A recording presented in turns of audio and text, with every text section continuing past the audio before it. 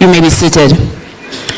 The President, BRIPAN, Milords, Honorable Judges and Justices here present, the Vice President, the First Deputy Vice President, the Second Deputy Vice President, the General Secretary, the Treasurer, the Council members, ESCO members, Members Planning Committee, distinguished ladies and gentlemen, welcome to the Business Recovery and Insolvency Practitioners Association of Nigeria 2023 International Conference. Please put your hands together for yourselves. The theme for this year is Insolvency and Restructuring Law and Practice in Nigeria, Looking to the Future. Last year's theme was Insolvency, Restructuring and Economic Development. There, critical discussions held on topics like Nigeria's rising public debt, AMCON and Nigeria's financial industry stability, privatization as a tool for corporate restructuring and insolvency framework in Nigeria, amongst many others. It was 2 days of insightful lectures, discussions, and analysis. As always, the BRIPAN Leadership and Conference Planning Committee constantly work hard to ensure that the next is better than the last. On this note, I want to welcome you all to 2 days of enriching enlightenment and strategic networking. My name is Chioma Agunobi, and I am excited to be your compare again for the conference this year. Please put your hands together for yourselves. It's always a pleasure being here. Now, at this point, we will swing right into our program for the day. We intend not to waste any time at all because we have a lot to do, and so we'll be maximizing our 2 days fully. Please, we will be taking the welcome address right now and this welcome address will be from our President, the President BRIPAN.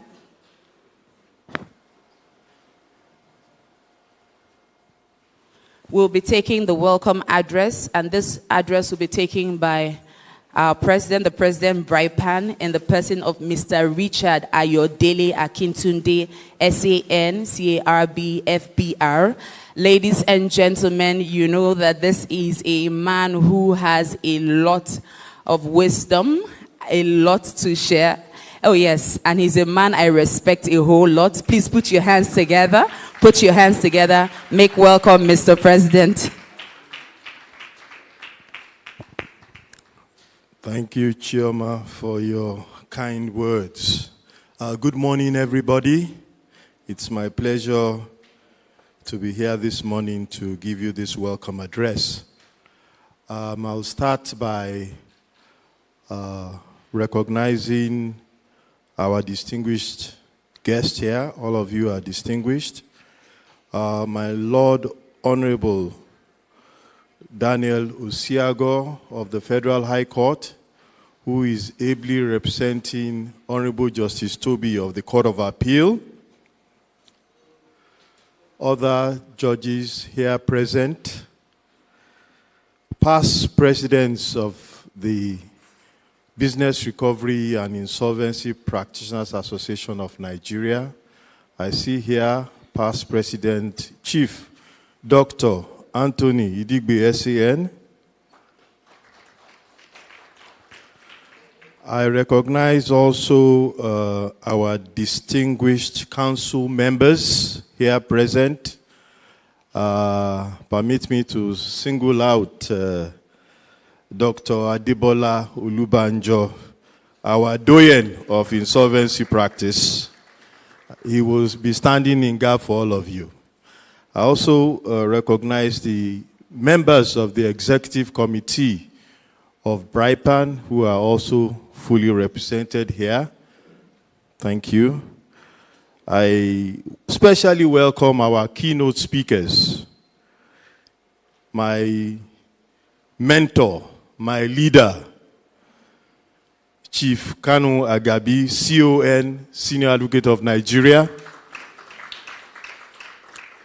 He's also my landlord in Abuja. Also, Dr. Ken Okpara, FCIB, President and Chairman of Council of the Chartered Institute of Bankers of Nigeria. my Egbon, who is here, Chief Judge Etomi, past and in fact the founding president of the MBA section on business law. He's now more into the energy sector now. Distinguished delegates and the press, I am delighted to welcome you to the 2023 International Conference of the Business Recovery and Insolvency Practitioners Association of Nigeria, BRIPAN. The theme of this year's conference is Insolvency and Restructuring Law and Practice, looking to the future. One of the reasons we chose this theme is because the new administration, led by President Bola Ahmed Tinubu, GCFR, is implementing wide reforms in the economy, such as the removal of fuel subsidy, unification of the foreign exchange rate, and reforms in the energy sector, amongst others. Some of the immediate effects of these reforms are devaluation of the naira against other international currencies. I'm sure you know that the naira is about 1,000 naira to the dollar now. Increase in fuel prices across the country.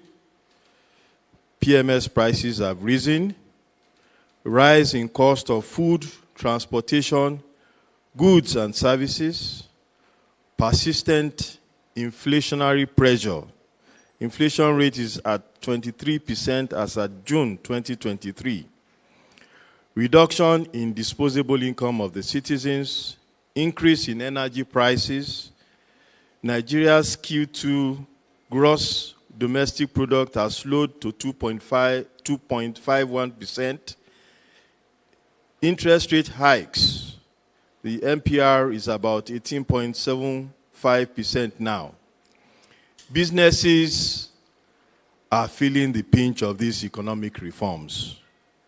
According to the president of Nigerian Association of Small and Medium Enterprises, 10% of the 40 million micro, small, and medium enterprises have shut down their operations since the removal of PMS subsidy. Some international companies have either scaled down their businesses or shut down operations completely. Rising public debt is also a matter of serious concern. These kind of problems create opportunities for insolvency practitioners.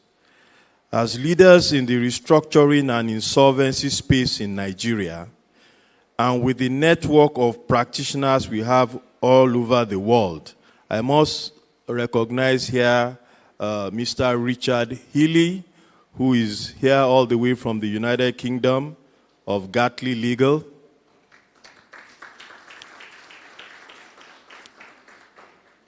So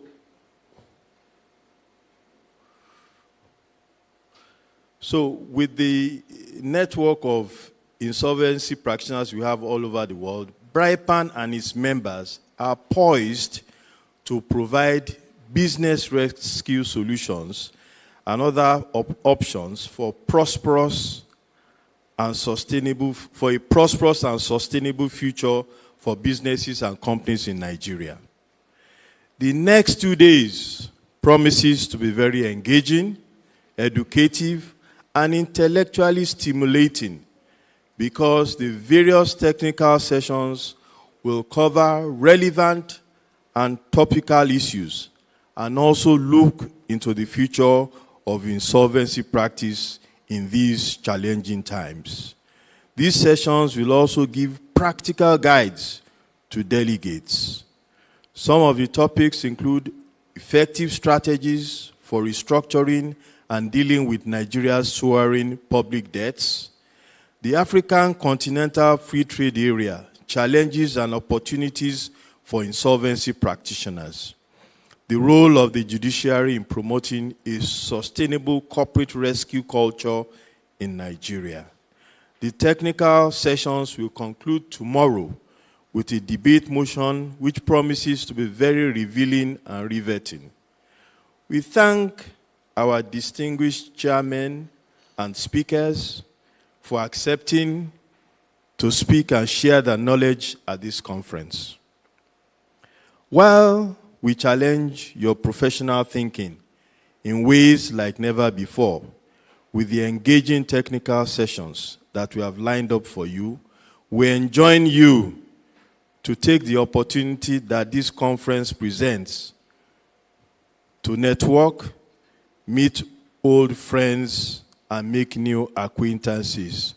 I have packed a bundle of cards here with me to exchange. I already gotten one from Richard there. So I'm going to meet a lot of new people in the insolvency space here. So please plan to do the same too. The conference will close with a gala night themed African futurism. Represent your tribe in your traditional attire with a futuristic touch. There will be plenty to eat and drink while you are entertained. Comedy, music, and games. Dance, dance, dance. But don't snooze. I hope you know what that means. We don't want people on a snooze mode when we start our gala night. It is going to be a fun event. Many months of planning and a lot of hard work was put into organizing this conference. Many thanks to the chairman of the conference planning committee, Mr. Albert Folorunsho, FCA, who also doubles as our first deputy vice president, and his co-chair, Prince Asama Kadiri, SAN, and distinguished members of the committee. You will see them at pages 15 and 16 of the brochure. I can attest that these distinguished ladies and gentlemen have put a lot of hard work to putting this conference together. We are immensely grateful to you for your sacrifice and the excellent work you did or you have done to put this world-class conference together.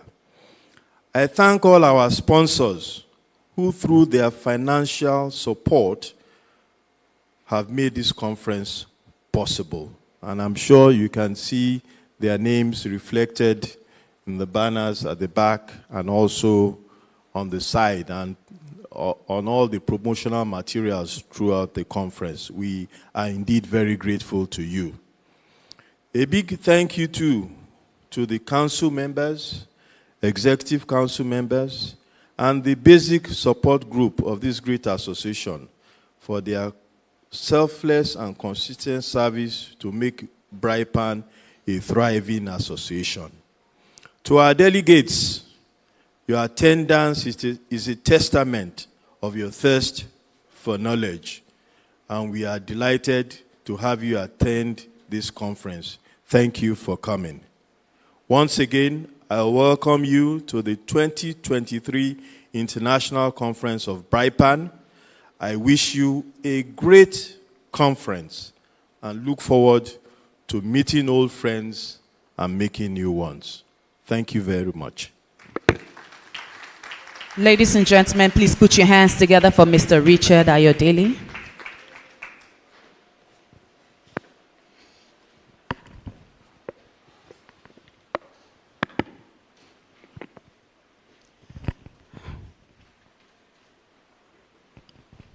All right, at this point in time, I'd like you to please join me and welcome Mr. Albert Folorunsho, FCA, FCTI, ADIT, MSc, FBR, as he takes on his welcome address as the chairman of the planning committee.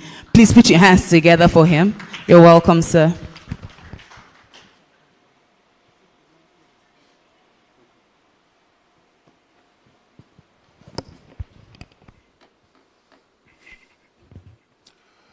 Good morning, ladies and gentlemen.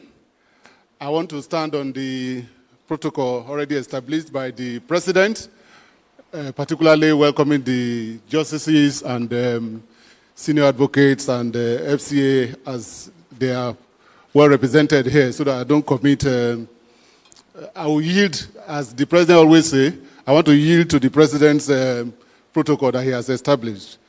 And on behalf of the Conference Planning Committee of BRIPAN, I respectfully welcome you to this 2023 BRIPAN International Conference. The President already outlined mentioned the topic or the theme of the conference, which is Insolvency and Restructuring, Law and Practice Looking to the Future. We have taken cognizance the significant reforms in the insolvency and restructuring space in recent times. In the past 3 years, Nigeria 30-year-old Companies and Allied Matters 2021-year-old Banks and Other Financial Institutions Act and 14-year-old Nigerian Deposit Insurance Corporation have been repealed and reenacted. And of course, we are also aware that the current provisions in CAMA 2020 are already being reviewed or have even been reviewed in some other climes like UK. And so we may already start thinking about the future as far as even the approaches to insolvency are concerned. So that is why we have very diverse topics that we are going to be discussing in the following 2 days. So against this backdrop of the above reforms, this conference will seek to examine, forecast and chart a future course for insolvency and restructuring law and practice in Nigeria. To achieve these objectives, we have carefully selected leading experts to provide insight to diverse but interrelated topical issues in Nigeria, insolvency and restructuring law and practice.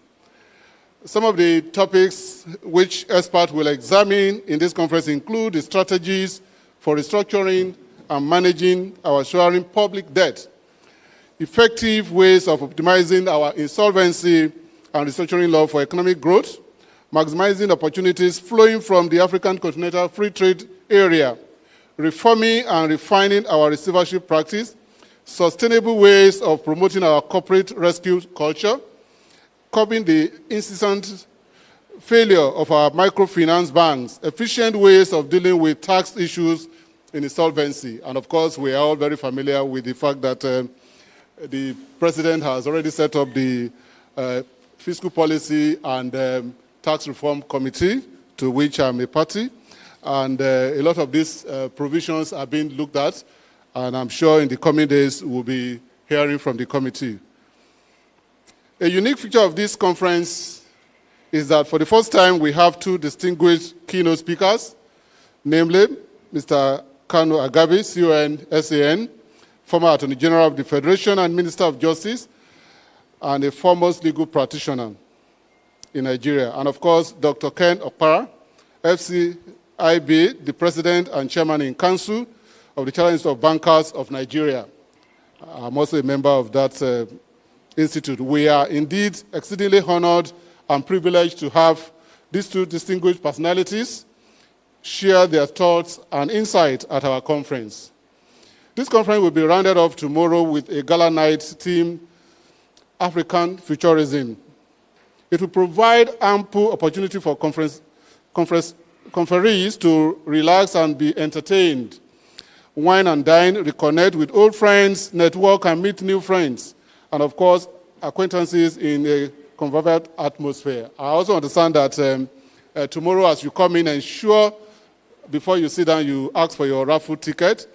I've been told that the winner, a winner-take-all prize is available. And for you to, as a winner, you must have an extra car. So please struggle for your ticket tomorrow morning. I thank our general sponsors and supporters, keynote speakers, chairs of sessions and speakers for making this conference a reality. I thank the executive and council members of BRIPAN, especially the president, for their immense support. I also thank the members of the CPC for their immeasurable contribution towards making the conference a success. I also want to thank once again our BSG members. Their names are in the brochure, except for Dr. Olubanjo, who paid 2 years in advance. And so the Secretariat inadvertently omitted their name. We want to thank you very much, sir, our dad. I wish you all a most rewarding time at this year's conference. Thank you very much for listening. Thank you, sir. Ladies and gentlemen, it is my singular pleasure to introduce our distinguished keynote speaker for this conference. Please join me welcome the former Attorney General of the Federation and Minister of Justice, Principal Partner Kanu G. Agabi, and Associate in the person of Mr. Kanu G. Agabi, C-O-N-S-A-N. You are welcome, sir.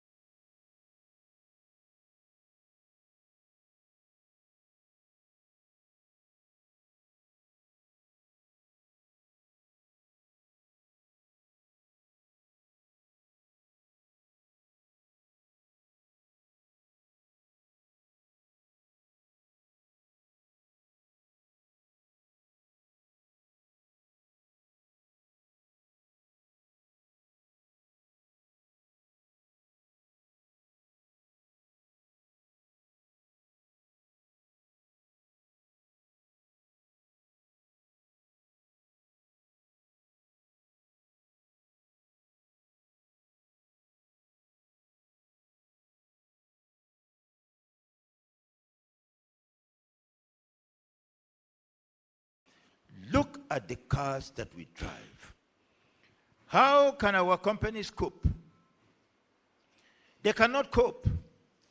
They will become insolvent. They will become bankrupt. Then we begin to examine and re-examine the laws and rules that regulate insolvency. There is nothing wrong with the laws. However good the laws are, they are not self-enforcing. They require good men and women to enforce them. Do we have the good men and women to enforce the laws? If not, why? These are the questions we must ask ourselves. What we should do at this conference is to address the root problems. Why are companies becoming insolvent? Why? Please, we must address that. And then The business environment is not conducive. Drive through the country. The roads are horrible. Roadblocks everywhere. Citizens are at liberty to set up roadblocks in the name of collecting taxes. Government in the states is not accountable. The structures erected by law to ensure accountability have been destroyed. No one is accountable. The states are such small units that they are easily pocketed by those who are minded to do so. As I said before, government is founded on patronage. Merit does not count. Are you then surprised that companies are not doing well? We read in the Bible how the children of Israel were cast into the fire and survived. Some were cast into the lion's den and survived. The managers of our businesses must take up the Bible and learn how to survive in the flames or in the midst of violence. We don't have electricity. The cost of energy is so high. The rising cost of fuel means that those who depend on energy cannot survive. You said it yourself when you spoke to us a moment ago. You made reference to some of these problems. Our companies are operating in the midst of fire. Interest rates are so high. Assuming that you are able to access loans at all, that is assuming that you can get a loan. Government policy, government action, government inaction has ensured that many Nigerians prefer to keep their monies abroad. Those at home prefer to keep their monies in their homes. We must encourage Nigerians who have monies abroad to bring it home. And government must refrain from those policies that discourage Nigerians from using the banks. Please, I beg you, am I lying? Are we not afraid of putting our monies in the banks? Because you are going to be asked how you got it. I appeal to the government. Please, do everything you can to encourage Nigerians who have monies abroad to bring it back home. And encourage those who have money in the country to use the banks, to use it. Why is it called a currency? It is meant to be like the current, to move. So I'm sorry. The nation has a bad reputation. Am I right? Do we have a good reputation? We don't. We don't have a good reputation. At one time, we were reputed to be the second most corrupt nation in the world. Since then, the situation has worsened. The nation has never been more corrupt than it is. It has been in the last 8 years. That is the truth. Who wants to come and do business in such a nation? Shakespeare said, "He that hath no virtue, let him assume it." But we're not pretending about our lack of virtue. This has impacted on our businesses and rendered our companies insolvent and bankrupt. These are the real problems. The courts can be of little assistance. They are congested. The courts are founded on the premise that the work of the judges will be limited. That limit has since been exceeded, and the courts can no longer cope. This has led to delay. That delay is sometimes misconstrued as corruption and incompetence. It isn't. The courts are congested. They can't cope. You go to a court, there are 30 or 40 cases on the list. The judges don't rest. Lawyers don't rest. I'm a lawyer. I can tell you that. Please. However much you strive, you can't cope. And what we must do as a nation is correct ourselves and not hope that the judiciary will correct us. We must correct ourselves. Let us heed the words of the prodigal son. He said, I will arise and return to my father. And I urge those words upon the nation today. Nigeria, arise and return to your father.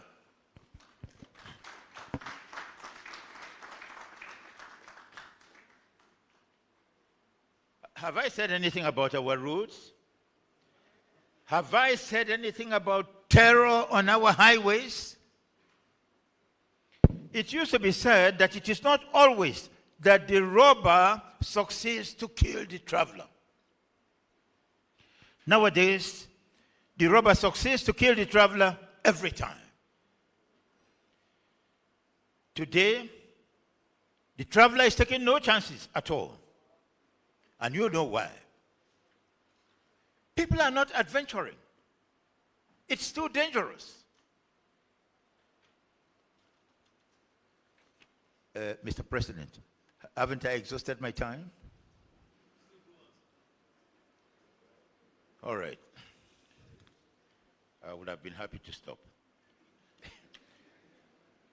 Compared with the developed economies of the world, we are still emerging from a rural economy.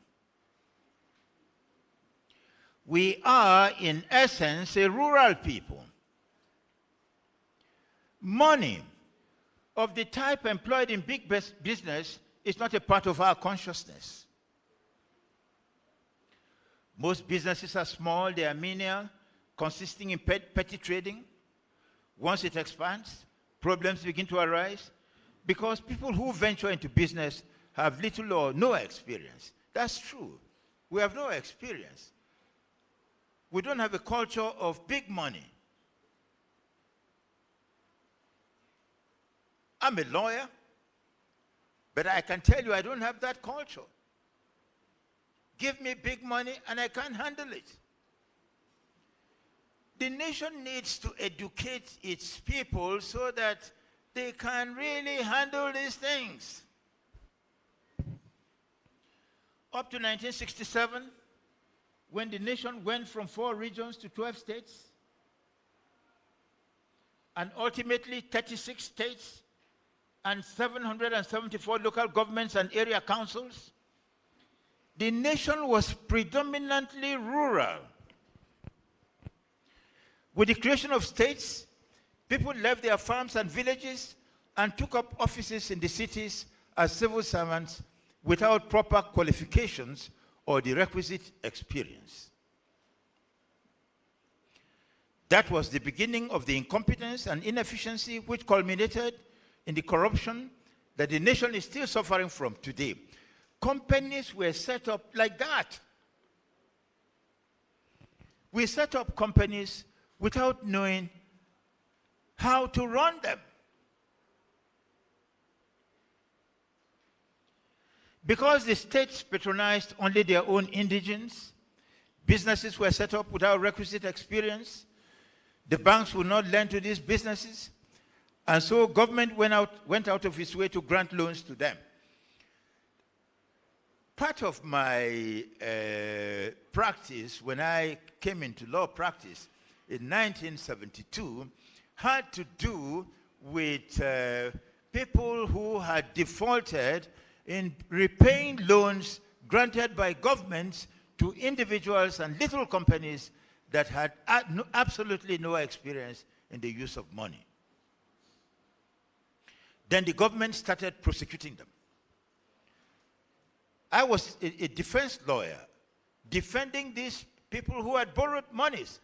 And we said to the various commissions that were investigating these matters, these are not business people. The only reason why the government gave them money was in order to cultivate in them a culture of money, a consciousness of money. They didn't have it originally. They were rural people. They were farmers. You are trying to make businessmen out of them, and you end up with them in court. Let them go. Well, let me conclude by saying that the situation in which we find ourselves today means that government must go out of its way to help businesses. You remember that the government itself decided to embark upon business. They did. Why did we embark upon privatization in 1999? It is because government businesses failed. And what that means is this, that the government must help the people to acquire a culture of business. Don't despair of them and start prosecuting them and setting up institutions that impoverish them further. Thank you very much.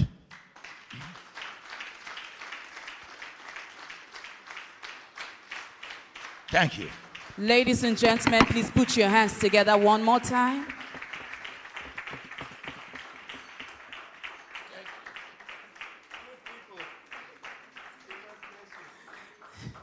Thank you, sir. Now, one key point to note, as our keynote speaker was speaking, he said, however good our laws are, they are not self-enforced. They require good men and women to enforce them. And so on a daily basis, whether in the corporate sector or even in our private sector or in our homes and our everyday lives, we must work towards attaining goodness. All right, ladies and gentlemen, please one more time put your hands together again for Mr. Kanu. Thank you, sir. Right about now, we'll take our second keynote speaker, the person of Mr. Ken Okpara, FCIB, the President and Chairman of Council Chartered Institute of Bankers of Nigeria. He is duly represented by Dr. Oretan Adigun, Director, Economics and Strategy, CIBN. Please put your hands together as he takes on the podium for the next 8 minutes.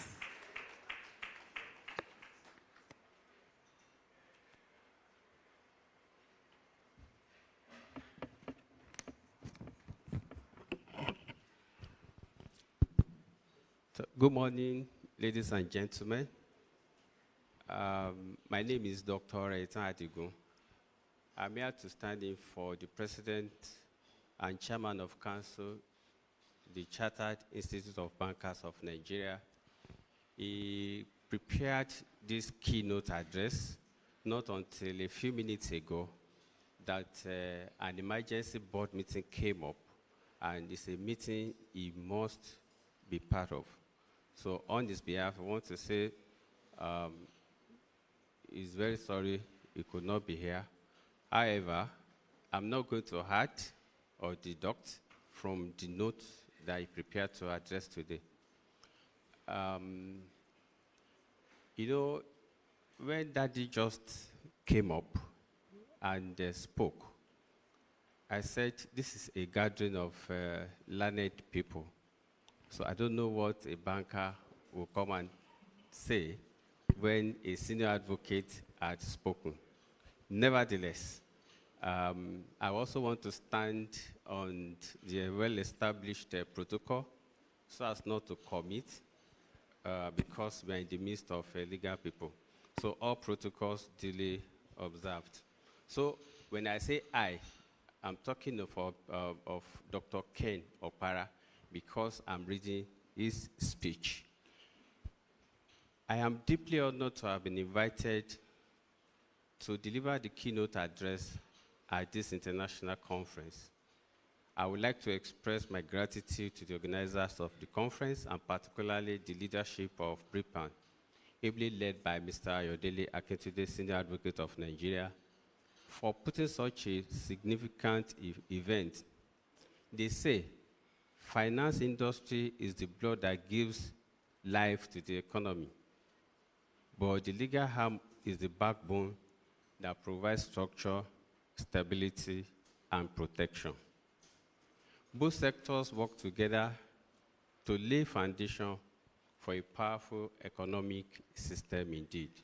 So for this reason, I appreciate this gathering of professionals, legal experts, scholars, subject matter specialists, scheduled to delve into critical themes of this year's conference, which is insolvency, restructuring law and practice in Nigeria, looking to the future. In the ever-evolving landscape of financial and economics, the importance of insolvency and restructuring law cannot be overstated. So these areas play a pivotal role in ensuring stability and resilience of our financial system. CAMA Act 2020, which introduced provisions on corporate rescue and restructuring, and company voluntary arrangement, regulation and insolvent practitioners, administration, netting, winding up of unregistered companies, among others. Due to the need for good insolvency and restructuring process, Chapter 17 to 28, that is Section 434 to 721 of CAMA 2020, concentrated on insolvency to discourage lenders from issuing high-risk loans and managers and shareholders from taking imprudent loans and making other careless financial decisions to the detriment of Nigerian economy and the general public. Also, the Insolvency Regulation 2022 guideline introduced by CAMA has also introduced notable changes to the practice and procedure of insolvency in Nigeria. Notwithstanding to the above, there are still challenges and gaps that need to be addressed, such as creating a comprehensive framework for cross-border insolvency recognition and enforcement, establishing a specialized court or tribunal for insolvency matters, enhancing the capacity and regulation of insolvency practitioners, and promoting awareness and education on insolvency issues.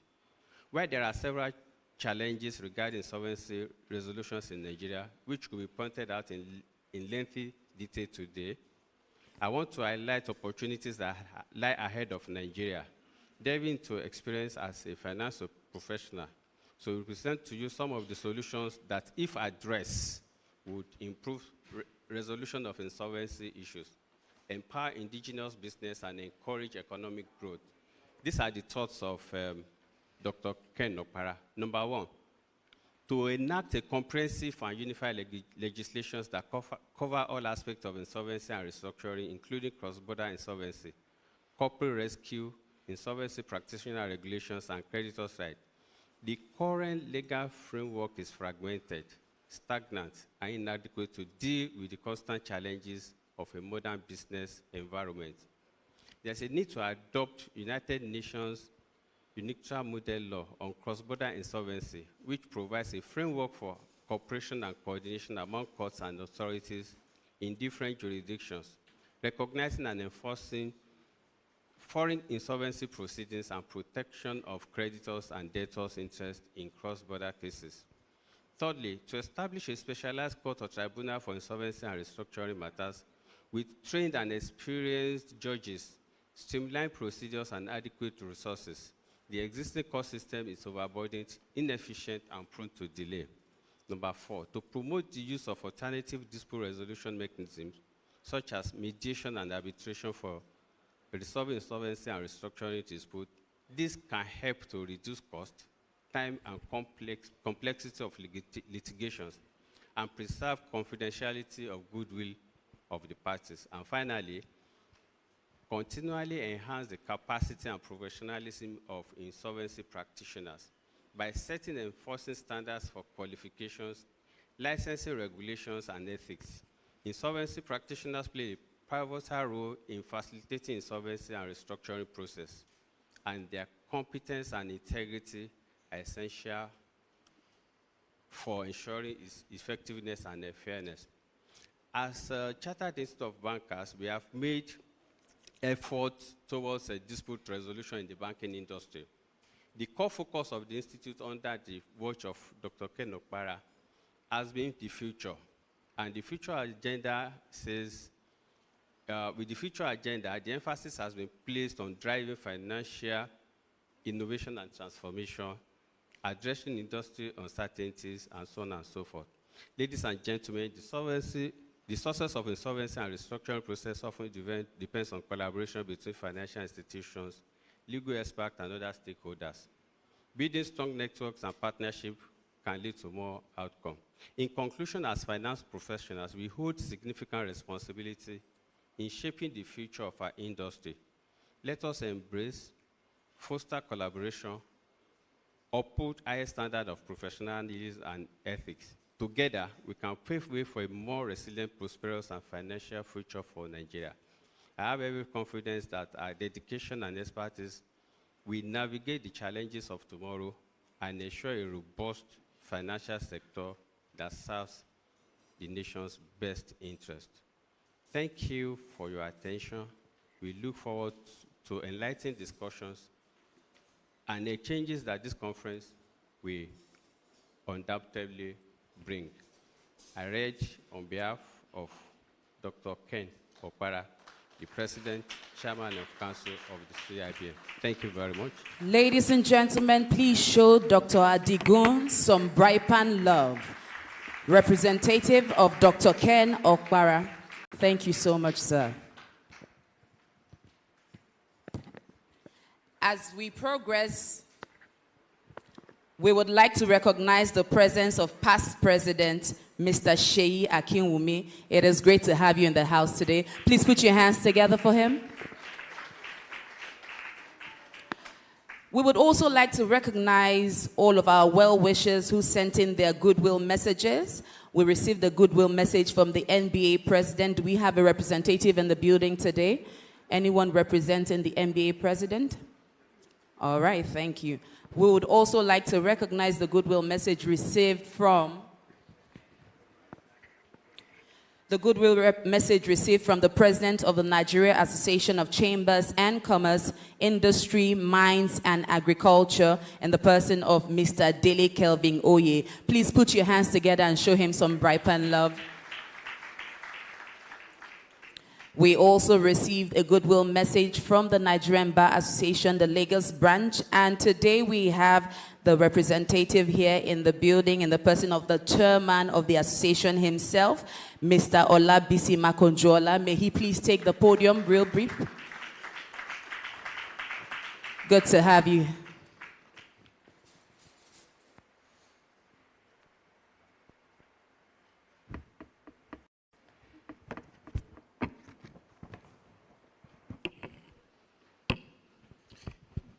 The BRIPAN president, my big brother, Mr. Ayodele Richard Akintide, Senior Advocate of Nigeria, the chairman of the 2023 BRIPAN Planning Conference, Mr. Albert Folorunsho.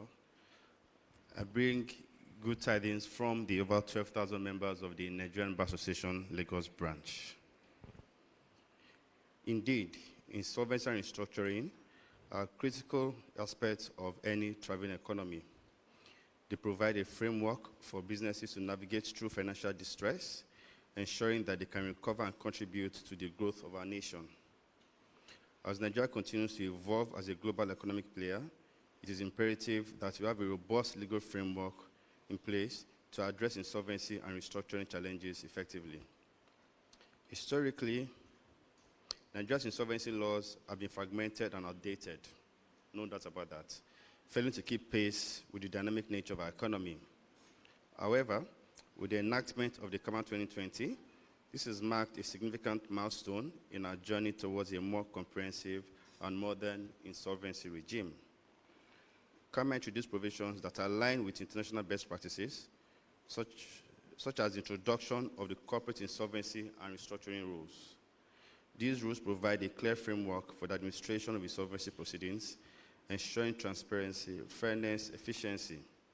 They also establish mechanisms for the rescue and rehabilitation of financially distressed companies, promoting economic stability and preserving jobs.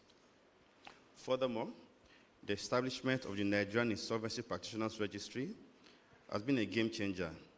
The NIPR serves as a central repository of information on insolvency practitioners, enhancing professionalism and accountability within the industry.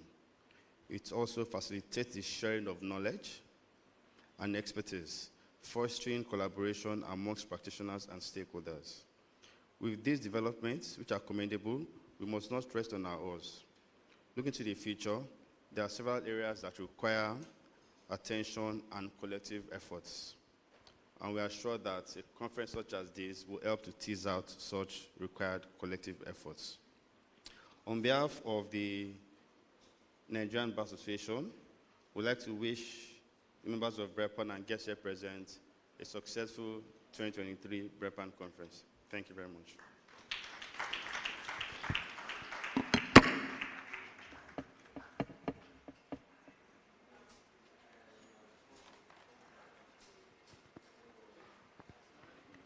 Thank you so much. Ladies and gentlemen, he needs to know he is here at the BRIPAN Conference 2023. Please put your hands together for him one more time. Thank you.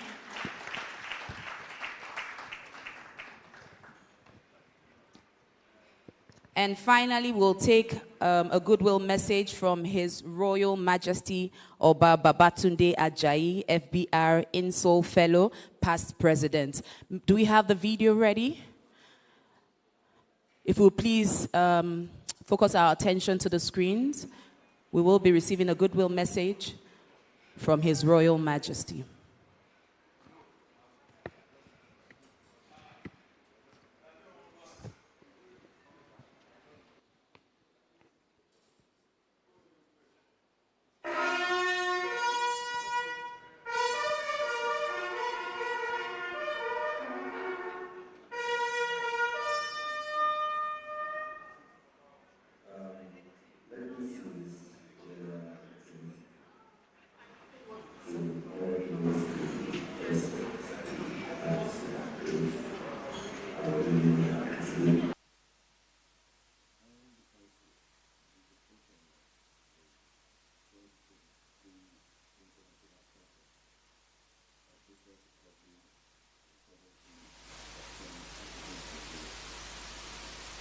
The Association of Foreign Engagement was born from the beginning.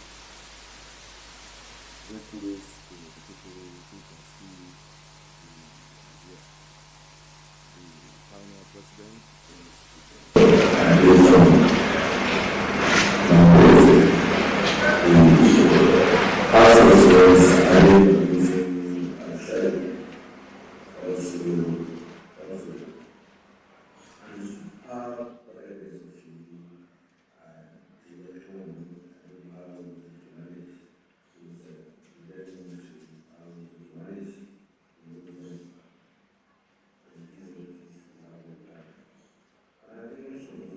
made of our past presidents, quite a number of them, Otumba Shembore, Tony Digbe, Lionu, Senior Advocate of Nigeria. I'm sure I've missed out a couple of names, but all of them, I'm sure they all have contributed to what we have today, to this great association that is now envy of all. It is also my privilege. It's been my privilege to have served as the president of this association, albeit for a very short period. I recall a few months into my tenure, I was made the Akaribo and Paramount of Reboland. I associate with you all. I want to promise a more robust engagement. BRIPAN, as it is a credit to you all, and I have no doubt that you will have a very wonderful and deserving conference. The topic is particularly insightful, looking into the future. We all know that our country is in dire straits, and we can only begin to look at tomorrow and devise strategies for the future. I want to show you that God will continue to be with us as it has been so far. God bless you all, and may the blessing and light of God continue to shine upon you all. I wish you all the very, very, very best. Have a wonderful conference. Thank you all. God bless. Thank you so much. At this point in time, we'll take a brief photo session with our keynote speakers. May we have the photographers on standby? Would like to have our keynote speakers. Sir, may we have you? And the President, CPC Chair, may we have you as well?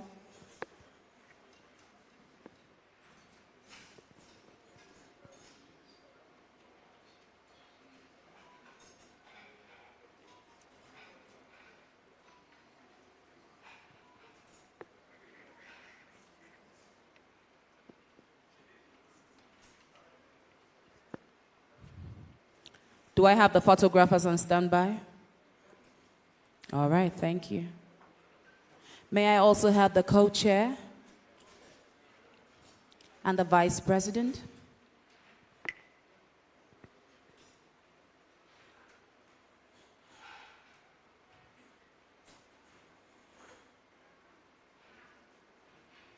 May we also have the former presidents also joining, all former presidents? Mr. Sheyi Akinwumi, may we also have you here?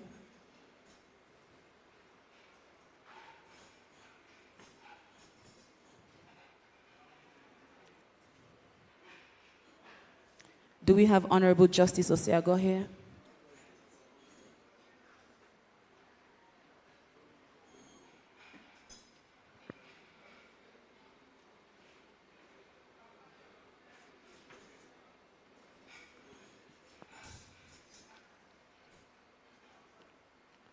Just before we're done with this, may we also have those who sent in their goodwill messages, please join the photo session.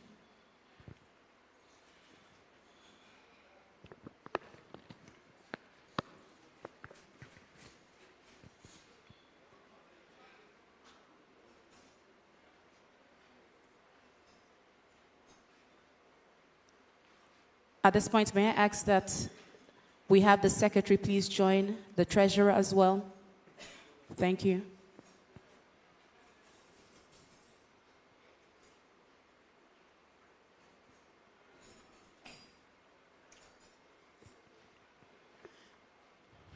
If we could have a little bit of music, instrumental in the background, please.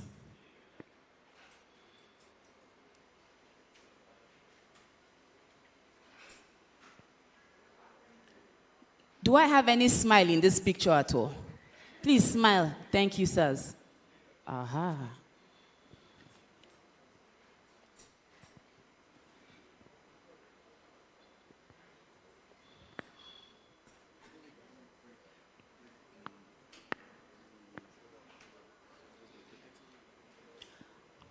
Okay, so we're going to, the photographer wants to have 2 batches. So we'll just, this way, sir. Just step a little bit to the left. We'll take everyone.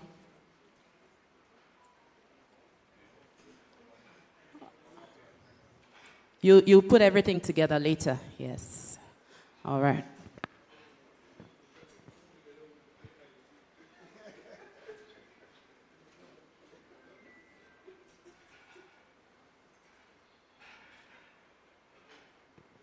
All right, sirs.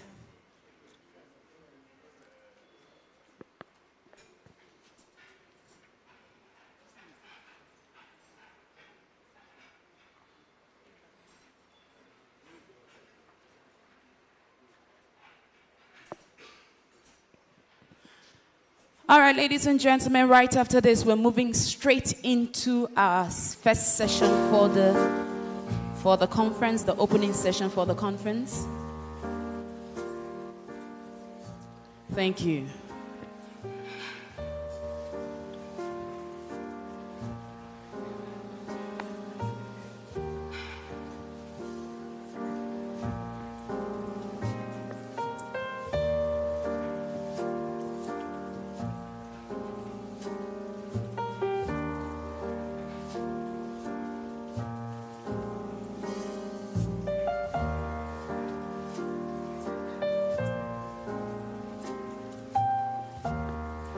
Thank you so much, sirs.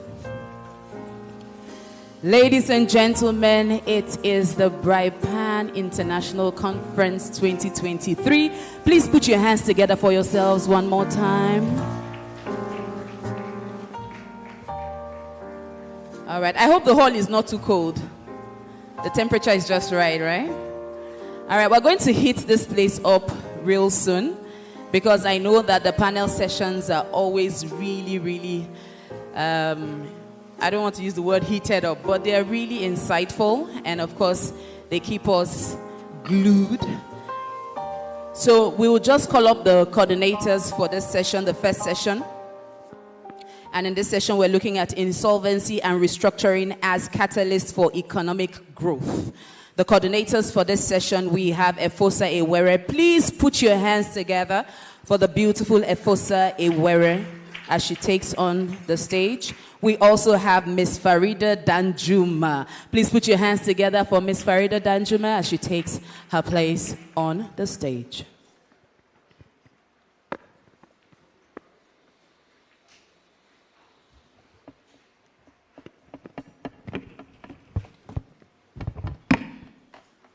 Good morning, everyone. Good morning. You're all welcome to the first session of this conference. I guess you all have been enjoying yourselves. The sub-theme for this session is insolvency and restructuring as catalysts for economic growth. And this session has been divided into 4 topics. The session is going to be chaired by Chief Dr. Anthony Digbe, SAN Insol Fellow. He is the senior partner, Punuka Attorneys and Solicitors. Please, a round of applause for him as he joins up.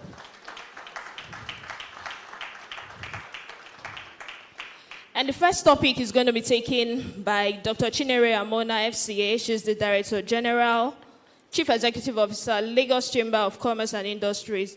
She's going to be handling the topic, Effective Strategies for Restructuring Nigeria's Soaring Public Debt.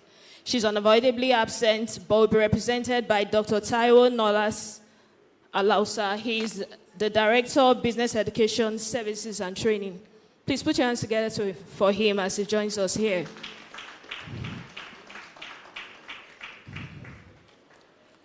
The second topic is going to be taken by Dr. Olusegun Omisakin. The topic is Salient Issues in Sovereign Debt, Management and Restructuring, Focus on Nigeria. Please put your hands together for him.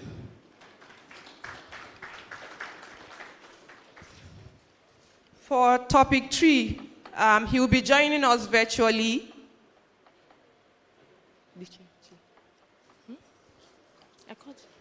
Oh, please, Dr. Anthony Digbe, and we introduced you earlier. Please join us. Thank you.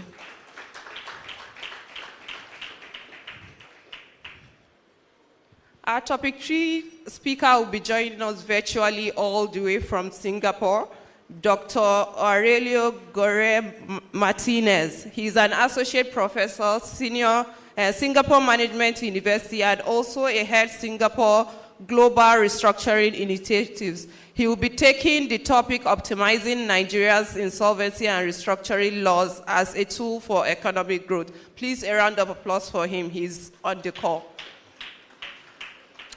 For our 4th topic, we have African Continental Free Trade Area, Challenges and Opportunities for Insolvency Practitioners. The speaker for this session will be Mr. George Etomi, FNIAL NPOM. Please welcome him. He is the principal partner, George Etomi and Partners. Welcome, sir. Thank you. We now hand over this session to the chairman of the session. Thank you. Thank you, everyone.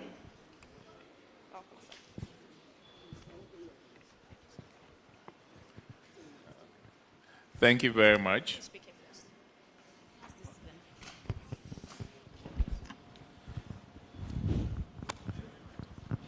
Thank you. It gives me a great pleasure and indeed a privilege to chair this session of the BRIPAN 2023 conference. The theme of this session is Insolvency and Restructuring as a tool or catalyst for economic development. In terms of private debt and insolvency, some people assume that because insolvency can be disruptive and challenging for companies and individuals, it could hinder rather than promote economic growth. I think we got that perspective from the presentation of one of our keynote speakers today. Others argue that when effectively managed and leveraged, it could drive economic growth and improve efficiency of businesses.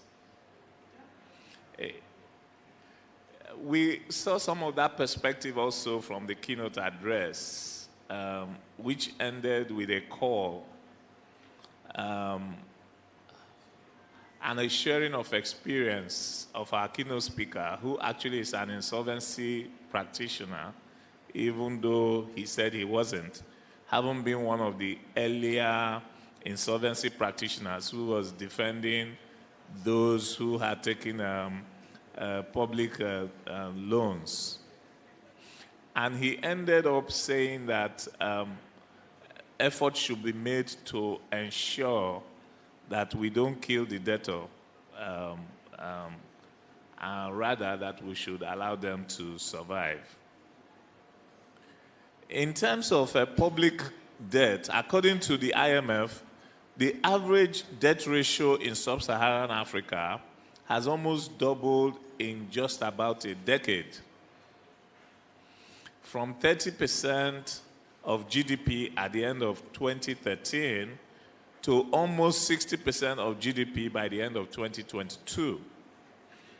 Repaying private and public debt has become much costlier.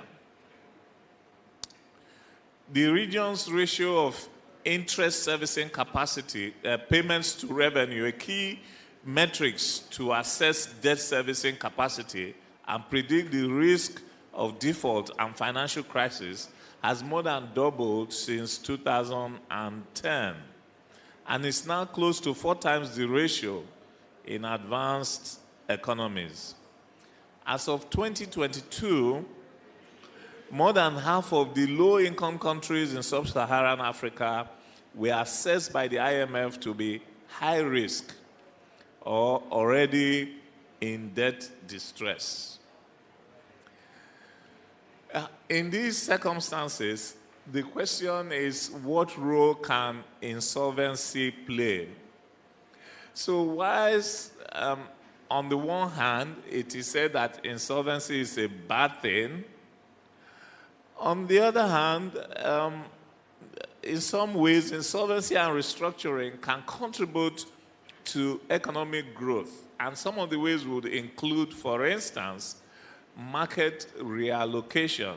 What happens is that if the insolvency system takes away inefficient companies, then those resources will be now allocated to more efficient players. Innovation and entrepreneurship.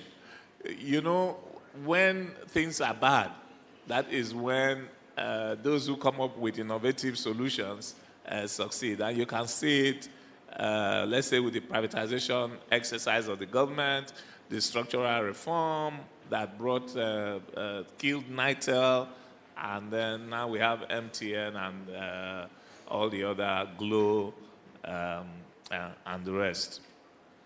So debt resolution and investment confidence. So if you can resolve the debt and they can basically take a haircut, the creditors, then the company will become more efficient, there will be more confidence in the system, and capital will flow back into the business and the company. And of course, there's possible employment impact. When you restructure, you see many. The challenge is completely different because of the difficulty of putting a sovereign into an insolvency procedure. So whereas you could put a company into an insolvency procedure, such as appoint an administrator or receiver or trustee, the question is, what do you do to a country that is insolvent? So to discuss the theme of this session from the various perspectives I have highlighted above, we have a distinguished panel of experts who deal with these issues daily or from an academic perspective. Dr. Chinyere Almona is the Director General and Chief Executive Officer of the Lagos Chamber of Commerce. She will be speaking on effective strategies for restructuring Nigeria's soaring public debt.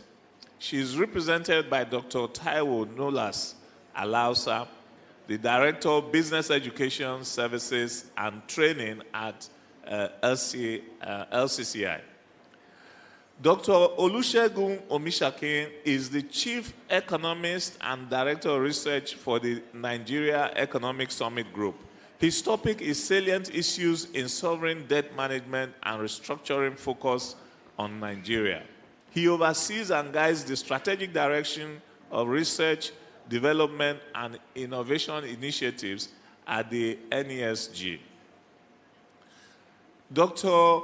Aulio Gora Martinez is an associate professor at the Singapore Management University and head of the Singapore Global Restructuring Initiative. And he will be speaking on optimizing Nigeria's insolvency and restructuring law as a tool for economic growth. Professor Goria Martinez was a fellow of the program on corporate governance as well as that on international financial systems at Harvard Law School. Last but not the least is our respected Mr. George Etomi, the principal partner of George Etomi and Partners, and also the chairman of ECO Electricity Distribution Company Limited, who will be speaking on the African Continental Free Trade Area, challenges and opportunities for insolvency practitioners. Mr. Etomi is an alumnus of the London School of Economics. We have about 2 hours or so for this session, and I have already taken some time in my introduction. Each speaker has 15 minutes to deliver their contribution. This will leave us about 45 minutes for an interactive question and answer section of this session. I will now call on the representative of Dr. Almona to open the floor. Thank you, sir. Good morning once again. Now all protocols observed. I want to stand on the existing protocols. So the theme of this, so I well understand you gave me 15 minutes. I hope I'll be able to do justice to Dr. Albona's right before, in 15 minutes. So insolvency and restructuring law and practice in Nigeria, looking to the future. Well, at the beginning, our much respected Chief Kano Gabi has already spoken about the public debt stock and also the current devaluation of the Naira. Well, as at the end of the second quarter of 2023, our public debt stock has increased from 49.85 trillion, which was in the first quarter, to 87.38 trillion in the second quarter. And this is a growth of 75.27% in Q2 of 2023. Currently, the external debt stood at 33.25 trillion in Q2, while domestic debt was 54.13 trillion. And this is also still attributed to the devaluation. Because when you make pronouncements, you make policies, you need to be aware of what will happen. Yes, we floated the naira, but there are also antecedent consequences that will happen. So, however, the share of external debt to total public debt stood at 38.5% in Q2 23, while domestic debt was recorded at 61.95%. The rise in interest rates and the strong US dollar are adding to interest costs, in turn weighing on growth and fueling the country's financial stability risk. The factors contributing to this recent surge in public debt are multifaceted and complex, including mismanagement of public funds, over-reliance on oil revenues, and the 22.71 trillion ways and means advances obtained by the federal government from the Central Bank of Nigeria.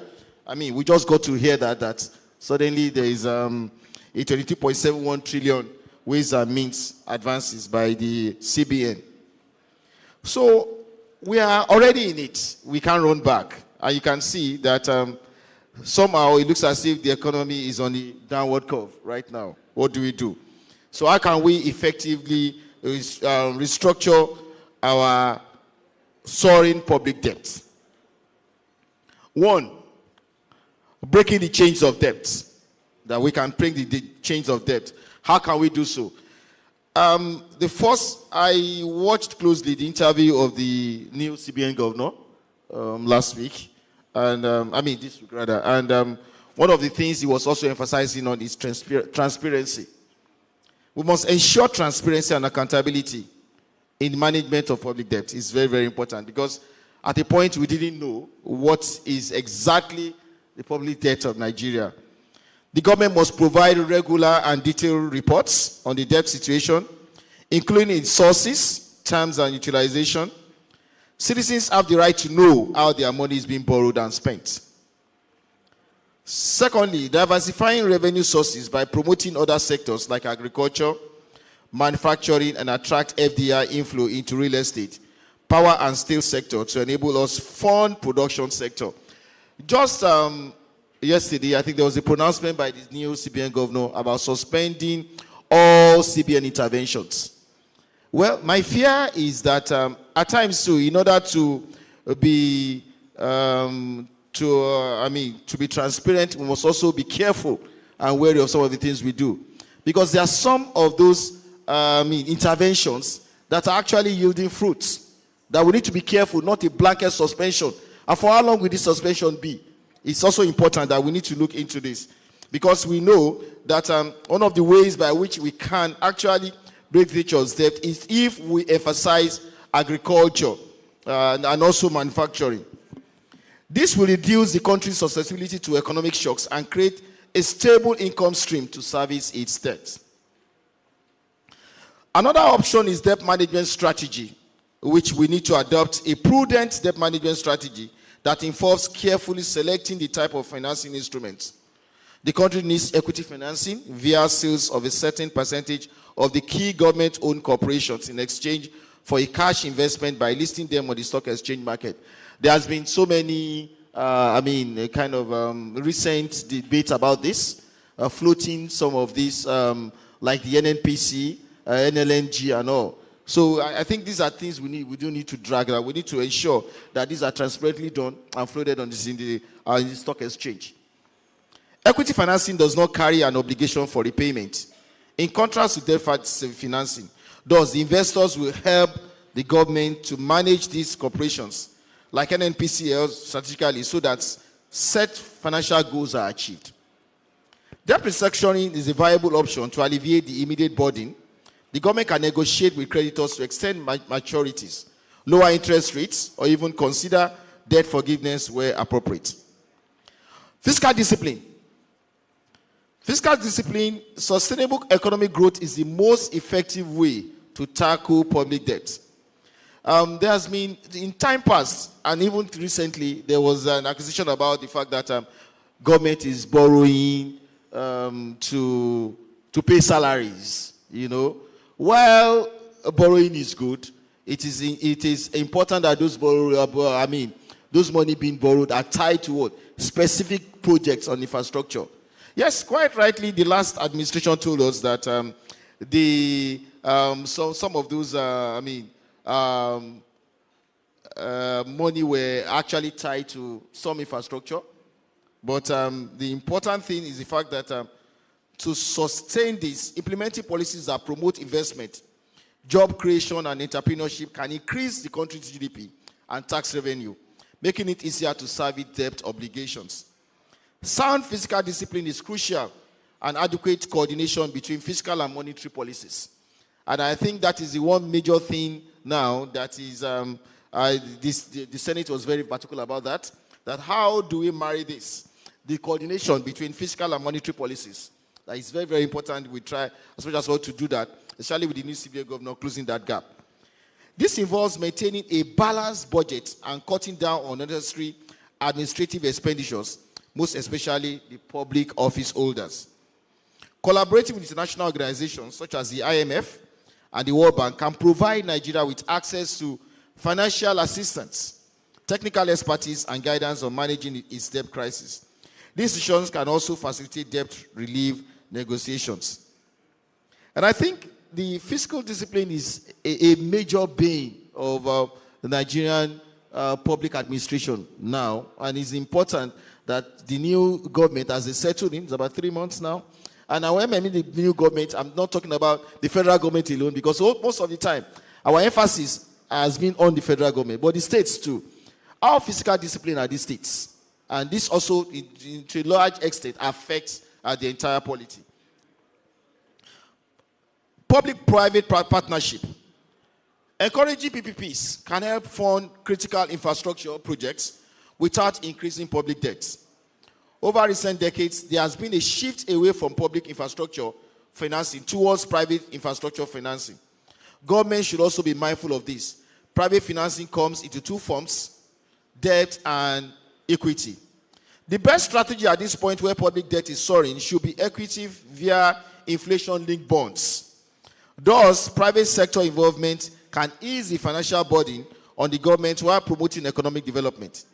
Expanding financial inclusion initiatives can mobilize domestic savings and reduce reliance on external debt.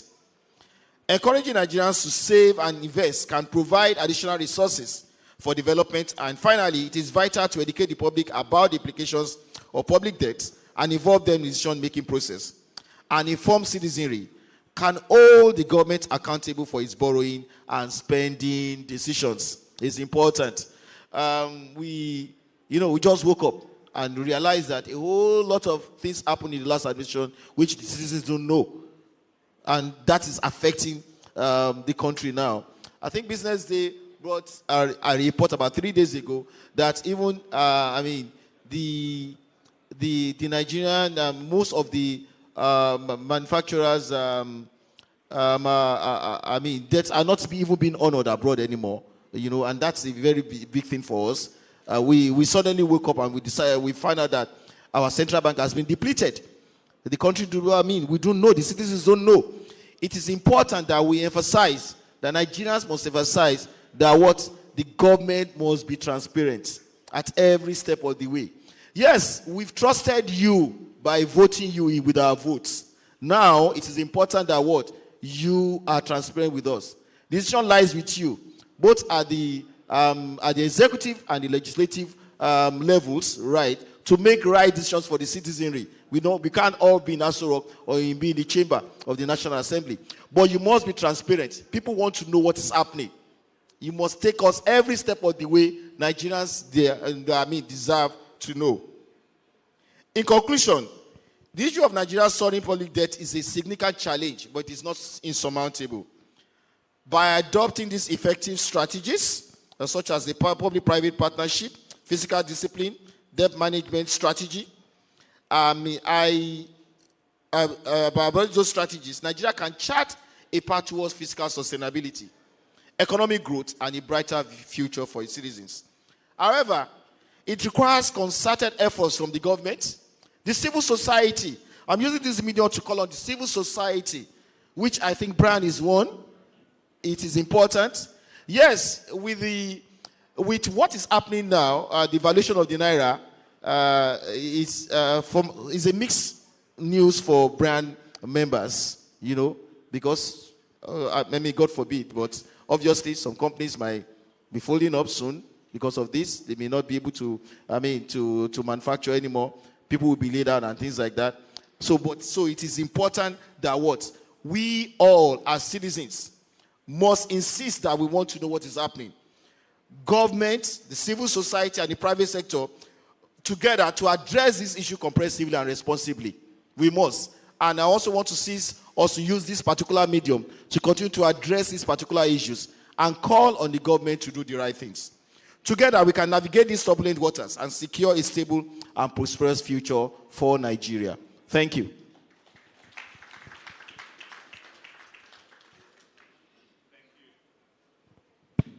Thank you so much, Dr. Nolas Alausa, for ably representing Dr. Amona. I would now invite Dr. Omishaki to take his paper. Yeah, thank you very much. Good morning again, everyone.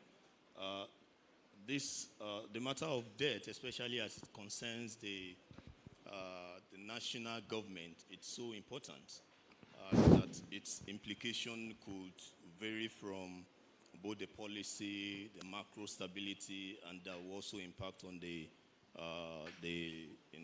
private sector and other players of the economy. So I'm going to be very quick with my presentation because I know also that we have enough time to debate together. So I'm going to start by kind of providing some data, first of all, so that can help us to create some context.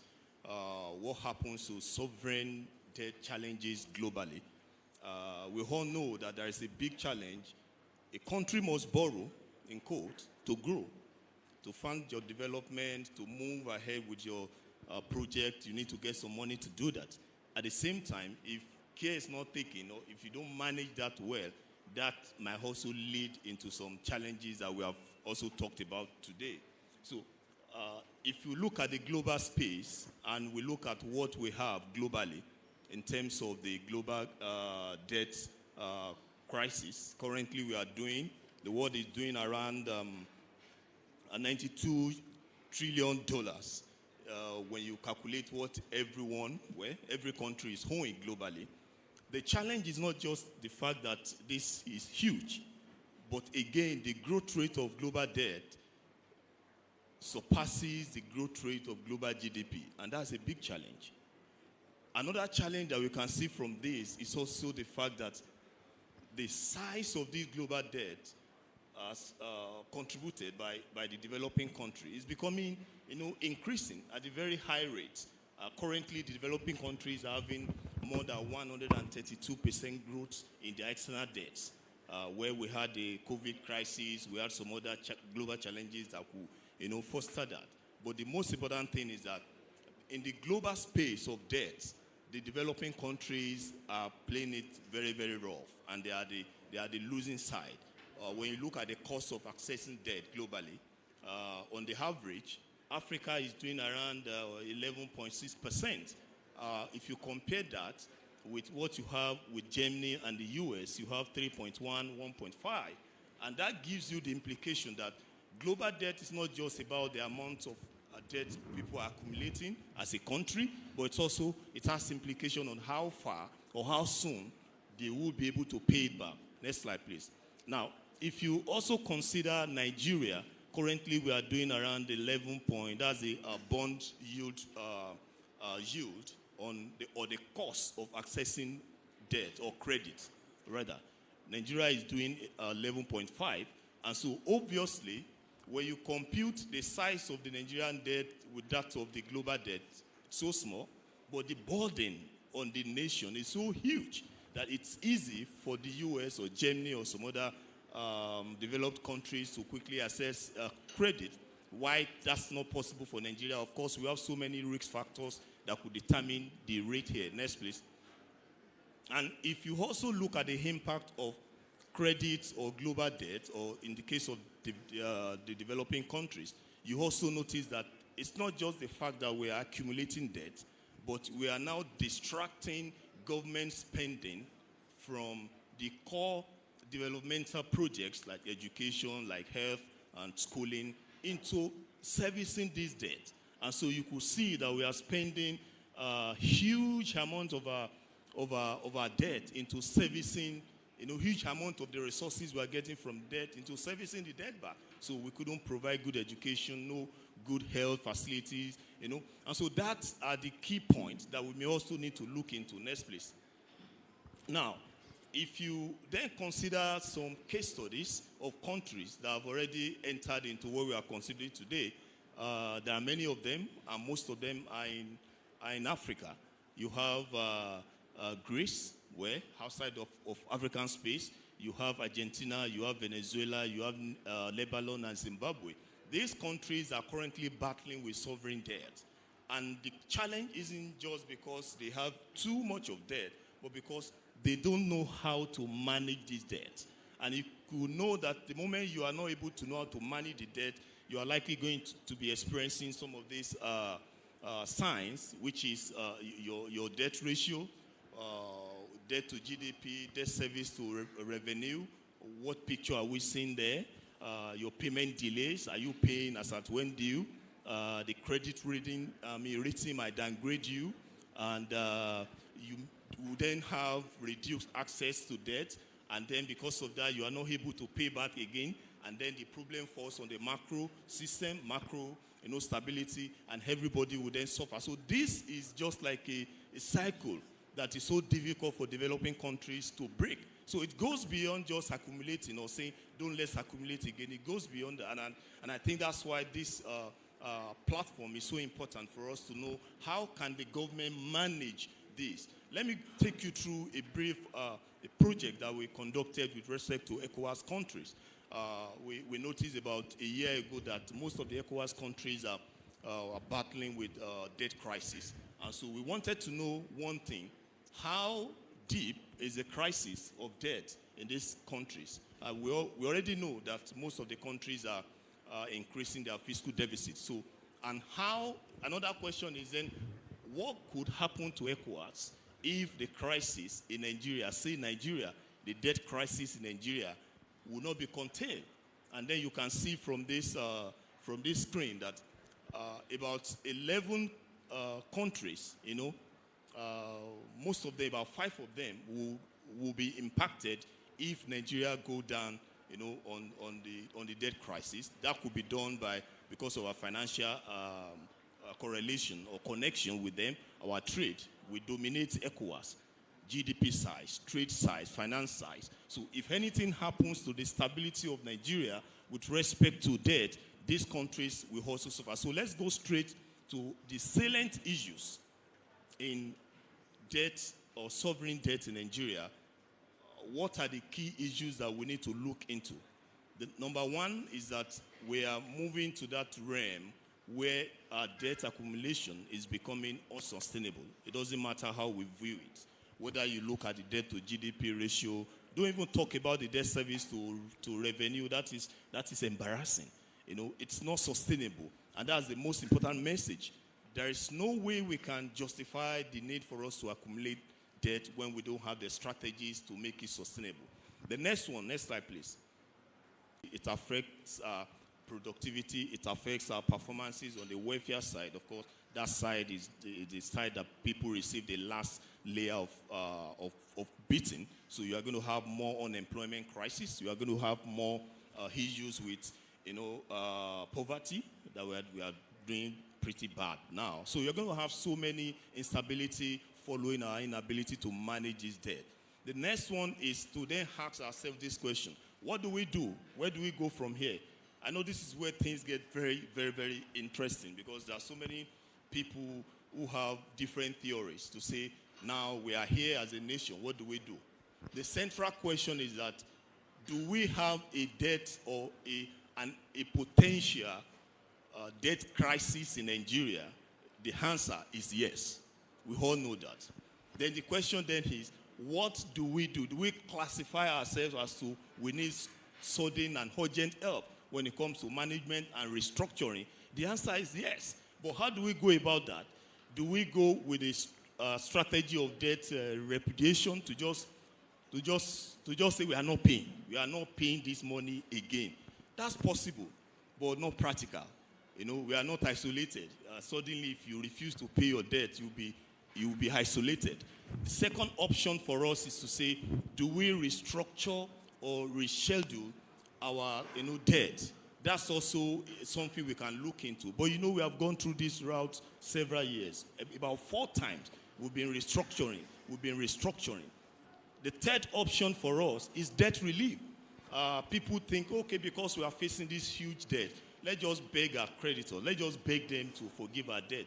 But why God can forgive our debts, our debt, our sins, men will not so easily, And again, unfortunately, the bulk of the debt that we are owing the private, commercial people, is just about 20% of it's about 80% of our debt. So there is no way you can negotiate with the commercial debt to say, forgive me. That's against business. That's not done. You can do that with multilateral, IMF and the rest, and paint the picture of the economy, and then they forgive you. So we don't have option in that part too. So the last option that I think we do have is the one that relates to revenue mobilization and generation. We just have to face it. We cannot continue to earn so little and we think we can come out of debt. When you look at the size of our debt in the real sense of it, it's not huge. It's not. But because our capacity to generate revenue is so low, then it becomes a big problem. So I think the final thing we need to do is to look into that revenue mobilization. So what is the way out? We need to have a very strong strategic plan for not only revenue mobilization, for also our expenditure, and our debt management. Please go to the last, go to the last slide, please. In Nigeria, we've been operating an isolated management of finance. So you have bodies that are responsible for generating revenue, operating so in an isolated manner. You have also bodies that are responsible into spending the money, operating separately. Then you then have the body that manages our debt, operating separately. We need to have a well-synchronized, movement among these three in such a way that to have a lasting solution to how we borrow, we must also look at how we spend, right? So whether you keep borrowing more or you keep generating revenue, but you don't look at the efficiency of your spending, it's going to be challenging. So this is the major tripod, model that Nigeria can practice to make sure that we don't borrow when we don't necessarily need to borrow, and we borrow with the idea that we are able to generate more. And lastly, on the part of revenue mobilization, there is a study we also conducted which revealed a very, dire situation for Nigeria. You notice that in Nigeria you have strong non-state actors who are collecting taxes. And I think that's one of the challenges the private sector are facing when the government says, or people say, you are paying so little. Go to the US, go to Canada, they have on the average of 39 or 40% of their profits or their salary or something like that. In Nigeria, people pay more than that actually. But the question is, who are we paying it to? The government gets little. Then the non-state actors, who are just people you see on the road when you are bringing your goods from Osun State to Lagos State, who you see on the road when you are coming from Abuja to Lagos or Lagos to Abuja, people you see in the car parks who are taxing people around there.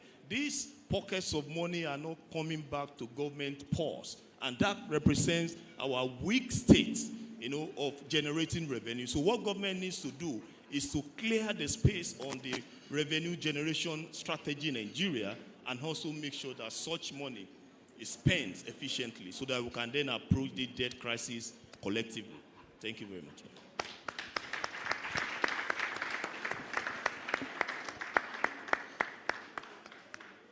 Thank you so much, Dr. Mishakim, for that very detailed analysis.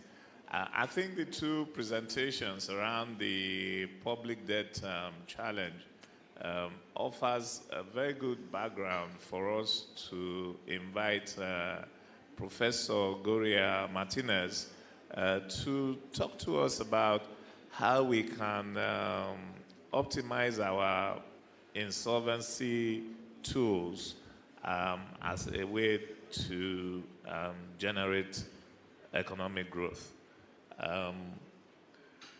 Professor Gloria Martinez, are we able to connect with him now?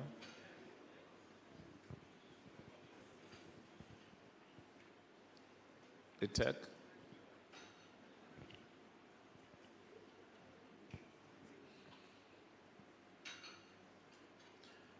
Okay, whilst we are waiting for him, I would invite Mr. George Etomi to speak to us on the African Continental Trade Agreement and the challenges and opportunities that that agreement presents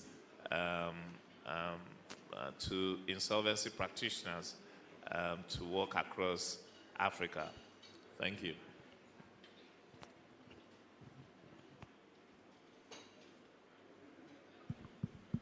Thank you, Mr. Chairman.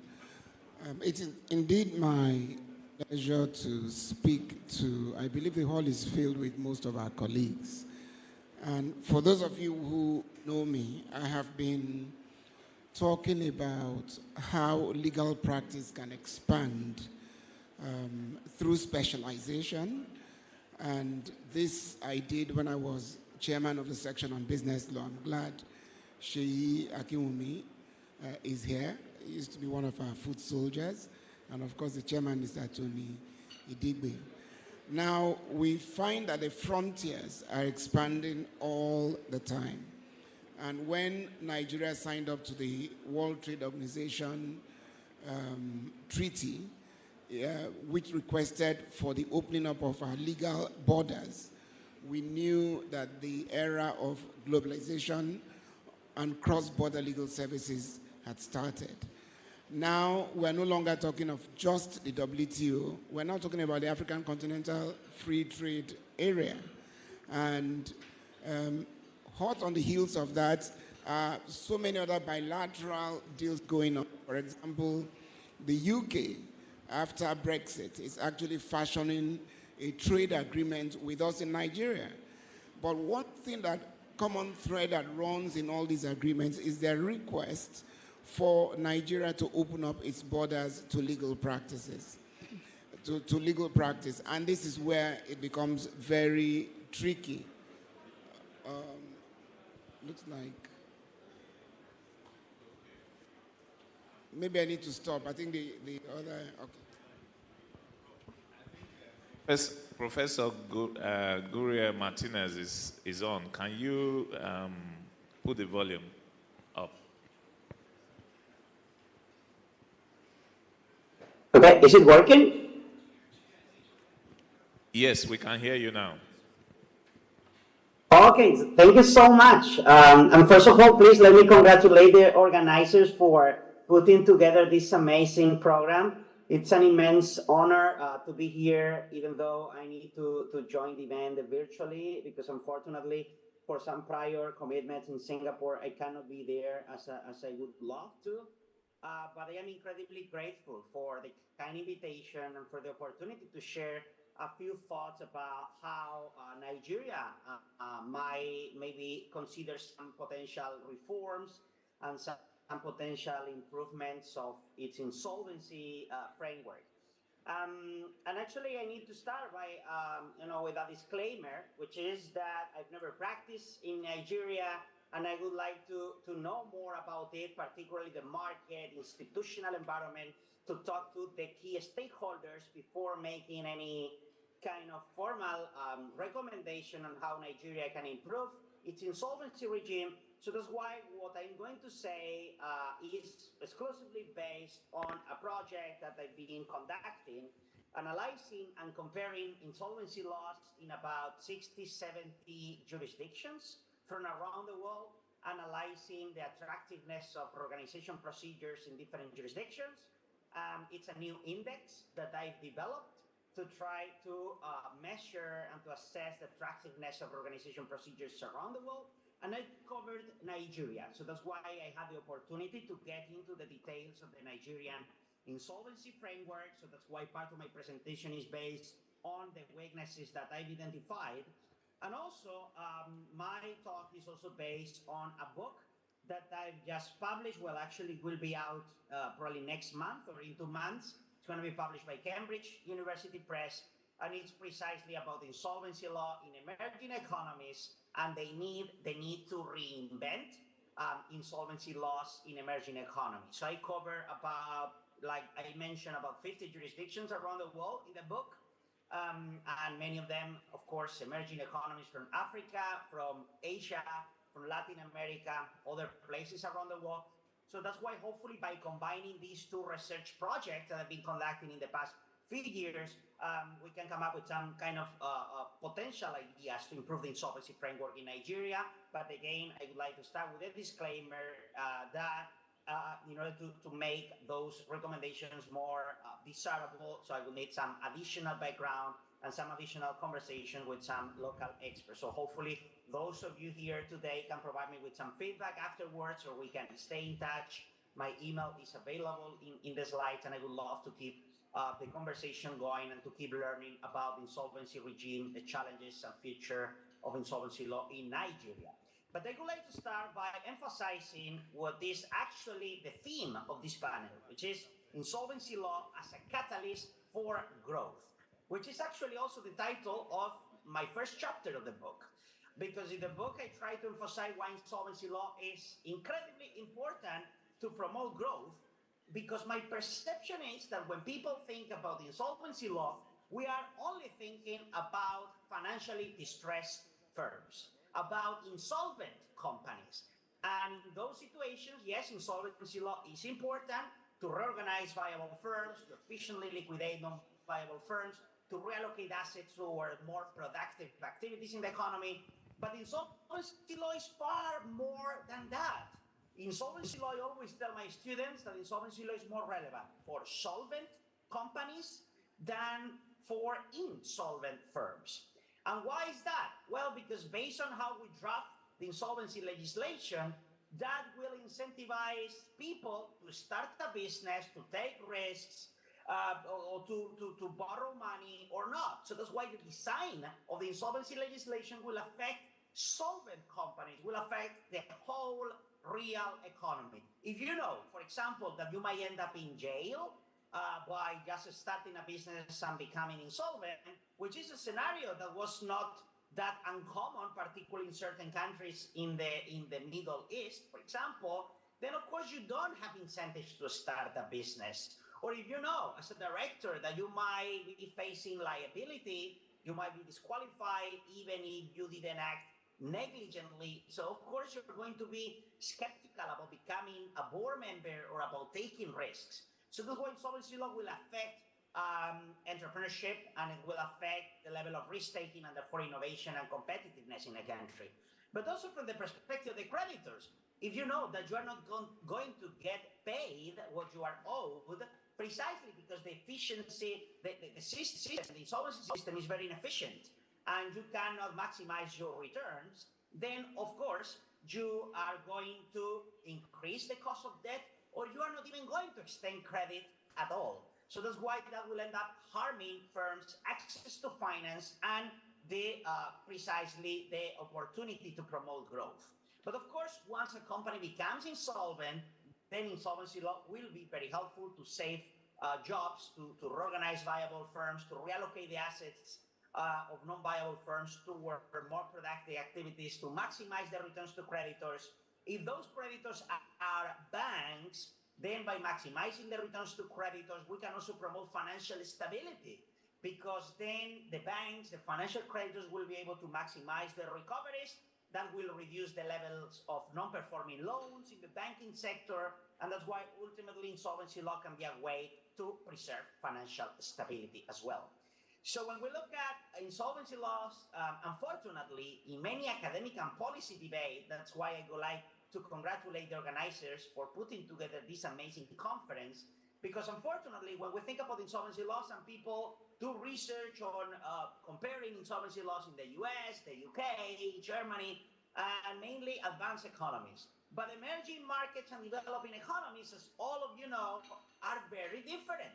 Very different for a variety of reasons. More potential for growth, typically underdeveloped capital markets, even though there are some exceptions like China or India. Problems of financial exclusion. Not everyone has access to financial services, or it's very costly to have access to, for example, credit. Also, most companies are, most businesses are micro and small enterprises. And also most companies have controlling shareholders, typically a family, typically the state, but that is typically a controlling shareholder. And then one of the most important factors for the design of insolvency law in emerging economies, which is the institutional weaknesses typically existing in emerging economies. Actually, if I'm not wrong, the keynote speaker of the conference emphasized that Nigeria, some years ago, used to have very high levels of corruption. Still, the indexes nowadays analyzing corruption around the world shows that that Nigeria still has high levels of corruption. Institutional weaknesses, maybe the judiciary cannot be very efficient, may not have the resources to effectively and efficiently handle insolvency dispute. So that's why all of these aspects should be taken into account when analyzing an insolvency environment. Also, weak rule of law and poor academic and policy debate in many emerging economies. So here I am showing a few kind of graphs and data from the rule of law index. We can see that most emerging economies have a relatively weak rule of law, and Nigeria is not an exception. When we look at corruption around the world, the red part, so we can see that corruption is unfortunately a big problem in most emerging economies, and again, including Nigeria. So that's why we have a problem with the institutional environment. But then once we look at the insolvency laws, we can also find certain weaknesses. We can find that the regime might not be attractive to debtors. And why is that? Well, maybe because the procedure is very costly, very complex, very lengthy, sometimes exacerbated by the inefficiency of the judiciary. Sometimes because most Commonwealth jurisdictions, Nigeria, one of them, with administration regime, replaces the directors and they appoint an external administrator, and that makes the procedure less appealing for the perspective of the debtor. Many countries around the world, again, Nigeria, one of them, don't have deep financing provisions, and this is key to make a reorganization procedure successful. In fact, there is a fantastic paper written by two scholars from the United States, Professor Ken Ayotte from Berkeley and David Skill from the University of Pennsylvania, which is entitled Bankruptcy Law as a Liquidity Provider. And what they mention in that paper is that one of the beauties of US bankruptcy law is precisely that by filing for bankruptcy, companies will have more access to liquidity, more access compared to what they would have otherwise outside of bankruptcy. So that's why, again, deep financing is crucial. Also, sometimes in order to avoid opportunistic behavior from certain creditors, the possibility of imposing a plan on dissenting classes of creditors subject to certain safeguards, the so-called cross-class clampdown that doesn't exist in Nigeria, as far as I've seen, as far as I know, and I've analyzed during this research project that I mentioned. Very tough liability regime for wrongful trading, for example, that doesn't exist in other jurisdictions. And also, so that's why the procedure is not really attractive to debtors. But when we look at the situation for creditors, in places like Nigeria, so the regime is relatively attractive to secure creditors, but not really for unsecured creditors, for example. So sometimes there aren't enough safeguards for unsecured creditors because they cannot create, for example, a committee of unsecured creditors that might approve certain transactions, or they might even force the liquidation of the company if the creditors collectively decide that the company is not viable. They need to wait until the reorganization plan is proposed typically, or for example, they might not be entitled to get in reorganization at least what they would get in liquidation, which is the so-called best interest of creditors test. So that's why sometimes the regime is not attractive to creditors either. And then we put together this attractiveness of insolvency laws exacerbated by the unattractiveness of the institutional environment and the unattractiveness of the market environment because it doesn't provide enough liquidity, for example, for the sale of assets for distressed firms, then we have a problem, which is that the insolvency system doesn't work. The insolvency system fails. And if the insolvency system fails, then we have a problem because insolvency law is not going to be contributing to promote economic growth. So that's why it's not surprising that in many emerging economies there aren't insolvency proceedings. Or maybe, for example, I was reviewing some statistics recently. Countries like Ecuador in Latin America has on average one single reorganization procedure per year. Countries like Thailand or Mexico, huge economies, they only have 40 insolvency proceedings per year. I haven't been able to find statistics in Nigeria, but my perception is, and again, I would like to know more from the experts here, is that there are probably many procedures. Sometimes people blame the stigma of insolvency. Well, but the stigma is everywhere. Even in the US, people don't wake up in the US and they say, oh, I feel like filing for bankruptcy. I very much enjoy filing for bankruptcy. No, that's not the case. But the bankruptcy system is helpful. It's helpful for debtors, it's helpful for creditors, and then, of course, it's accompanied by strong market and institutional environment. So that's why I think that there are some aspects in the legislation, not only in the environment, that can be improved in Nigeria. But also, what I emphasize in my book is that if we look at many emerging economies, Nigeria is a good example. So Nigeria replicates in many aspects the UK regime. And I think that's a terrible mistake because the UK has a totally different market and institutional environment. So that's why, in my view, insolvency law should be designed differently. And that's why we cannot just import the CBA from the UK or, needless to say, the administration, which is even less appealing. In fact, because the UK was aware of the unattractiveness of administration and CBAs and the limitations of CBAs and a scheme of arrangement, that's why they decided to adopt a new restructuring plan that includes certain features from the US Chapter 11. So that's why I think that maybe Nigeria should reconsider that strategy. And when reconsidering the insolvency framework, I think that the insolvency law should be designed differently. And because I am aware that I'm running out of time, I have like 4 minutes or so left. So I'm going to summarize what are the ideas and the key pillars that I've been suggesting in my book for emerging economies in general, and hopefully that can be helpful for the debate in Nigeria.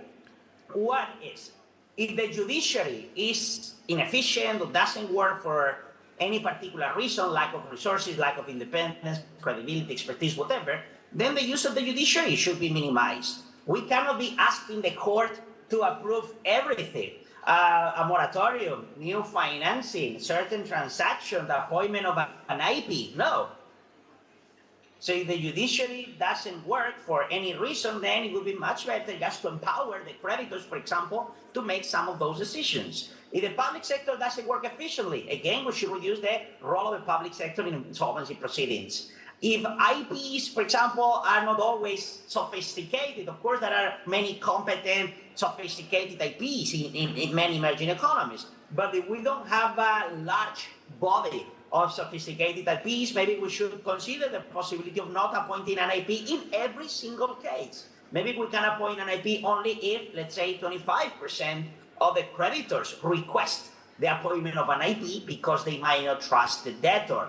And also, why not maybe appointing the IP as an examiner, or supervisor, or monitor instead of an administrator replacing the debtor? That would make probably the procedure less costly, more appealing for the debtor, and sometimes the debtor is not a debtor in bad faith. So that's why the administrator can only, replacing the directors, in my view, only makes sense in case of mismanagement from the directors, and that's not always the case. Then most businesses in Nigeria, most countries around the world are micro and small enterprises. So that's why we need more suitable insolvency frameworks for micro and small enterprises. And also, if the insolvency proceeding is inefficient, even after amending the law and implementing all of these reforms, then maybe we should consider the possibility of dealing with financial distress differently. What do I mean differently? Well, I mean promoting more actively workouts out of core restructuring and hybrid procedures. So basically, hybrid procedures are pre-packs, are like scheme of arrangement, but maybe the scheme of arrangement in places like Nigeria can be improved by adopting certain provisions existing in formal organization procedures, which is what Singapore did to adopt a powerful moratorium, to adopt deep financing provisions, to adopt the restriction of ipso facto clauses, and many other provisions in the scheme of arrangement, and definitely out of core restructuring. Then directors' duties in the zone of insolvency. Again, Nigeria has replicated the groundful trading regime from the UK. And I think that's a mistake, because among other things, the UK regime, the Nigerian provision basically says that in case of liquidation, then the court will analyze whether the directors, like maybe 3 years ago, took the right steps to minimize losses for the creditors. That gives a lot of discretion to the court, and the court is going to be subject to hindsight bias as well. So that's why that will create unpredictability, uncertainty, and that's bad ex ante to do business to promote growth. So that's why I think the director's duty should be reconsidered. I think that thank you so much, should Professor. consider the adoption of efficient insolvency frameworks for micro and small enterprises. And then something, and I conclude with this, is that if the insolvency system doesn't provide a suitable solution, an efficient solution locally, then maybe we should consider the possibility of allowing companies to choose an insolvency forum internationally, which is actually what is happening nowadays. If we look at Philippine Airlines, if we look at Avianca, LATAM, Mexican Airlines as well, they all filed for bankruptcy in the US, Singapore, of the restructuring hubs where they can have access to a more attractive insolvency forum. This is what I've suggested with a few colleagues recently, asking UNCITRAL to even replace the concept of COMI for the ability of the debtor to choose the forum subject to certain protections. But that's basically my thoughts here. The main message is that we need to think about the insolvency law differently. That's why hopefully this book that will be out soon and some of the ideas that I suggest can be helpful for the debate in Nigeria. And I very much look forward to getting everybody's views and thoughts and to keep learning from the local experts here. Thank you so much. Thank you so much, Professor Gore Martinez. It's so lovely to see you again after the encounter with you in Tokyo slightly over a week ago. Just to summarize, before we invite Judge Atomi, on some of the points that he made, that for us to optimize our insolvency tools as a catalyst for economic growth, that we have to look at the fact that the insolvency tools are not necessarily for an insolvent company, that it should be such that even a solvent company should be able to take advantage of it to restructure itself if it's in financial distress. He also said that if we did it well, that it could save jobs and it could actually maximize return to creditors. He pointed out very much like what we heard this morning from the keynote address, that there are some inhibitions like perception of corruption, for instance. He spoke about the rule of law, and around that he spoke about the speed and the length of time that it takes to run an insolvency procedure in Nigeria, and then suggested that the more efficiently the courts could operate, then the more useful the insolvency tools would be. He spoke about other things around debtor deep finance, debtor in possession financing. And what that means is whether our system is giving priority to such financing that come in at the just to help the company when it is already distressed. He spoke about how to deal with stigma, why, whether people want to use the procedure anyway, how do we do it so that people would not mind going through bankruptcy, and whether the system will give them a discharge, and whether their reputation would still be protected. He spoke around about whether the system replaces the directors, and he suggested that you should only replace the directors, the owners of the company, where there is a clear case of mismanagement, and that in other cases that you should allow the debtor to be in possession and then you restructure. So he spoke about so many things and did comparisons with different countries, and he has a book which will soon be out. So I encourage all of us to try and get a copy of the book from Amazon. Thank you again, Professor. I would like to now invite Mr.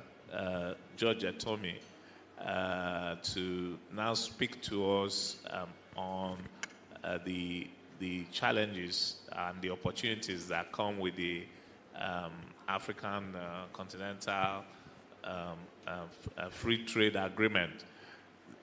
Clearly, we are not an island.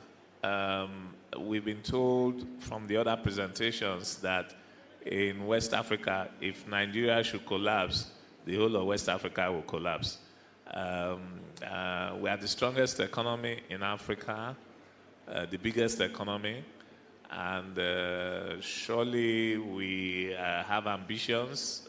You have the Dangotes, the UBAs, the EcoBank, and even everybody, almost every Nigerian business is going abroad in Africa today.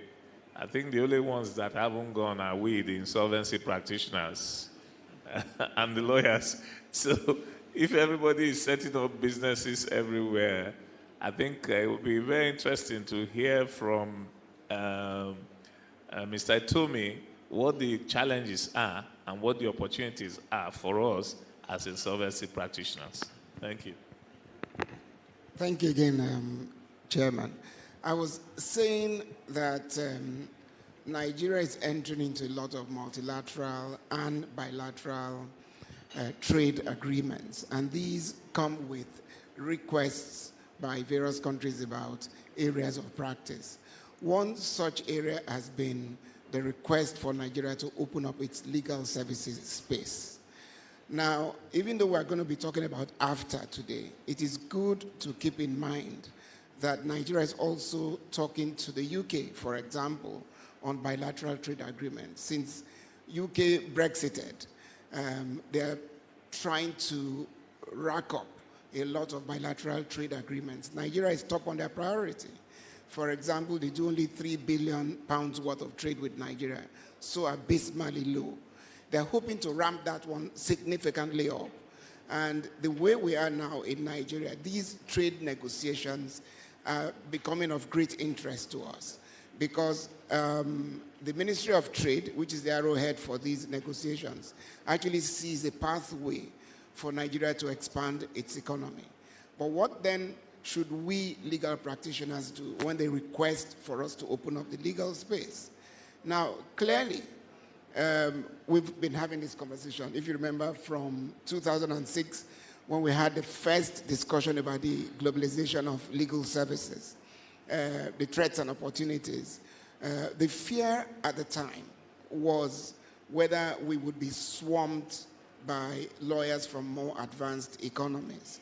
Because initially, under the World Trade Organization, there were no preconditions for these exchanges.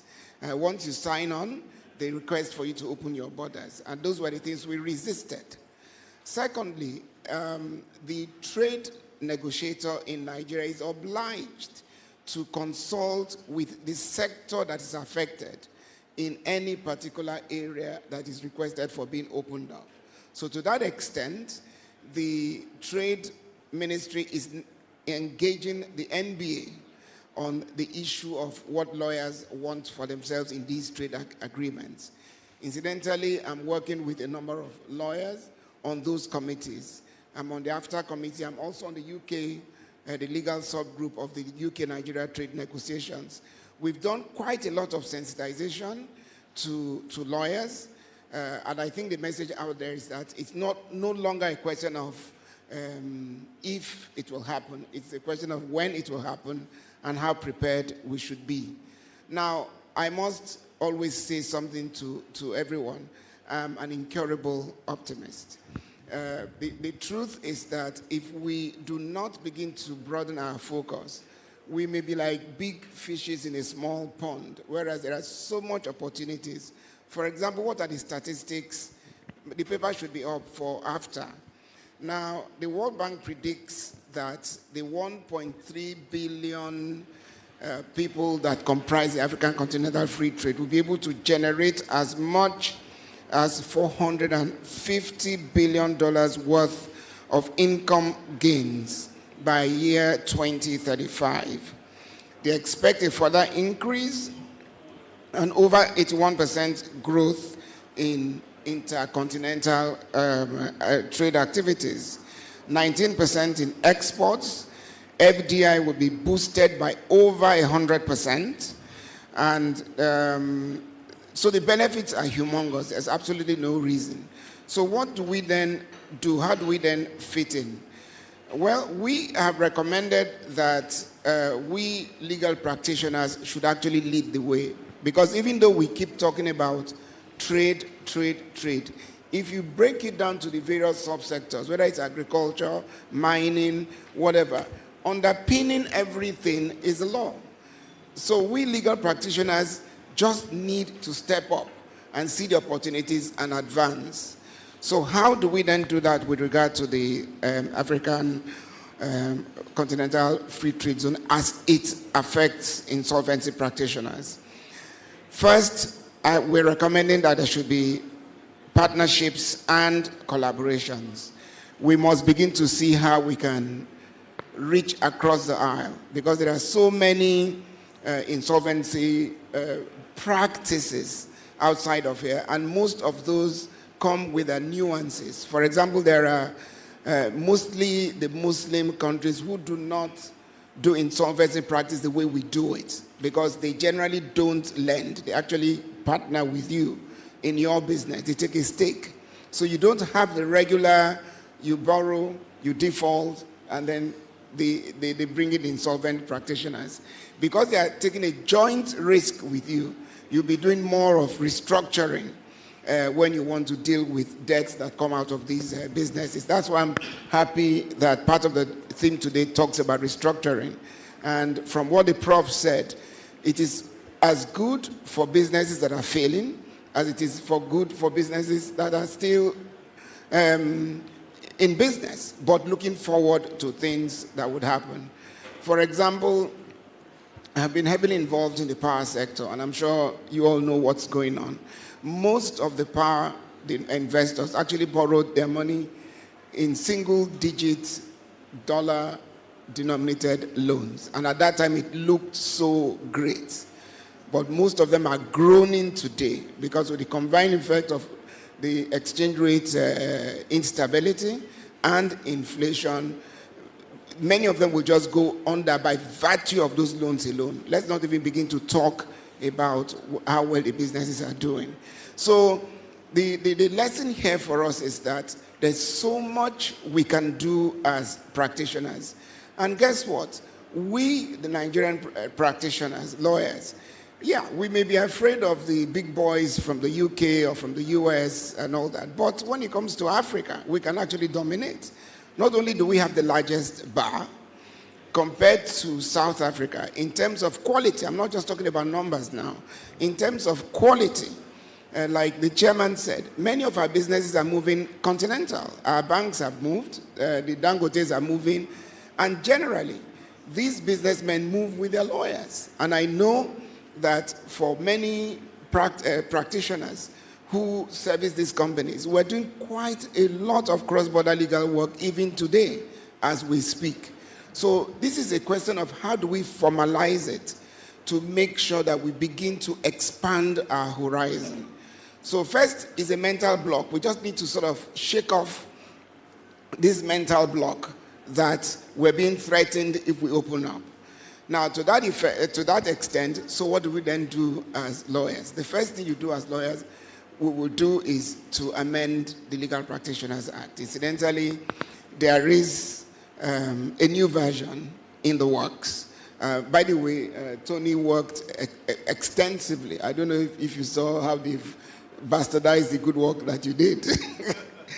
But we'll get there. And there is this little tiff between the NBA and the body of benchers over who controls the profession. Because I'm on both sides, they don't like me talking about it. But it's there, and we must be very practical. But one thing we've done is to make allowance for the possibility that people from outside can come and practice here.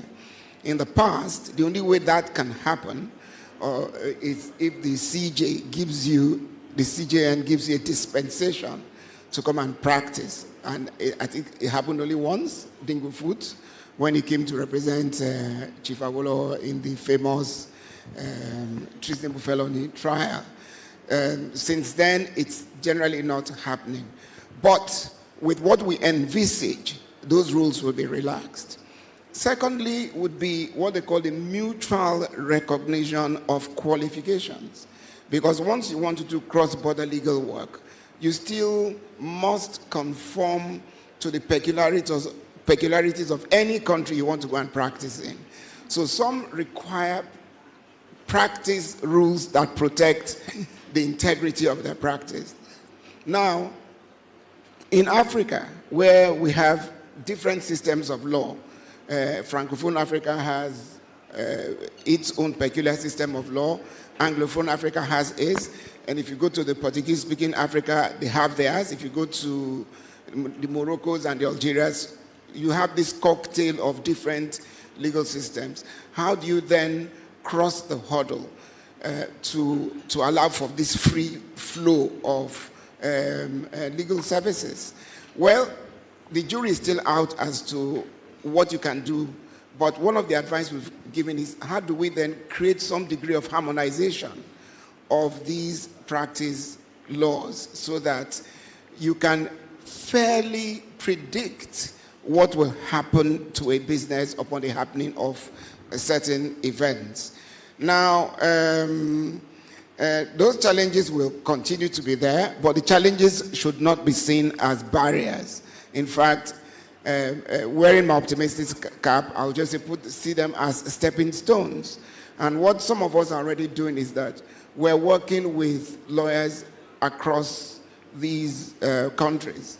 And whilst we get them to understand how practice works here, we too try to understand how practice works there. As part of the work that I do with the International Trade in Legal Services Committee of the IBA, we go around a lot of these bar associations preaching the gospel of globalization. Now, one of the things that really intrigued me was when we went to some of our African countries, and we found that they have legislation that actually says that in the case, I remember, of arbitration, if the dispute involved exceeds $1 million, then compulsorily by law, arbitration, not only should the governing law be the governing law of the lender country, but the dispute itself has to be settled out there. This is their law. I'm sure somebody, it must have been the strains of governance at the time these laws were done. And when you see that some African countries have these sort of provisions in their law, you know how lucky you are in Nigeria. Because when we went to Kenya, for example, I know the Attorney General, after he opened the workshop that we had, he made copious reference to Nigeria and extolled the virtue of Nigerian lawyers, especially those in arbitration.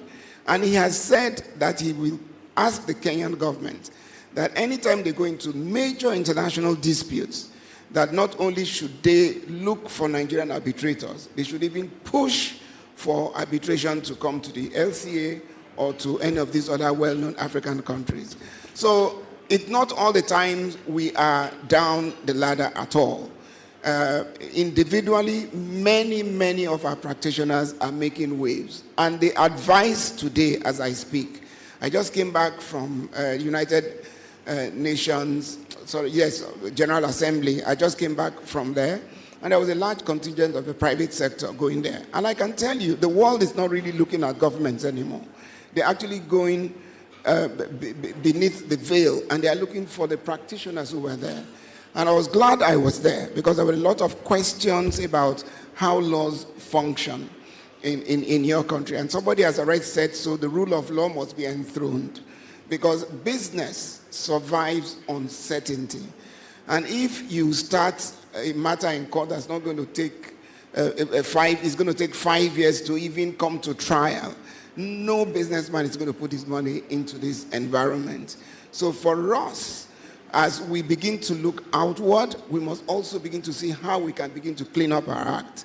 Now, insolvency practice, I have somehow been tangentially involved in it. I saw Kabiesi. Kabiesi and I worked on A. Micheletti and all that, and we worked on Unity Bank. We are doing quite a lot of work now in the power sector. You'll be amazed at how much reaching across the aisle to your colleague can resolve a lot of issues. And if you go and see the reason why many companies go under, they may not even have to do with the business itself. It may be personality clashes, family disagreements. So the insolvency practitioner should not be bloody-minded about what he comes to do, kill the company. Just go there. No. Call them into a room, read them the Riot Act. And we've done that a number of times. I'm actually saved, the portfolio, huge companies with huge portfolios that could have just gone simply under. So there's a lot involved in insolvency practice. We were lawyers to Nigeria Airways for nearly 20 years. And I think I owe this country a book on how not to run a business. Nigeria Airways. That is from an airline that at its peak had about 46, and we bought all our planes outright brand new to what it is today. Again, we worked with Babington Ashai and Co. when they were doing liquidation. You would have cried and you would have wept for this country. We were the pride. We lost most of our pilots to fellow African and Middle East countries. And many of them are flying, they've settled in those places. So there's so much by way of opportunity. The laws will be reviewed to accommodate that. And what we need to do is associations like BRIPAN should engage more with not just the NBA, but even directly with the Ministry of Trade. And we're happy to see how we can explore this opportunity that's unfolding. It could be a pathway to expanding this economy that's shrinking before our very eyes. Thank you, Mr. Chairman. Thank you so much. We've had a very rich discussion from the panel. I would please urge us to give them another round of applause. Thank you so much. We'll be taking questions now. Maybe if we can get a few of the hosts or hostesses to go around with a microphone so we could take questions. But before we take those questions, just to go back to the theme of this particular session, which is insolvency and restructuring as a tool for economic development. You know, it's like you can look at a glass and it's half empty or it's half full. So you can look at it from the point of view that insolvency is a big problem. There are value issues. We're not doing well, etc. And that once businesses collapse, that means that something is wrong. And you can tie it to moral issues, reputation issues, etc. That's one way to look at it. The other way to look at it is that, you should encourage people to do business. And if due to market risk, the business or the adventure fails, you shouldn't kill them with the adventure. They should be given a second chance. People should, take a hit here and there, distribute it, and get the business to either continue or go to somebody else who may do it better. So it's a very difficult thing, it's a spectrum, from looking at it from a pure moral reputation point of view and looking at it from a business point of view and economic development point of view where you want to encourage people. And it's actually possible for the system to discriminate between the two, and those who fall on this side, who mismanage the company, for instance, who are morally culpable, should suffer. And then those who it's not their fault, it's just the market situation, etc., should get some relief. And continue, or get some relief and exit. So now what we've done in Nigeria is that with the new CAMA 2020, with the introduction of company voluntary arrangement and administration, and the provision that says that when you appoint a receiver, he's an administrator, and the provisions that say that the first primary duty of an administrator is to restructure the company. That's the first primary duty under our law today. The next duty is to liquidate it if it tries for 1 year to try and restructure the company and it cannot succeed, then it will liquidate the company. There are other procedures available if somebody was morally bankrupt or morally insolvent or morally culpable, to deal with that issue and to separate the business from those personal issues. So the issue is, how do we use these tools? And that if we use these tools, which are available to us, we will get those impacts which I mentioned at the beginning of a more efficient allocation of assets, creation of employment, debt resolution, increased competition, innovation within the system, etc. So what do we need to make this happen?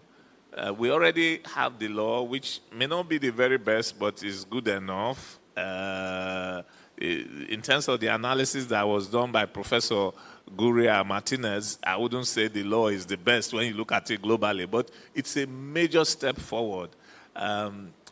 So we have the law. The next thing is we need practitioners who have expertise, and then we need a court that understands the issues and is efficient to make sure that it's implemented. And of course, we need regulation of the practitioners, which is now with the Corporate Affairs Commission. So I think it's how we can get all this to work together that will ensure that insolvency and restructuring will contribute to economic growth in Nigeria. So with that, I would invite questions and comments. Please keep it short. So we have only 5 minutes left.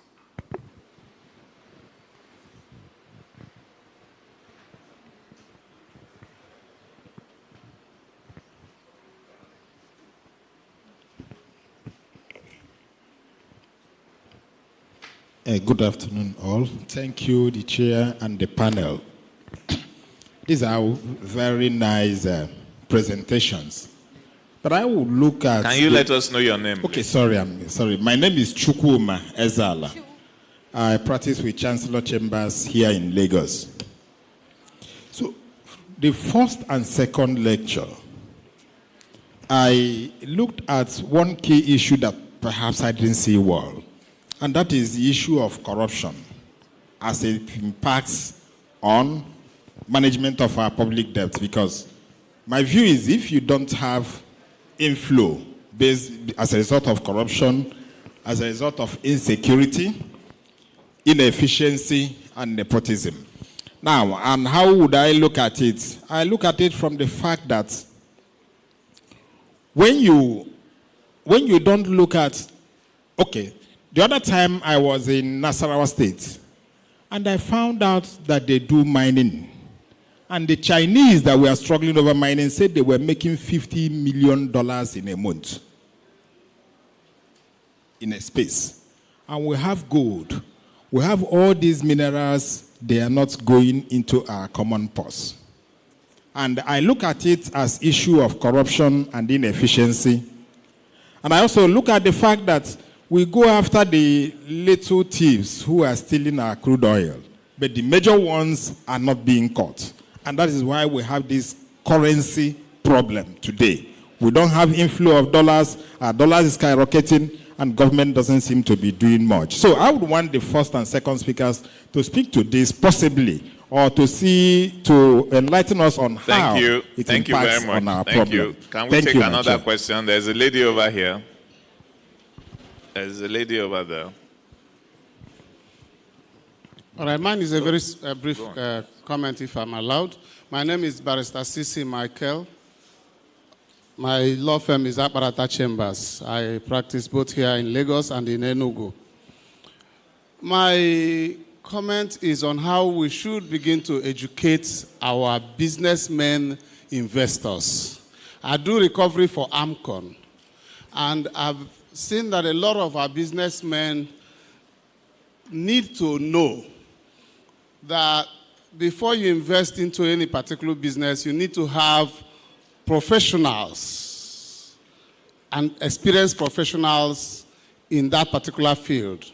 Most of the things that leads to the failure of these huge businesses, I've discovered from experience, is employing your brothers to run the business, whether he has the experience or not, or your relations or your friends to run the business, especially the technical aspect of it. I know of a man who is into the airline transport. He went and bought an airline, huge sums of money, no proper investigation. The thing couldn't run 3 times in Nigeria, and it just went down. And he took a lot of loan from the bank to do that. I know of a man who started a vegetable oil factory somewhere in Isialangwa. In 1 acre of land, he took loans from Bank of Industry. They put some people in the board that had no proficiency in that area of business. So we need to educate our investors on how to do this. The question is noted. The question is noted. Yes? Thank you so much for that. Yes, please. Thank you.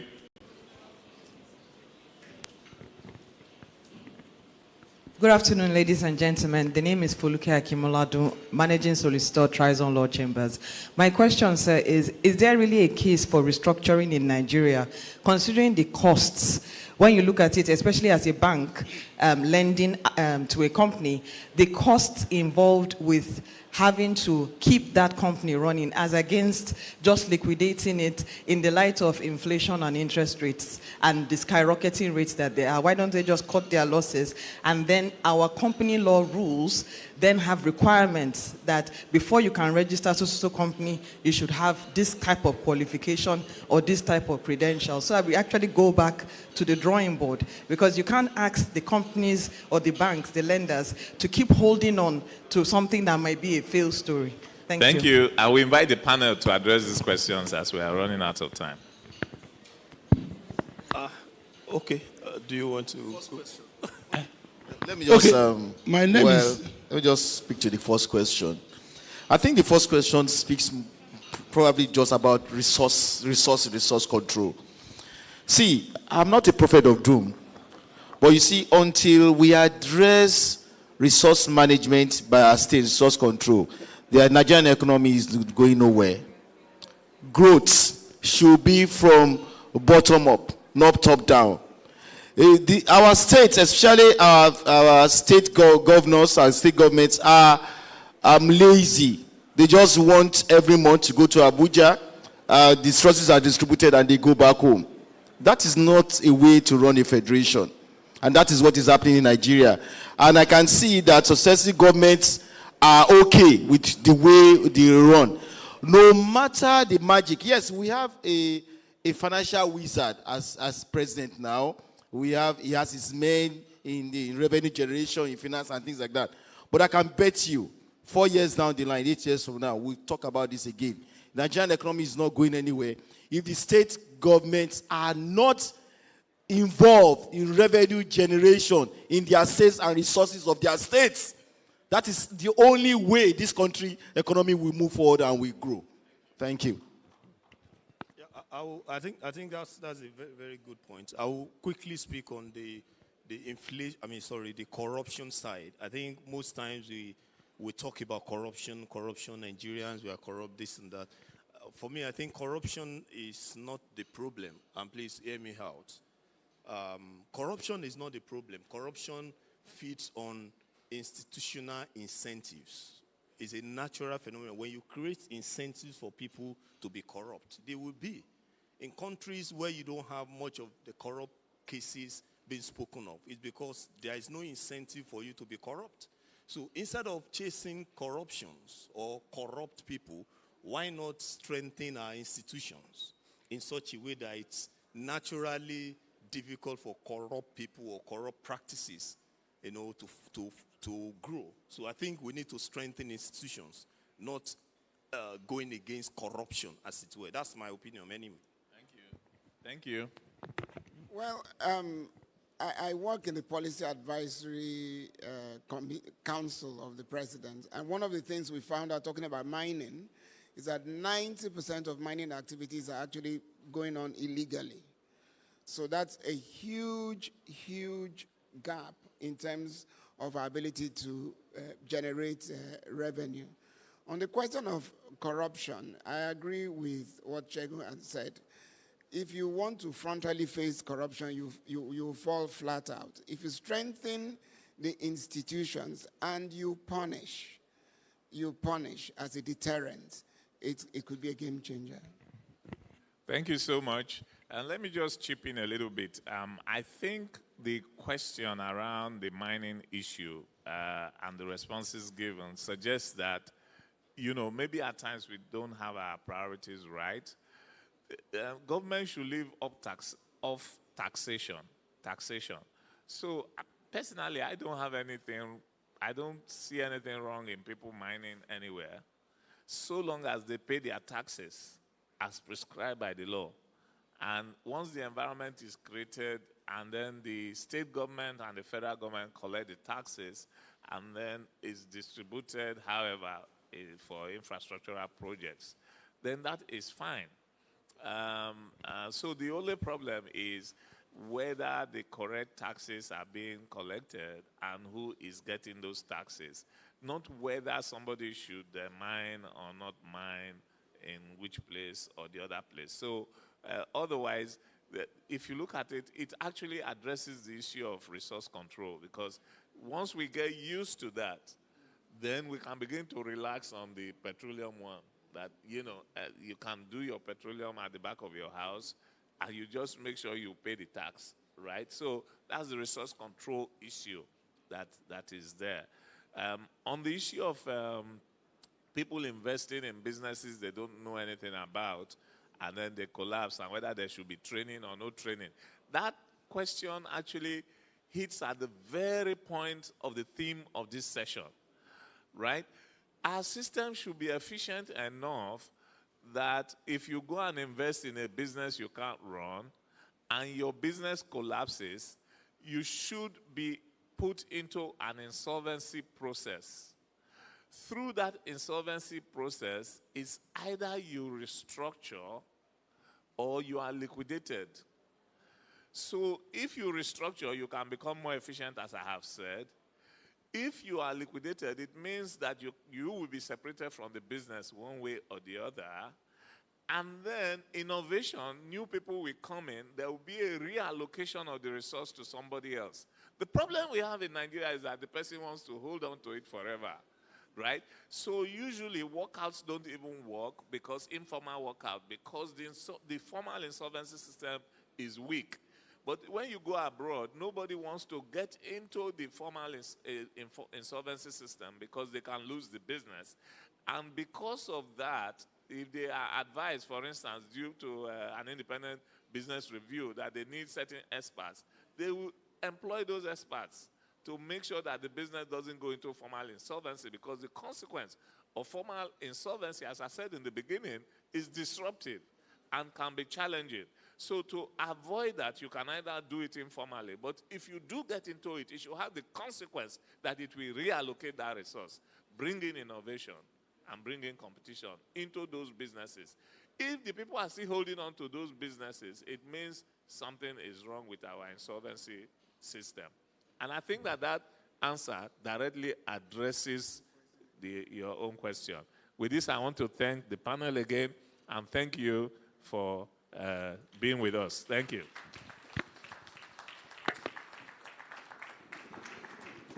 Ladies and gentlemen, please put your hands together for our panelists. Put your hands together for them. May we please invite Mr. President. We'll do a brief photo session and an expression of our gratitude for having them here today. Ms. Farida, please help us with this.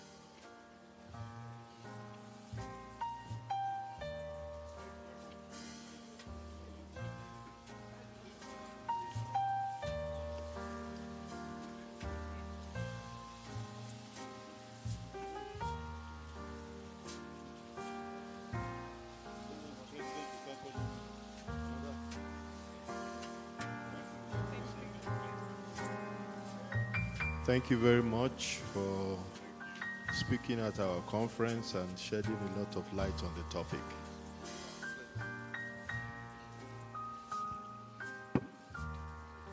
We are grateful to you, sir.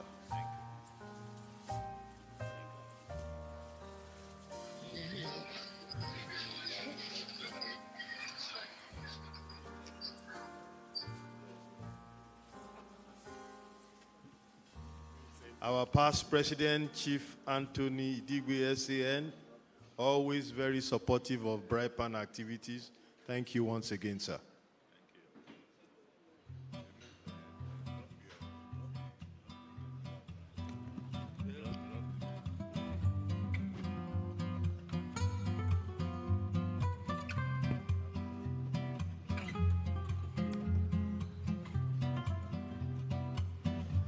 My dear Egbon, Mr. George Itomi, thank you very much for your insight into the opportunities available for insolvency practitioners.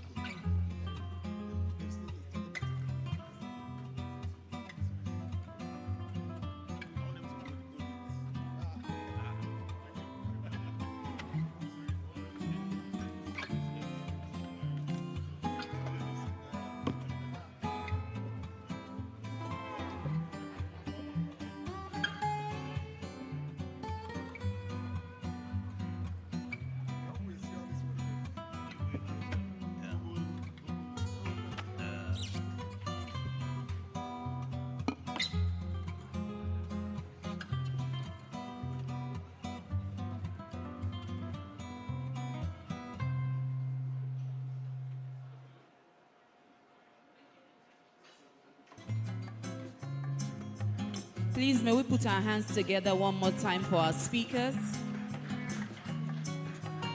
Such a riveting session we had there.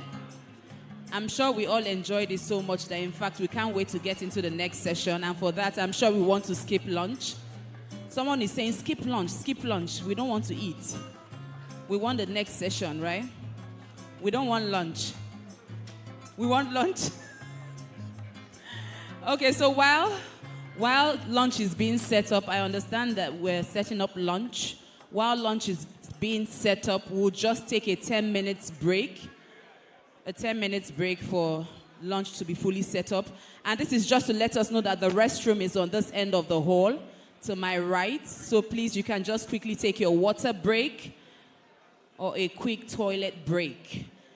When we come back, we will take lunch real quick and we'll move into the second session. May we have music in the background? You can also go around and say hello to those you know. You know, Mr. President said he came with a pack of cards. So if you did come with your cards, this will be a good time to say hello, a good time to network, strategic networking. All right, may we have a little bit of music in the background? Thank you.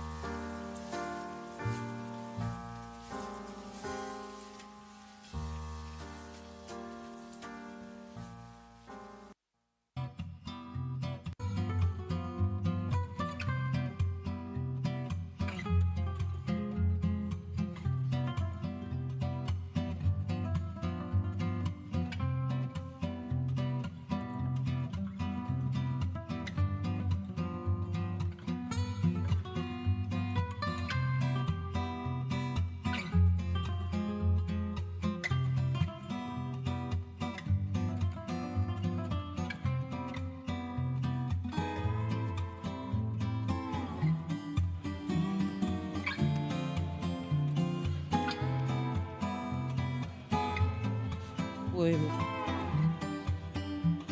would like to seize this opportunity to thank our sponsors, Peterbo, Gately Legal, the T Group, Stern and Glan,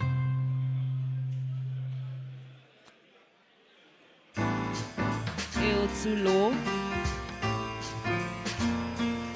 Babalaki and Co, Ayodele Akintunde and Co, Kunokad,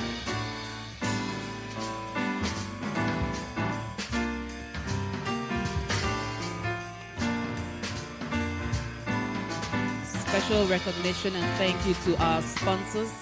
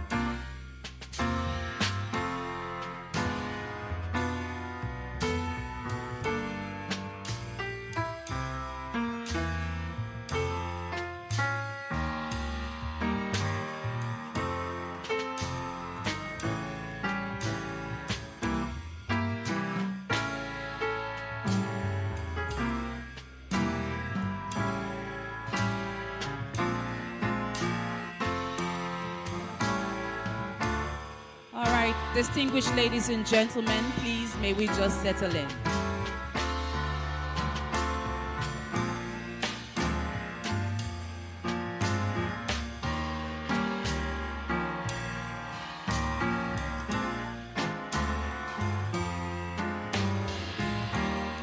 May we please settle in, ladies and gentlemen.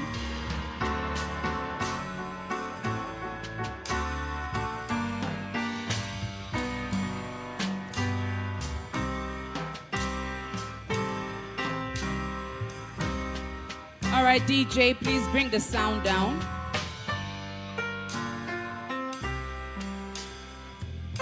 Bring the music down, thank you. Thank you. Distinguished ladies and gentlemen, please may we settle in. Thank you.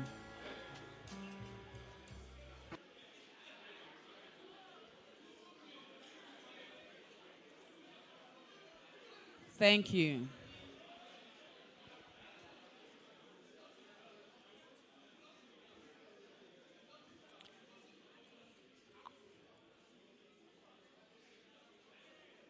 Thank you. Please, may we be seated.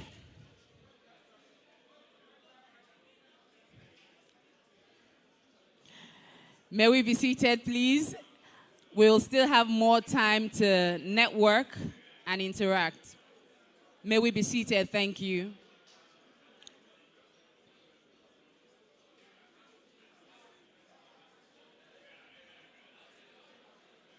Bros, I bet Mona help me sit down. Mona no verse. Mona help me sit down. Thank you. All right. Ladies and gentlemen, the power of words cannot be overemphasized. For generations, we have seen the impact of words in the lives of people, both to pick up and to pull down, both to build up and to break down. The power of words cannot be overemphasized. The creative power of words still remains as potent as it was from the day God said, "Let there be," and there was. Today we have a beautiful, very talented, creative young lady who has mastered the power of words. And this she expresses through her talent of spoken words. Her ability to weave together words and stir up emotions and send out messages remains uncanny. Ladies and gentlemen, please join me and welcome Cynthia Ekeka as she takes on spoken word session. Please put your hands together for her. Daddy, mommy, please help me and sit down. Thank you. Thank you very much. The floor is yours.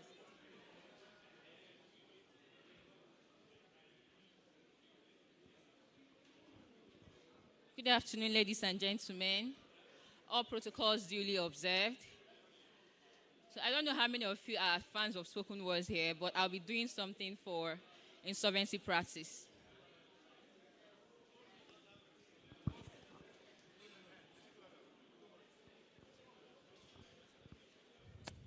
The birth of companies redefines a critical mode of amassment of wealth and the importance attached to the health of our economy.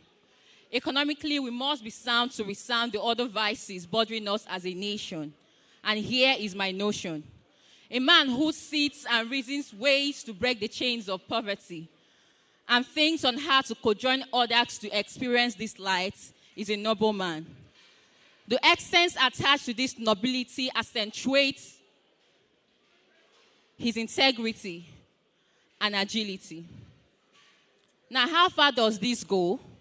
Will it continue being virtuous or turn vicious? Companies are birthed, companies die, some deaths tragic, some natural, some reckless. Death embedded in undesired characteristics, pride, vanity, and exaggerated tendency to speculate. Yes, we know.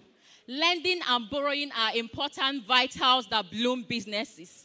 Yes, we know. The history of credit is probably as long as the history of humanity. But is it human? To be human? How long will the excuse of no be say I no go pay becomes too much for the creditors to handle? And when does the dragging of the debtor be tagged social stigmatization, humiliation that should be settled other routes if parties are taking it in one piece? Well, all thanks to corporate insolvency practice. The decency brought to the corporate world, Kama has been a good boy. Words written in marble, crystal clear, clarity in the in-depth knowledge on when to restructure or puncture a corporation. Collaboration that works being restored among the shareholders, stakeholders, insolvency office holders, corporate insolvency practice. Working hand in legs in harmonizing the system, minimizing the downing of the economy, from management to restructuring to asset tracing to redistribution, winding up the last option. We are yet reminded that karma is the karma that hits right on time. Most importantly, is a recognition of the body that brings to friction its spirit and its intention. BRIPAN. The body of well-able men and women whose founding directors dreamt dreams and brought to reality the vision since 1994. Please take your flowers because the towers of Babylon not all reach the pace that you have set. The towers of Babylon not all reach the pace you have set. BRIPAN, you've got some fans. You are notable in keeping the insolvency office holders in check, commendable for your futuristic outlook, keeping the practice, the theory, and the vision alive. You're not too quick to crucify the companies in financial distress brought to your doorstep, but you're more concerned to rehabilitate them and keep them ongoing concerned, yet never failing to wipe out those whose foundations are silhouetted against the backdrop of illegality. This on its own is intentionality. See, these legacies are not genesis. These legacies are just for the genesis. Because as you pray and hope that more revelations are made, as there are still more to be done to make this country better, to make our economy boom. But until then, we stand and celebrate all of you that have brought us this far. We need not look far to fathom the mandate on which you've stood, you've acted on, the past, the present, the future. Creating conducive environment for both the domestic and foreign investors. See, complexity may arise, but your ingenuity is not in doubt to have these mechanisms reviewed from time to time to ensure efficiency. Well done to the leaders, the past presidents and other ESCOs, the incumbent leaders, well done, and most especially to the captain that paddles this ship, Mr. Ayodele Akintunde, Senior Advocate of Nigeria. You've been there, done that. See, your stripes are explanatory that the gods have not left you with too big a shoe, with no Cinderella feet to fit in. So carry on. You and your teams have done tremendously well. So we pray that if there be a hall of fame for corporate insolvency practice world, that Nigeria will someday make it at the forefront of the global map. Thank you.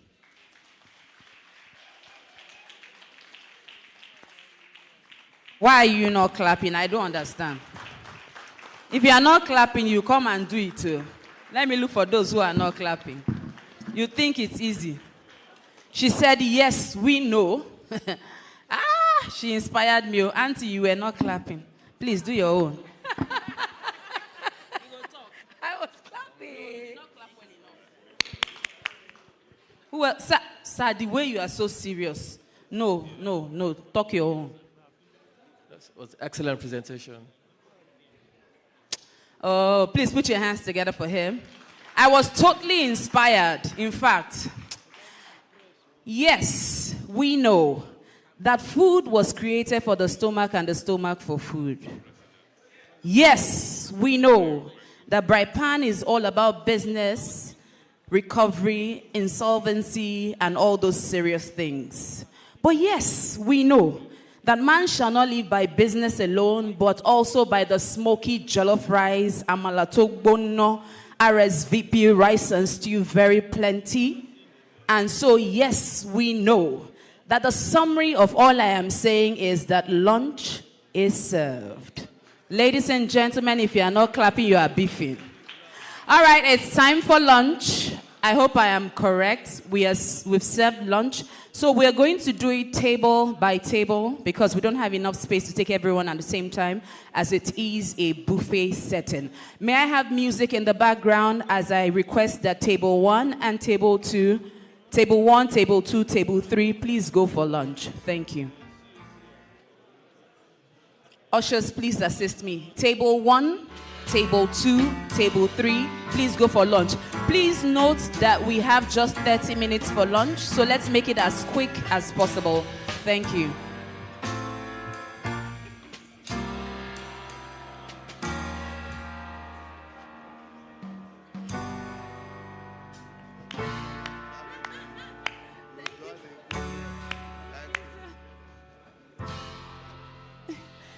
Ushers, please help me.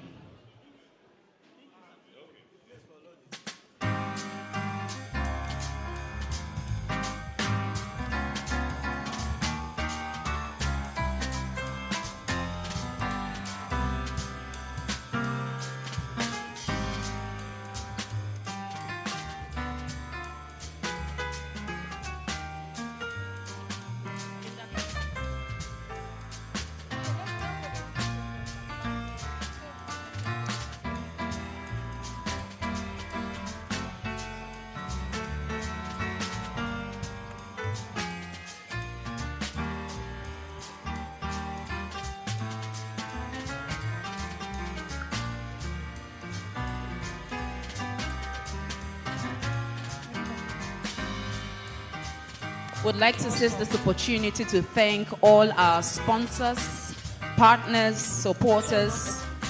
Thank you so much for believing in the vision, believing enough to bank with us and to put your name with the brand.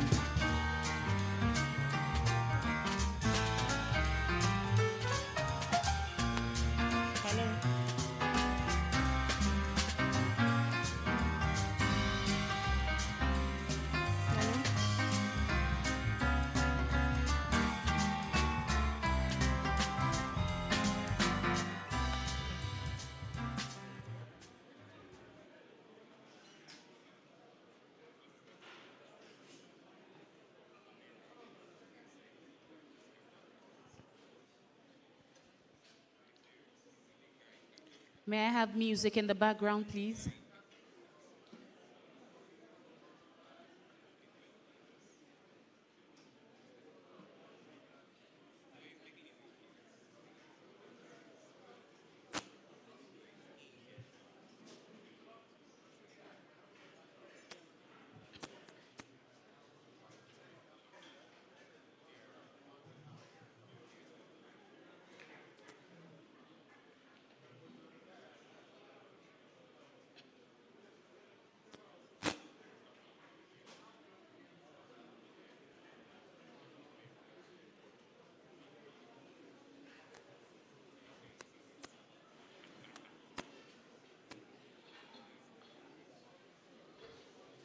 May we have table 4 join in, please?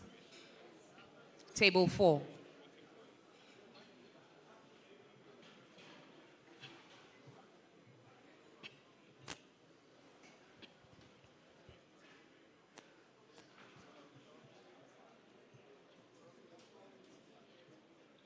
Delivering solutions. C Group is a multifaceted solution provider encompassing a diverse array of services including tax management, logistics, corporate communication and branding, process automation, data protection and security, human resources, recruitment, construction, and education. Navigating complexities, delivering solutions, and shaping a brighter future for businesses and individuals alike. 21 Search Limited. Transforming businesses with top-notch recruitment, training, process and compliance solutions. Bridging talent and success. CCB. The communications arm of the T Group. CCB elevates your corporate May we have identity table 5, with strategic please join in. communication and branding services. Table 5. Tailored to amplify your brand's message. Crafting Table the ultimate 6. brand experience. Table 6, T real Group, quick. navigating complexities, delivering solutions. T Group is a multifaceted solution provider encompassing a diverse array of services including tax management, logistics, corporate communication and branding, process automation, data protection and security, human resources, recruitment, construction, and education. Navigating complexities, delivering solutions, and shaping a brighter future for businesses and individuals alike. 21 Search Limited. Transforming businesses with top-notch recruitment, training, process and compliance solutions. Bridging talent and success. CCB.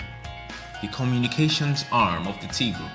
CCB elevates your corporate identity with strategic communication and branding services, tailored to amplify your brand's message, crafting the ultimate brand experience.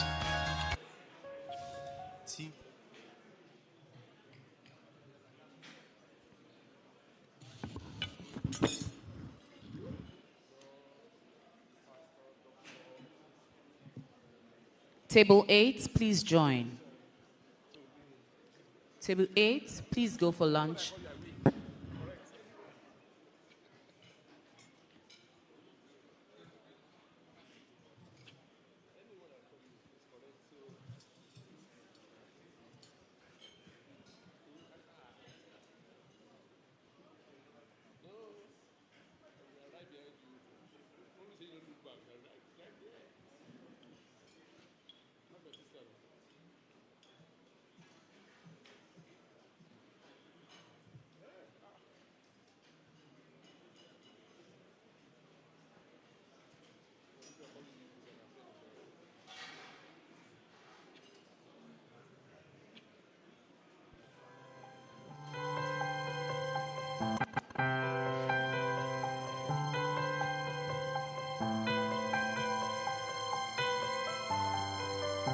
May we have table 9?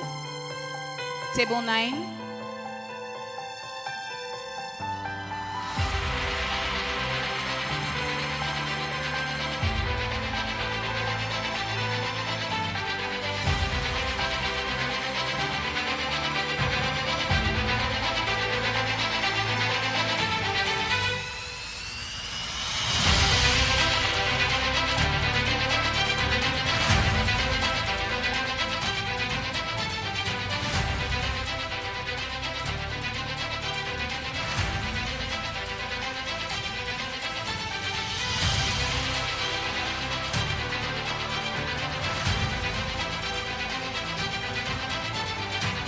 Please, let's have table 10. Table 10.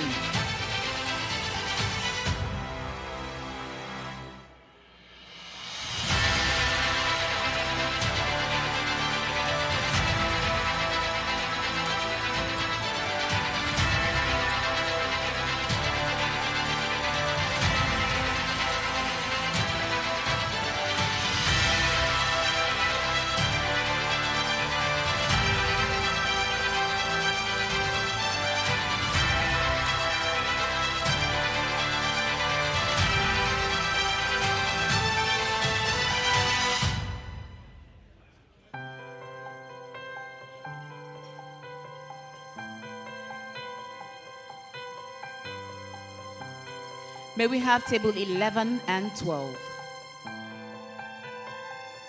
Table 11 and 12. Catering service, please let me know when you're done with that setup.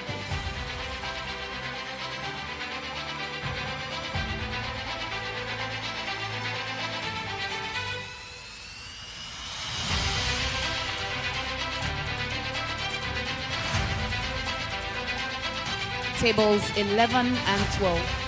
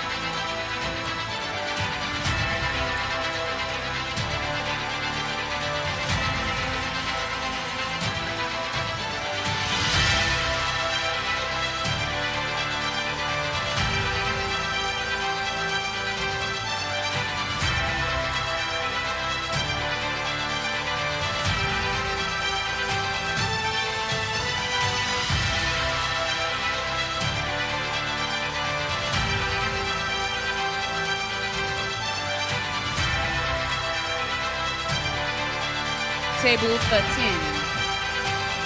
Table 13, may we have you for lunch?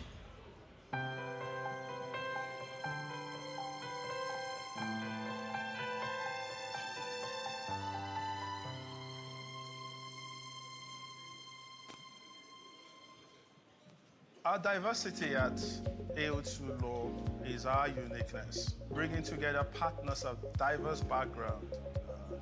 Creates for us that multidisciplinary practice that you hardly find in Africa today. Because for us as a law firm, it's all about experiential services. At the heart of whatever all that we do as a law firm is to ensure, that the client is satisfied and the business of the client is successful. We have a very healthy work culture. The employees are very cordial with each other. I believe that the partners also have a very healthy relationship with the employees, with the associates and even support staff.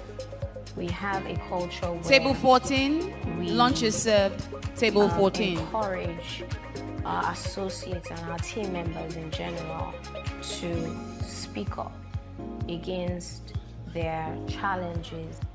We continue to build the business from various perspectives.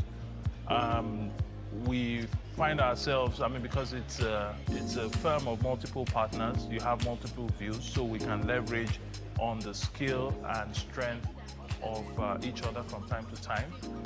We also ensure that we're able to look at issues dispassionately without any kind of, or with less sentiment.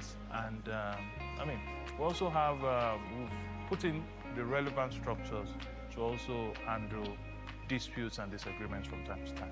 We have seen some spectacular successes. Yes, those successes come with challenges, but then that's what we're built for.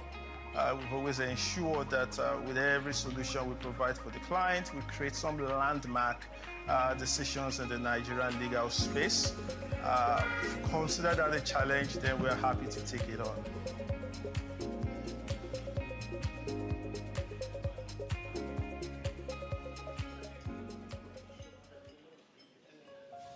T Group, navigating complexities, delivering solutions. T Group is a multifaceted solution provider encompassing a diverse array of services including tax management, logistics, corporate communication and branding, process automation, data protection and security, human resources, recruitment, construction, and education. Navigating complexities, delivering solutions, and shaping a brighter future for businesses and individuals alike. 21 Search Limited. Transforming businesses with top-notch recruitment, training, process and compliance solutions. Bridging talent and success. CCB. The communications arm of the T Group. CCB elevates your corporate identity with strategic communication and branding services, tailored to amplify your brand's Can I have that message, setup at the back done real crafting quick? the Thank ultimate you. brand experience. All right, may I have table 16 over at the back? Did I skip table 15? Table 15? All right, table 15. Let's have table 15 and table 16. Please go to the setup within the hall at the back.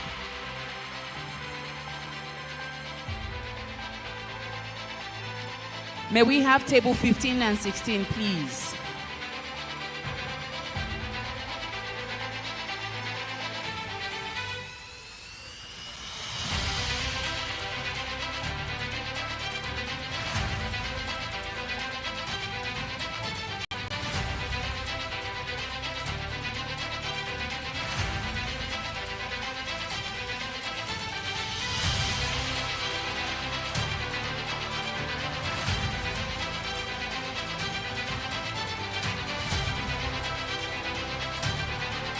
Please, may I have another usher?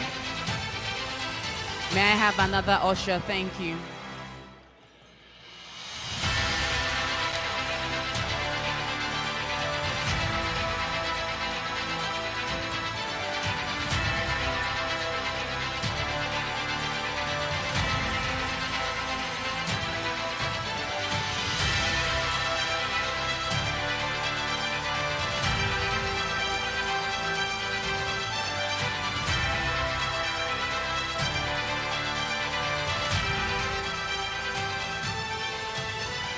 Table 17, this way, please.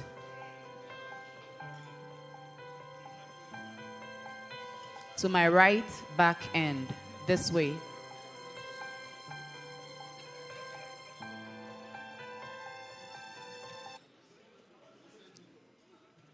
Table 17. Table 17. Table 18. Table 19. Table 19, lunch is served. Please, may we make it swift? Thank you. We're running against time. Thank you. Table 20, please go to that other 7 points. Thank you.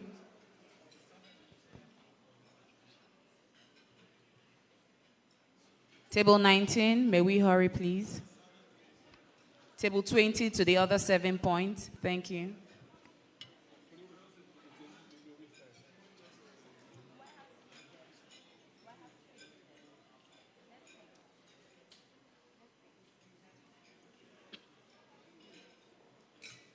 Where is Debbie? Where is Debbie? Go and meet Debbie. Debbie will sort it out. If you want the ticket, go and meet Debbie. She's there. She's there. That table. Table 2. Table 2. Table 2. Don't pass it.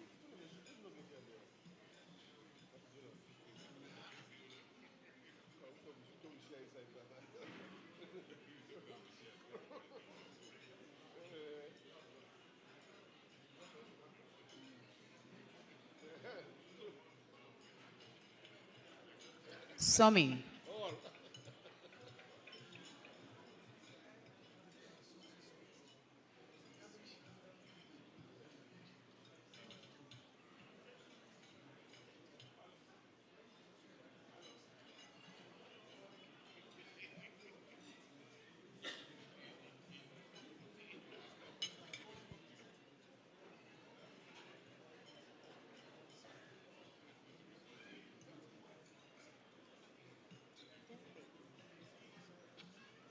Table 21, please go for lunch this way. Table 22, may we have you at the other 7 point? Table 22, please go to that 7 point.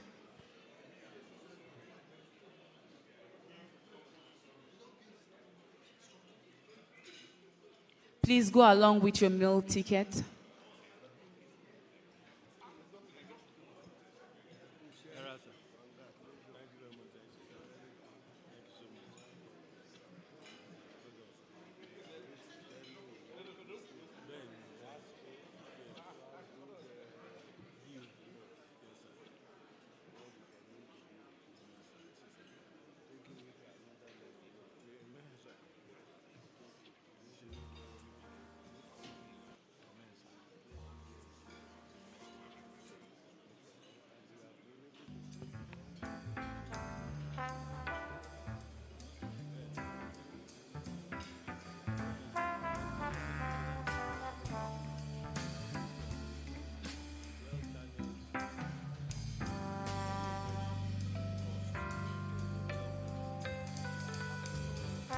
Table 23. Please, may we have you at that 7 point? Thank you.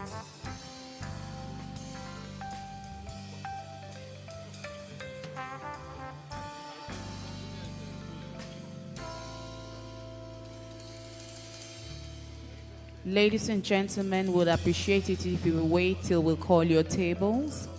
We would not want to have people standing at the food points. Table 24, please come to the 7 point. Thank you. Table 24, real quick. Thank you.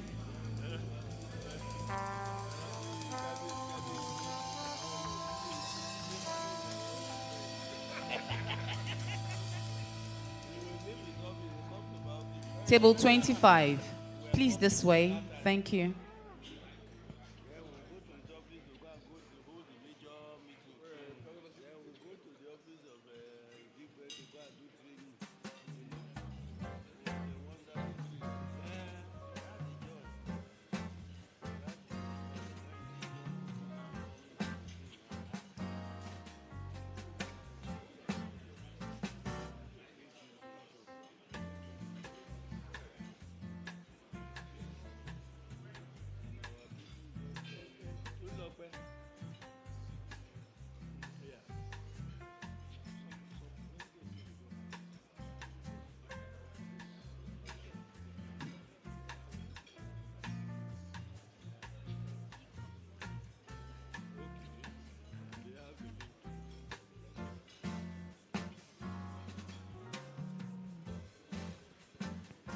Please, may I have more plates set up on that table?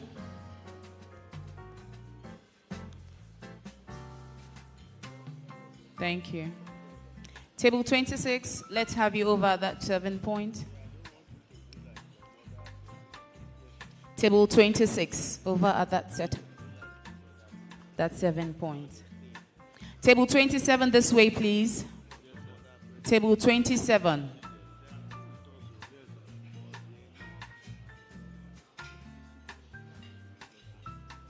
Table 28. Let's have you, please. Table 28. Over at this one, please. Yes, sir. This way. Thank you. Please come along with your meal tickets.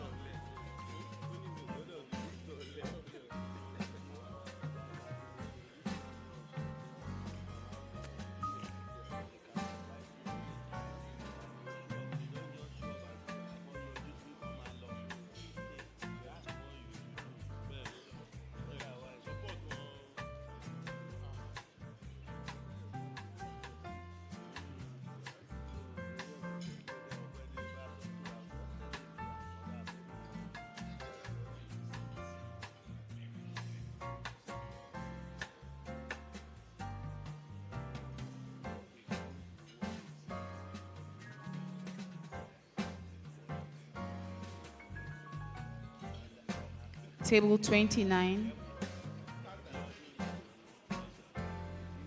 Table 29, please make use of the 7 point here behind the hole.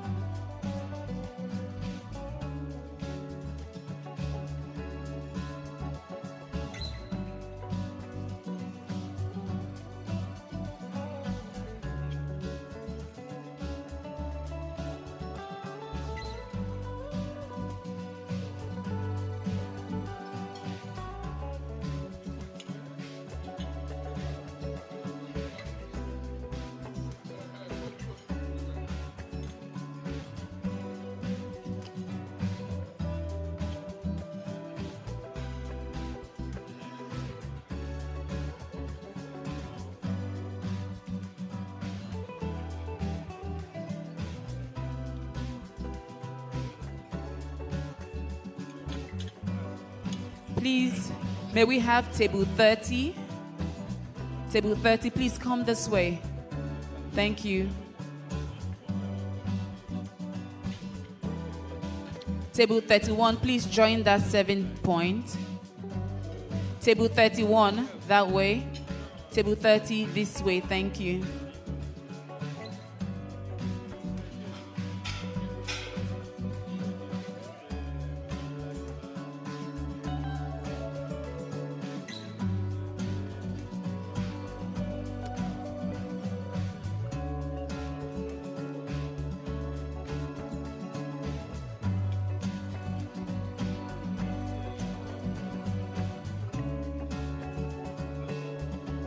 Please come along with your meal tickets.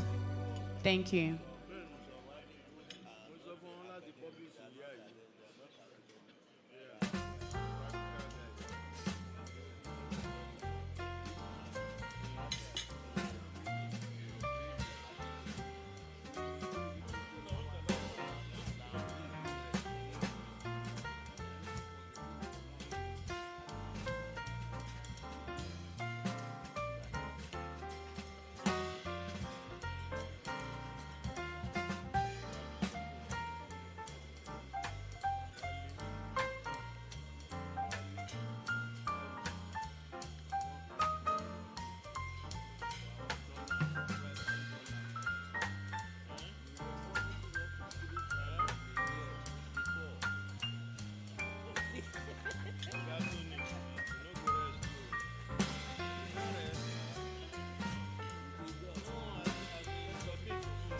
Table 32. Please go to that 7 point. Thank you.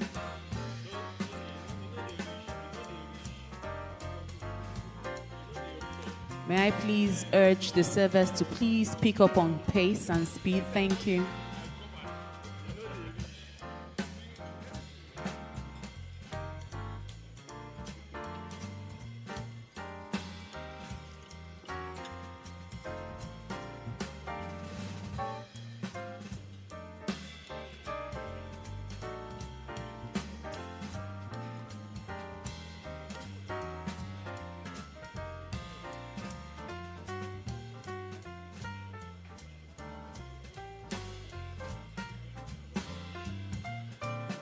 Table 32.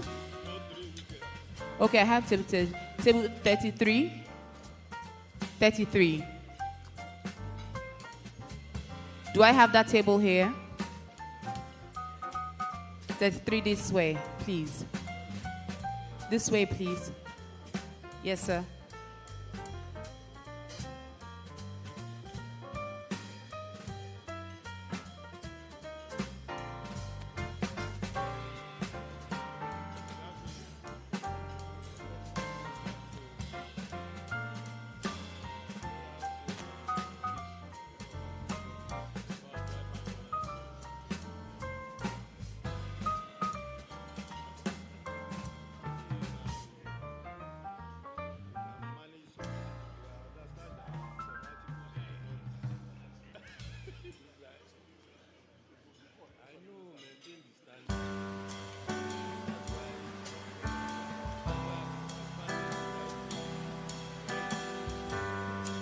May I request that the catering service kindly begin to clear up the tables at this time?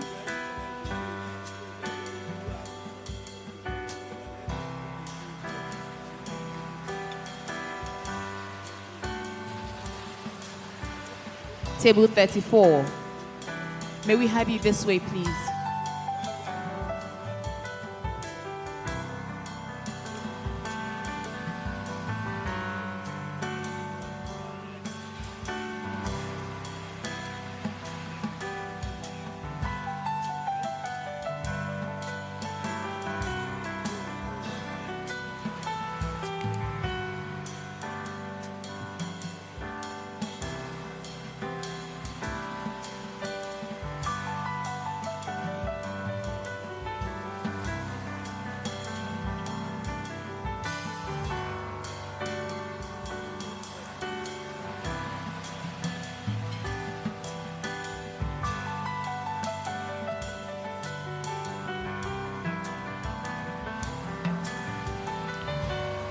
Table 35. Let's have you over at that 7 point.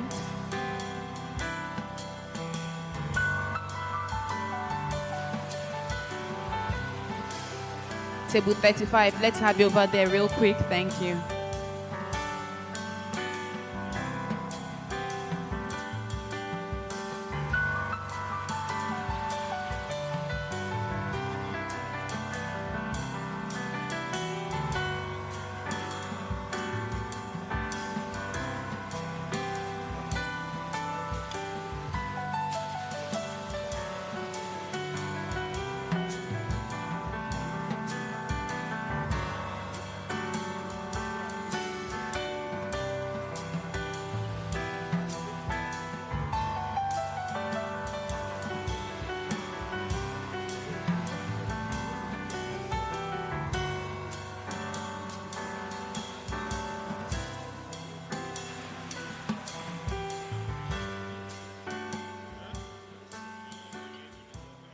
Table 36.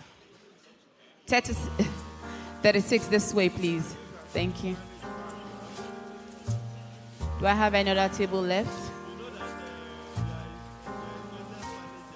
36, may we have you this way, please? We have just 10 more minutes for lunch. So please, may we all pick up on our pace? Thank you.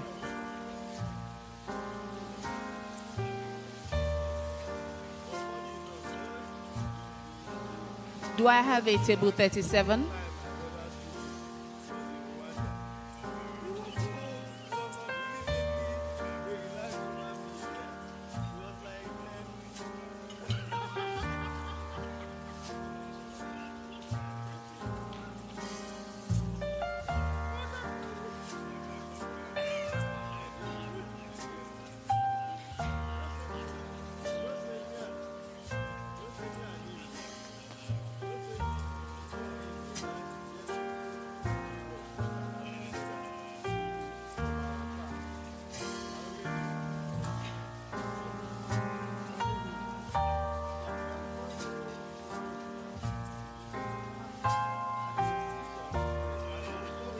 May we have the waiters begin to clear the tables in front as they are done with lunch?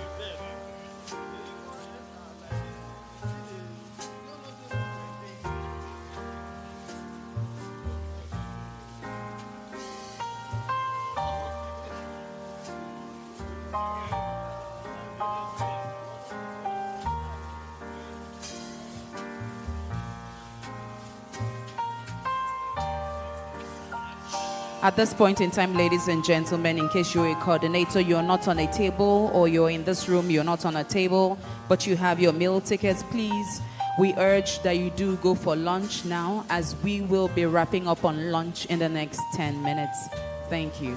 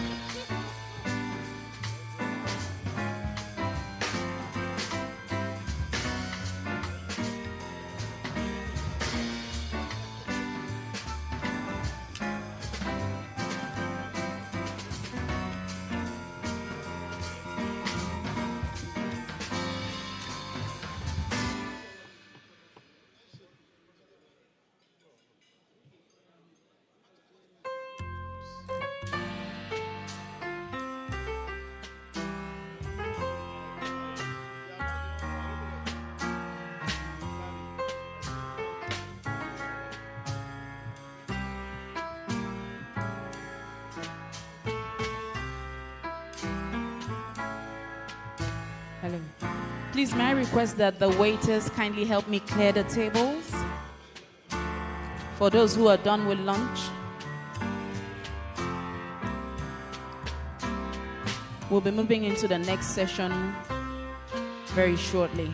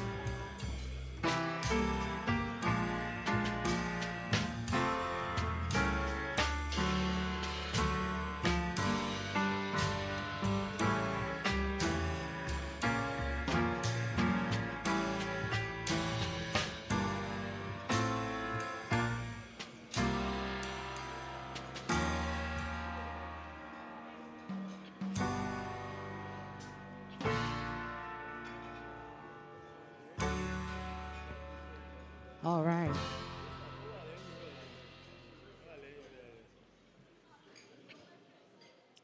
Ladies and gentlemen, may we all rise, please?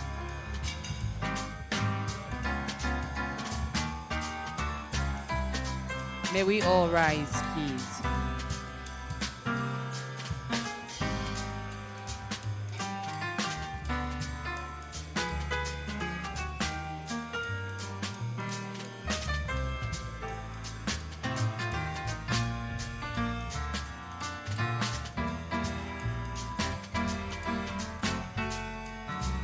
Are we all rising? All right.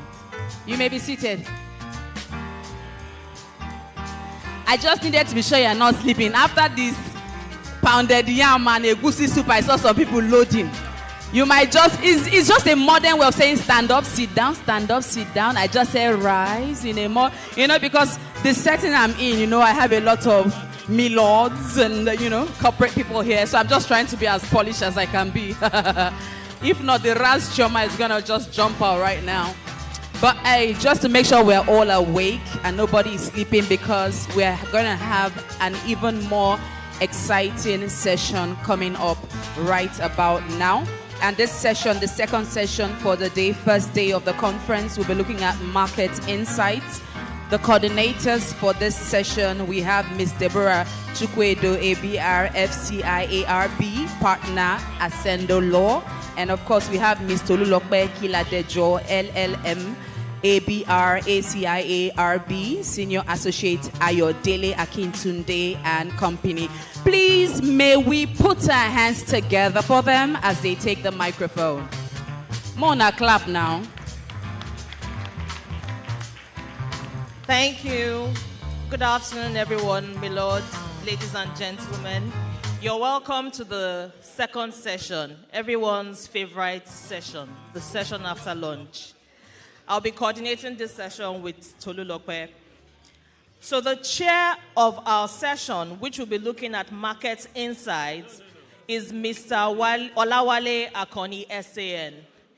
He's the managing partner of Babalaki & Co., one of Nigeria's leading full-service law firms.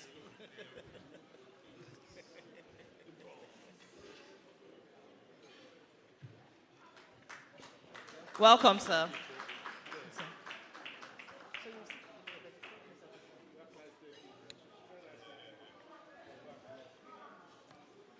Now, the first topic for this session is the role of the judiciary in promoting a sustainable corporate rescue culture in Nigeria.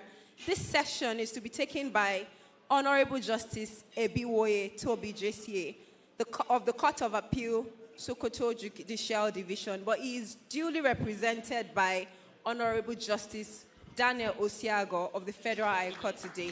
Thank you.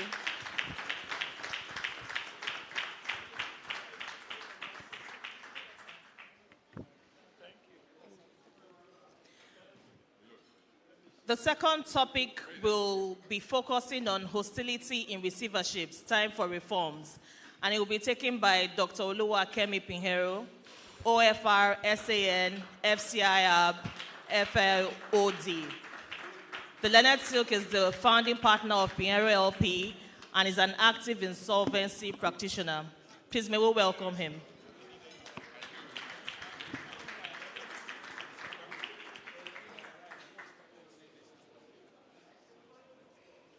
Ladies and gentlemen, our next speaker for this, also on this session, is Mr. Kofo Salam Alada. He's the Director of Legal Services of Central Bank of Nigeria, and he's also an alumnus of the Harvard Kennedy Business School.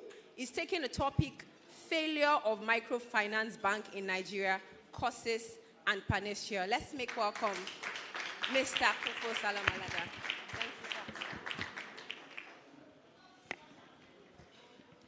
The fourth topic will be taken by Mr. Henry Foma, who is the head legal department of the NDIC.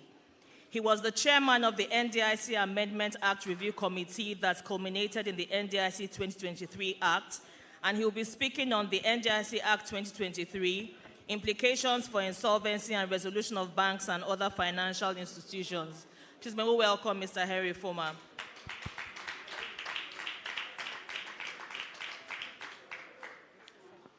So each speaker has been allotted 20 minutes, and we have a 30-minute Q&A session afterwards. So if you have any questions, please note them down.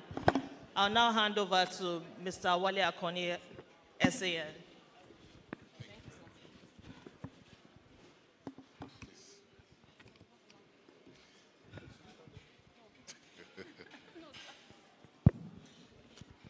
Good afternoon, distinguished ladies and gentlemen.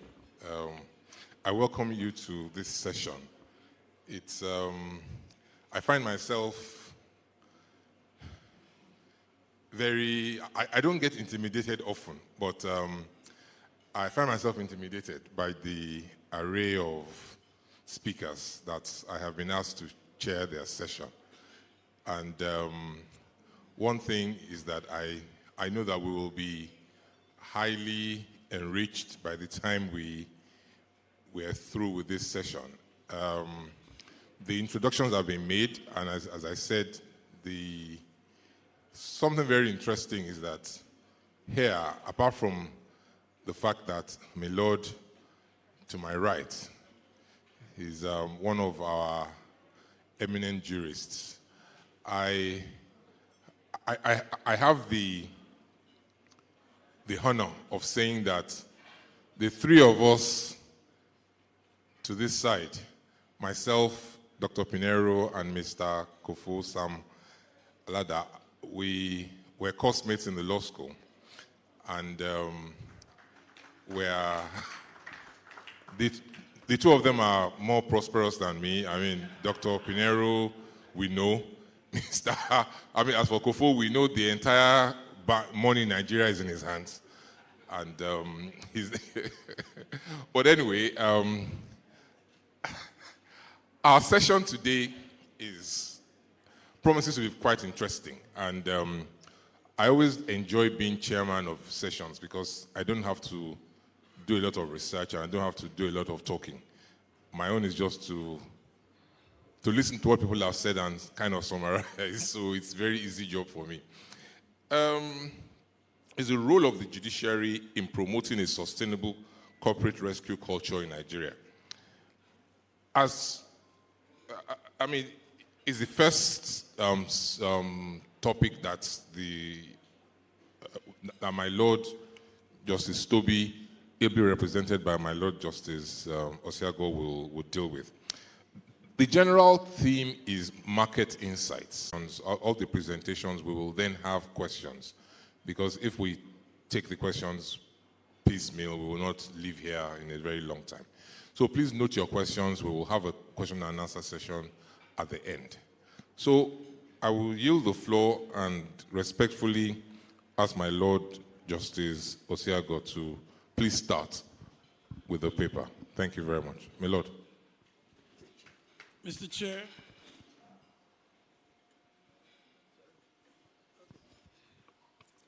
my topic is the role of the judiciary in promoting a sustainable corporate rescue culture in Nigeria.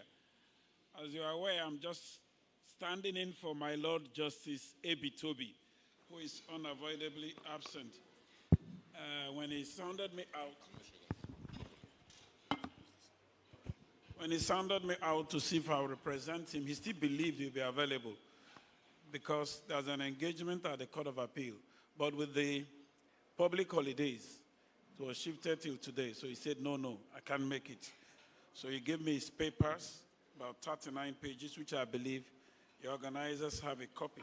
But within the few minutes I was allocated, it started with an introduction. Clearly, like every nation, commercial activities drive the economy. And of course, we're all aware that the life wire of every sector of that nation is tied to the economy. It's like the blood. So when you run it well, it determines every other frontier of your existence. If you don't also run it well, it determines your status in the Committee of Nations. Not only that, he ruled out so many statistics from the Nigerian Bureau of Statistics. Is there in the paper, which I want to go in. Of course, the only thing I want to emphasize there is the challenging period in our financial sector. Of course, we know what happened in our banking sector. We all suffered it. The state of your economy now and your dollar, it's affecting everybody. Nobody will say it's comfortable with having, 1,000 naira chasing $1. So it also means everybody is a critical stakeholder in getting it right in our nation. Then beyond the introduction, being a jurist, my Lord Toby went on a historic lane to the personality of the company. Okay, the slides are not working. The insolvency. He went to the historic lane, reminding us of the history of company law with Solomon and Solomon, the corporate personalities of companies. And then that, for the purpose of the paper, the intervention of KAMA in 2020 brought some innovations that the framework of paper will dwell upon that act. Which areas of the insolvency law? It clearly identified that the legal framework that deals with financial distress is the primary focus of the paper, with entities which are unable to meet their financial obligations and debts. Now, from my personal experience, while we are focusing on insolvency law, I've also come to realize that beyond just the narrow confines of the role of the judiciary, a personal experience has taught me to realize that we have a limited role as judges. Because ours, as you see later in the paper, is purely to interpret the law. It is what the other critical stakeholders present before us that we will adjudicate upon. Maybe during the interactions, I will speak more from personal experiences. Because if the management of the companies if they run down the companies as a limited role I can play as a jurist. But also beyond that, I've also come to realize in my interactions before this session that whereas there has been an intervention in KAMA in 2020, changing the psyche to be more of a rescue mission. But so many critical stakeholders, practitioners, they still come to my court, I use the language, wearing the toga of undertakers than healers. I even wrote it on the side of this. And then, unfortunately, I've come to realize that some of them are not even members of this organization. I said, no wonder. Because they don't want to be regulated. They don't want to change their thinking. They prefer to be undertakers than see that the companies are rescued. Let me just illustrate on one critical factor that shocked me. Even if we get shocks every day as judges.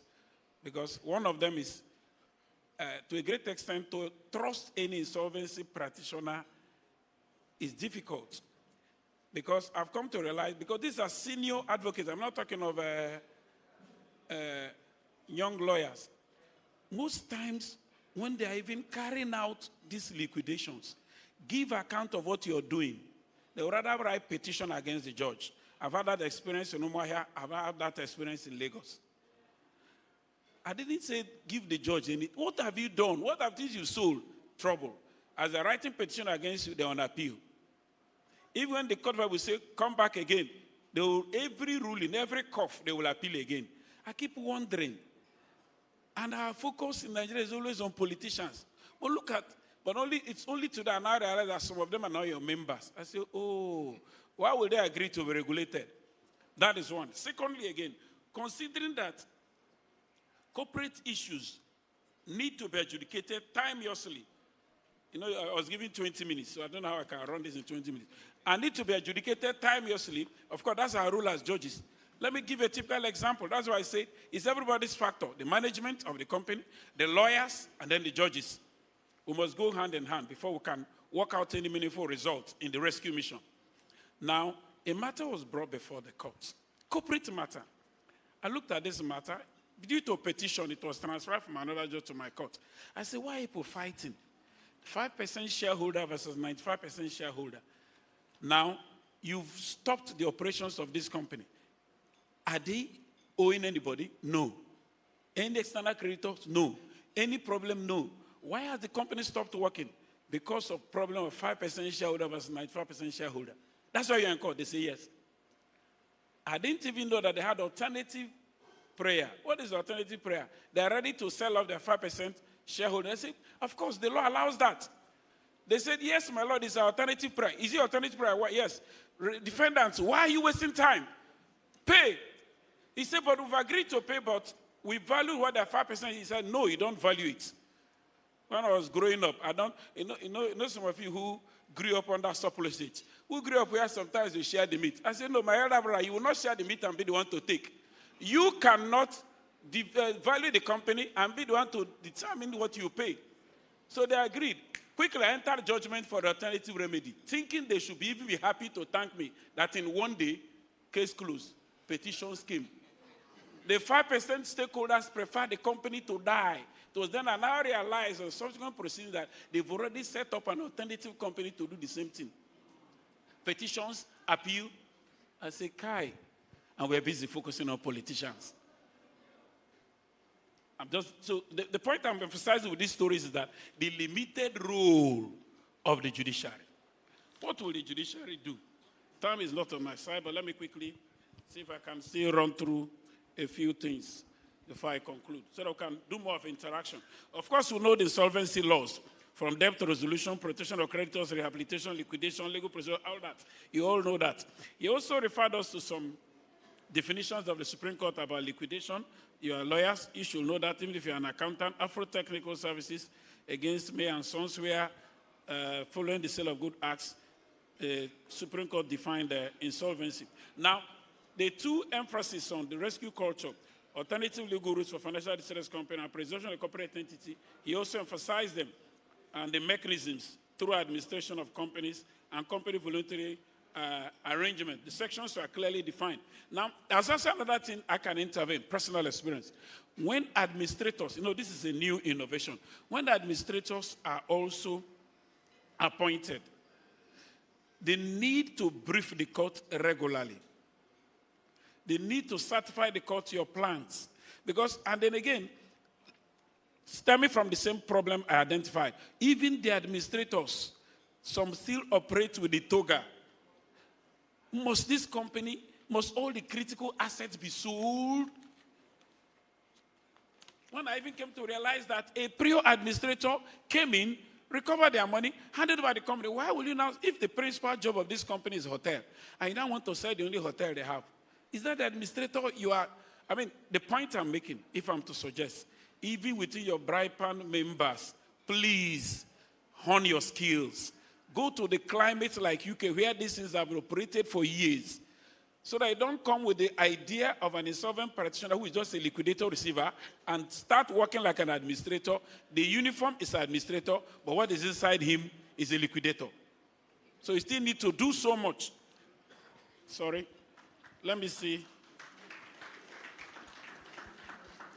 I'm sharing personal experiences. What will the judiciary do? Like I said, my learned senior colleague, Toby JCA, referred to Oliver Wendell-Holmes' famous quotation of the profits of recourse to do, in fact, are nothing more pretentious or what I mean by the law. Of course, one way to interpret the law, interpretation of insolvency laws, the consistency and predictability. Of course, I have to concede, even if I'm just a trial court, the courts have not fared too perfect in this area, but then we're doing our best within the environment.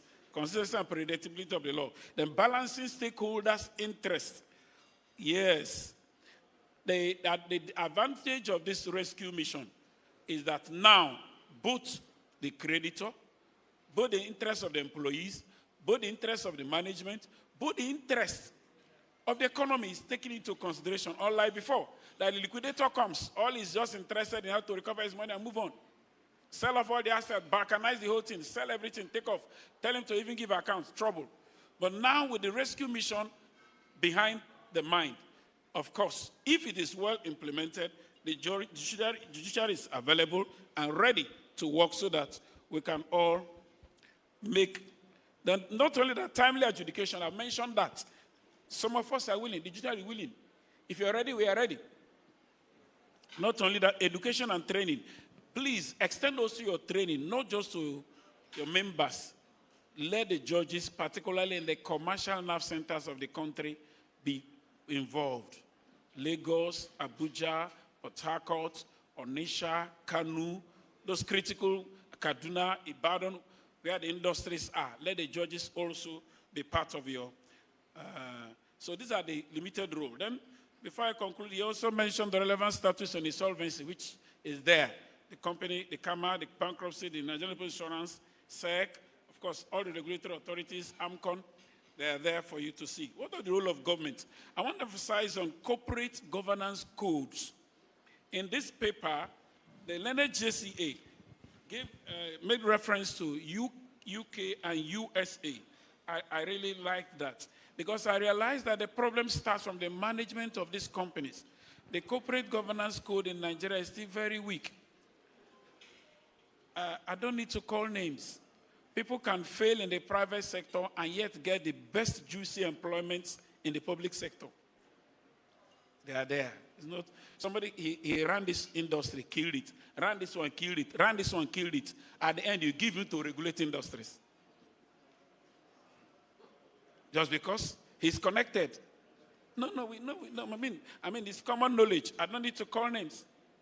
What is your record of those you ran? Yet, he'll get the best. It's only in Nigeria that a man who never fought a war can be defense minister. He never seen battle, but he can be defense minister. But it's very, so the point I'm making is stakeholders, that there be corporate governance codes that if you failed, the code should ban you 10 years from being in the management sector of any corporate organization, except you don't want to go forward in this country. We must not reinforce failure. The little I know, you only reinforce success.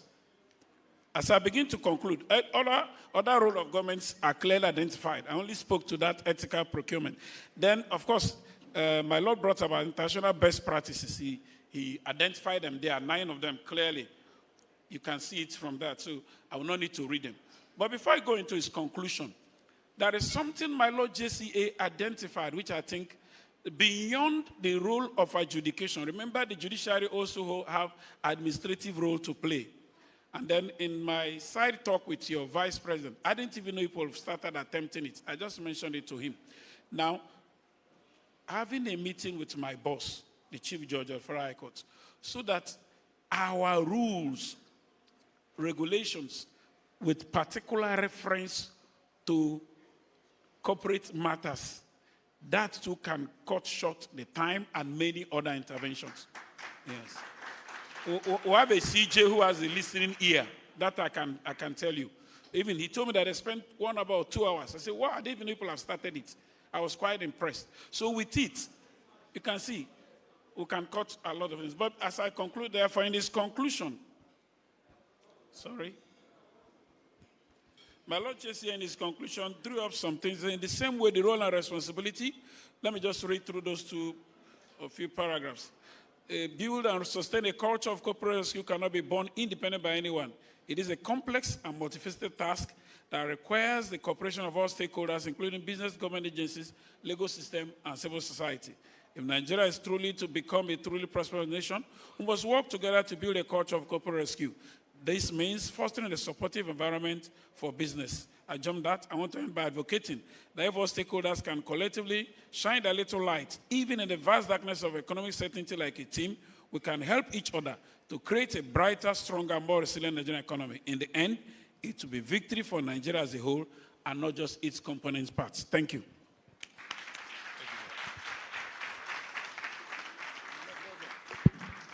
Thank you very much, my Lord. We are indeed grateful for your speaking to this paper. I mean, it's one would be wondering whether, in fact, you are not the one that wrote the paper, because, I mean, you are able to really speak to the paper and actually live it through.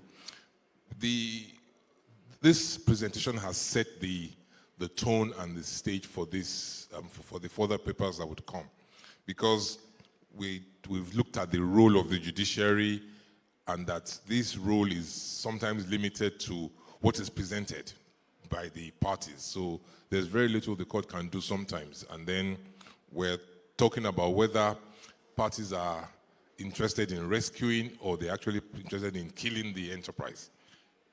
The role of government, and of course, international best practices. What do we need to do to improve the system to ensure that things go faster? This has set the stage for the next paper, and it's like the organizers couldn't have found a better person to present this aspect of it. This is the hostility in receiverships, time for reforms. Now, I say they couldn't have found a better speaker. All my colleagues here would know that Dr. Pinheiro, his forte is this. We were talking earlier on and saying that really receiverships and the litigation that surrounds it, I think Dr. Pinheiro is just one of the best people to present it. He knows why I say this, and my learned friends of the silk also know why I'm saying this. The brief background, as we say, is that, look, in receiverships, one begins to wonder whether it should be hostile or it should be peaceful. How does it really go? Who are the players, the practitioners, the companies, the owners, and the businesses? How does everybody view a receivership application, a receivership intervention, and a receivership implementation? How does it really go? And so, as I said, we can't get it better than from Dr. Pinheiro. Over to you, sir. Thank you, Mr. Chairman. Before I respond to the innuendo in your statement, let me first of all thank my Lord, Honorable Justice Osiago, for his brilliant paper. I also thank him because he takes uncanny joy in dismissing all my applications before him. So I thank you today, sir. Mr. Chairman forgot to mention something. My brother Silk, Wale Akoni, when we were in the law school together with Kofo, I used to take a ride in his car. So he was stupendously rich and is still stupendously rich till today. Thank you so much. When I saw the topic, hostility, I was a bit scared. Scared in the sense that I wonder why me? Then I looked at the names of the council members of BRIPAN. I saw very distinguished, eminent adversaries in court. Then I now know why I was chosen. I thank you for the opportunity. You know yourselves, from being my leader to be my worthy, distinguished adversaries. I will try and attempt to do justice to this topic. Let me start by drawing your attention to page 2 of my slide. Debt is like any other trap. Easy enough to get into, but hard enough to get out. In the words of Judge Prentice, some people use one half of ingenuity to get into a debt, and the other half to avoid paying it. That last quotation will circumscribe the basis of my presentation this morning, and for us to have a better understanding as to why the perception and the hostility to receiverships. I spent the first 2 to 9 slides as introduction. Essentially, I discussed how the legal framework for receivership. I spoke about the section 233 and section 552 and 553. But then in the 9th slide, I started dealing with the issues that the eminent members of BRIPAN have imposed on me, which is, 1, why the hostility? In doing so, I have tried in 3 other slides to discuss the nature of the hostilities. But I would like to speak beyond my paper. Hostility to receivership stems from one very critical fact. 99% of time, the perception is that a company receivership is about to die. The shareholder assumes he has lost his shareholding. The director assumes he has lost whatever benefits that may have accrued to him. He assumes he has lost his power. And generally, the perception is, regardless of the circumstances, we must resist it. This resistance and hostility comes in different forms. From experience gathered from at least 37 years of practice, the first resistance comes from the account officers of the banks, assuming the receivership is being engineered by the bank as a creditor. Oftentimes, the account officer who has been interfacing with the customer has such an intertwined relationship with the customer, he believes that the receivership will not augur well for that relationship. So the first thing he does is to leak out the secret and the decision of the creditor to pursue the receivership option. Recording in progress. And once that information gets to the customer, the next set of hostile reactions starts to cascade. And these hostile reactions can come in various forms. The first is they rush to court to get an injunction to stop the appointment of the receiver manager. I have a receivership that crystallized, and we've been 12 years now. We're presently in the Supreme Court. As receiver manager, I have not been able to step into the premises of the company, just because the directors got wind of the appointment and they were able to step into court before us, and they obtained injunctive reliefs to restrain the exercise of the powers of the receiver manager. In the meantime, the creditor continues to bleed. The company is not doing well because the company has been listed and the directors have been listed. They cannot access new credit. Where they do not have recourse to court, the next thing is they use the instrumentality of the police to frustrate the receivership.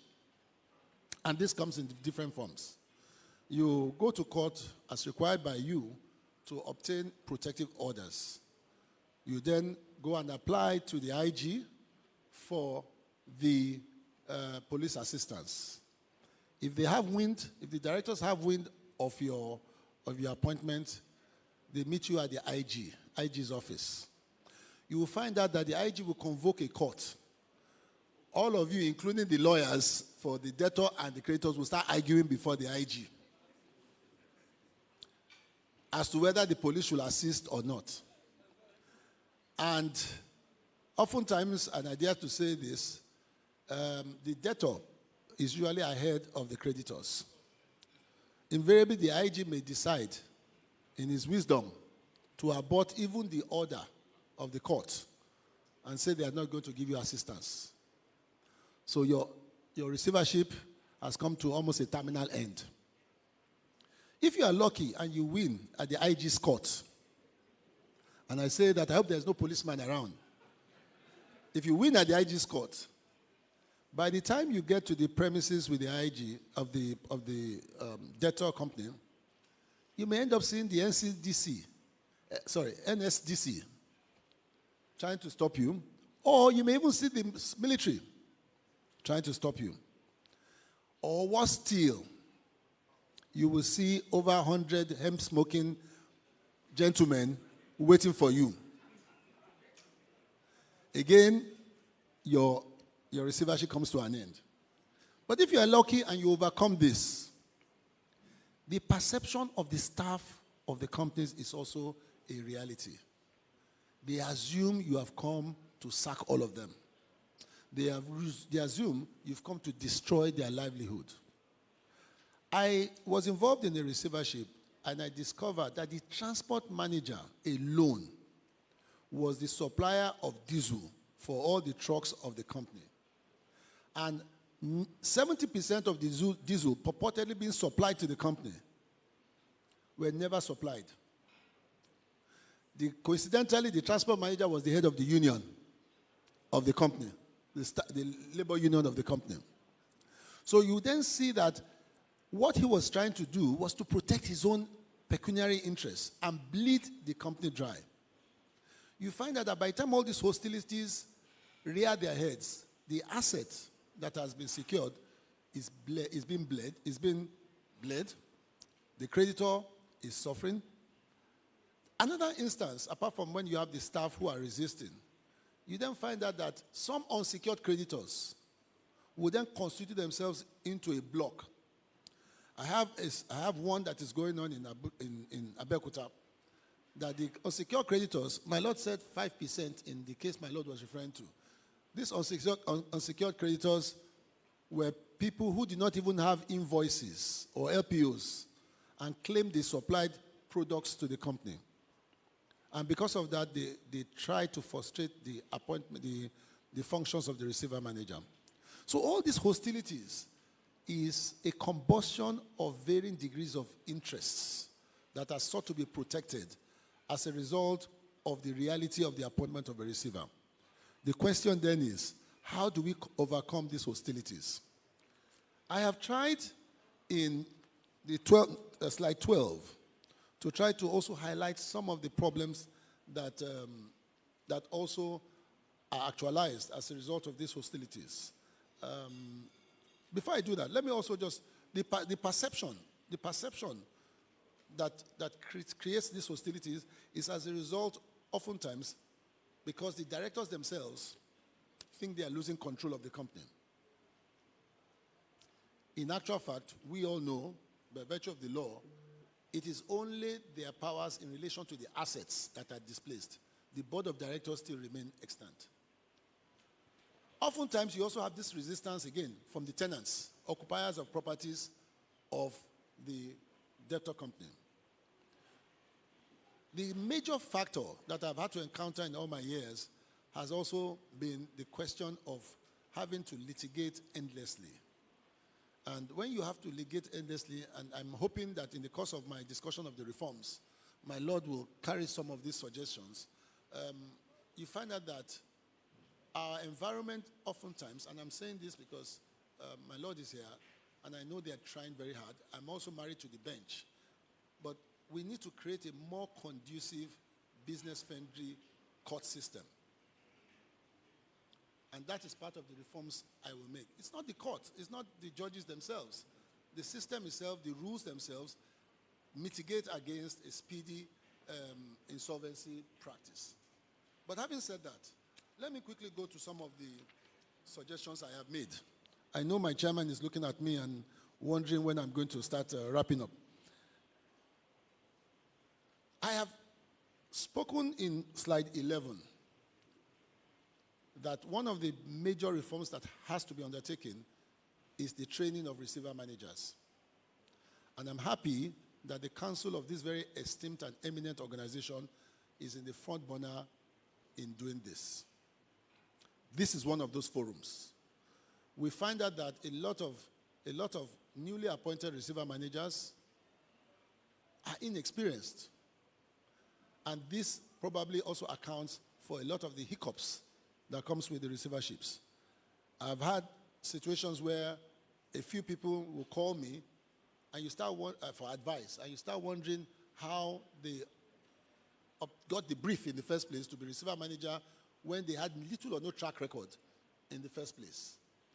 I think every person who is a member of BRIPAN must also know the limits of their own capacity. So what you should do as much as possible is to try to learn and understand the process.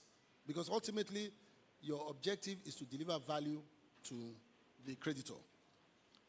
Communication and transparency issues. We have had situations where receiver managers have not exactly been very transparent, and questions of integrity have also arisen. It is important that receiver managers must understand that you do not commingle your personal funds with the funds of the debtor company. This oftentimes usually leads to even more hostility against receiverships. In realizing the assets, we find situations where the receiver manager will also undervalue the assets and not create value, not only for the creditors, but also for the shareholders. There has been a receivership I did because over the years the asset had become so valuable. After selling the asset, we were able to return back to the shareholders an amount in excess of 650 million. That the shareholder, the major shareholder, had to tell me and send me a carton of champagne. That because of that extra money he was able to obtain, he was able to set up another company, and he has been able to start his life all over again. Your duty as a receiver manager is not necessarily to just kill the company, sell the asset, and move on. You have to have conscience. An asset that is very valuable, that is worth over 2 billion, why sell it for 500,000? Maximize the value, pay off your principal, the creditors, and return the value back to the shareholders. This set of actions will also reduce some of the hostilities that we experience as receiver managers. The reforms I spoke about in slide 13. I spoke about the enhanced training and expertise. I spoke about the need to clarify and limit receiver managers' powers or receiver powers, particularly not only from the debenture document, but also by virtue of the statute. I've also spoken about the need to review and update legal frameworks. It is very disheartening that the speed by which CAMA 2021 was passed, the same speed we've not experienced it with the insolvency bill. I'm informed, and I stand to be corrected, it is still somewhere in the National Assembly, yet to be passed, unless I'm wrong. But be that as it may, the legal framework for protection of receiver manager and for the work of a receiver manager still needs a lot of legal support.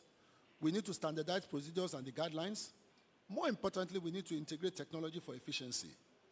Another aspect that I also recommended as part of the reforms is the need to adopt alternative dispute resolution mechanisms. A receiver need not be hostile. It need not be adversarial. In the UK, we've had the House of Fraser receivership that turned around to turn the company into even a bigger brand. We've had Leicester FC that went into receivership. At the end of the day, even though it was relegated before receivership, after receivership, it went on to win. We've had Kodak. Kodak, the camera company, that came out from receivership and even became stronger.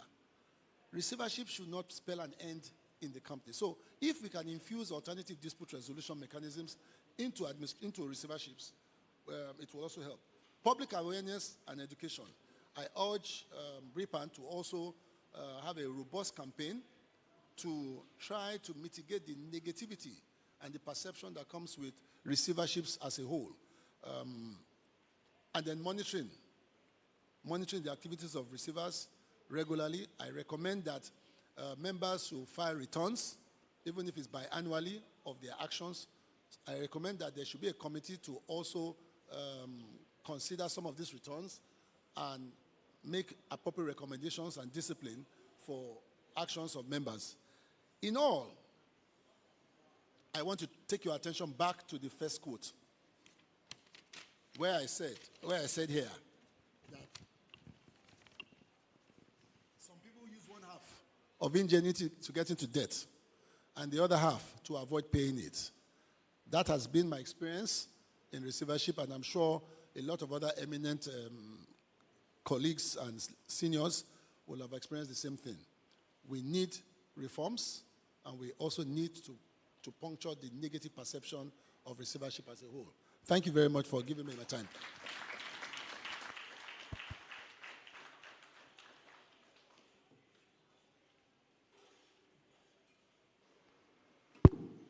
Thank you very much, Dr. Pinero.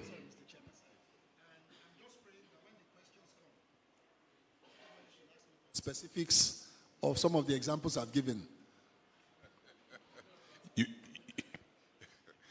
Yes, thank you very much, Dr. Pinero.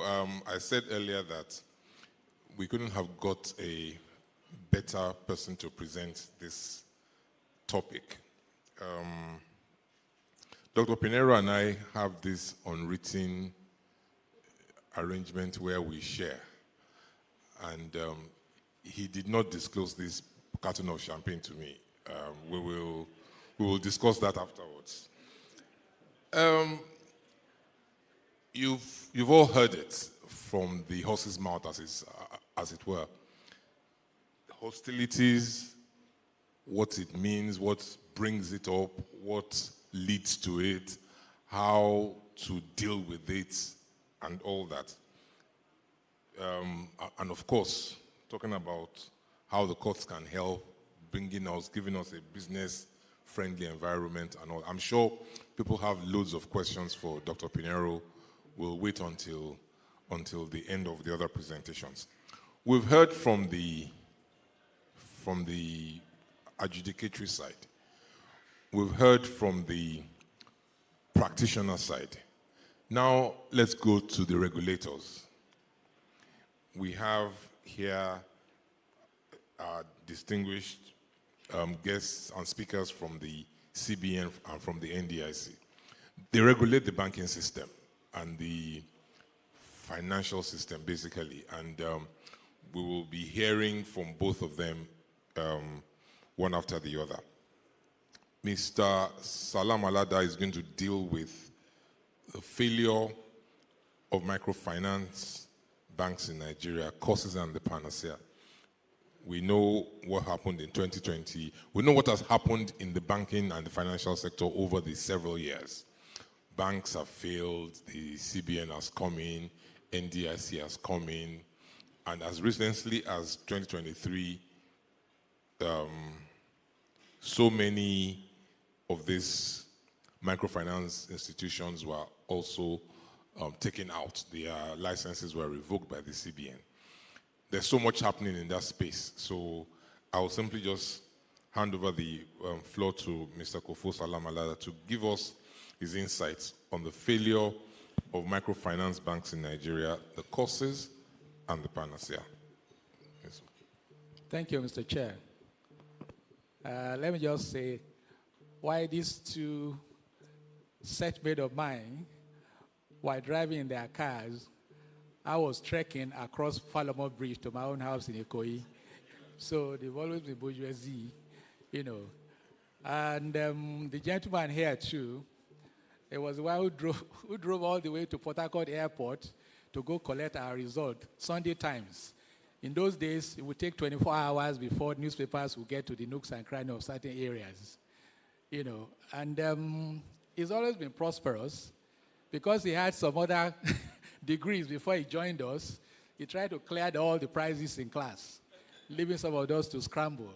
But I had the honor of being the number one on the list because of my name. He is AK, he is P, I was AB. Well, in the lighter mood, I know I wouldn't have had any relevance on this panel, but for the recent happening in the banking sector, which is the revocation of the licenses of about 179 microfinance banks. Also, we need to consider the fact that microfinance banks are like the friends of the downtrodden. What is microfinancing? As the name depicts, micro. The DMBs, that are deposit money banks, are for people like the gentlemen on this panel, people, members of BRIPAN, with their big pan of money, you know,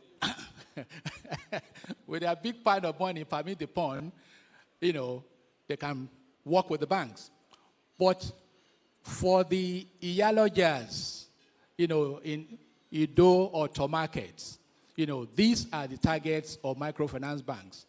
And data has shown that small and micro enterprises form the bedrock of any economy, especially the emerging markets, you know, Sub-Sahara, Asia, and all the most emerging markets. So the focus of any regulation, policies, even fiscal policies, actually should target this particular sector if we must get things right. I know we had a session on the relevance of insolvency as a catalyst, you know, for economic growth, but we just say we should drop that. Well, what we have done here, given the time we've had, allotted to us, is we have taken, I don't know if we're going to project the, but if not, we can speak to it. You know, we have looked at the legal and regulatory framework for microfinance banking in Nigeria, you know, in order to set the tone, you know, for the causes of failures and some of the panacea that we have tried to use in the past, in the recent past.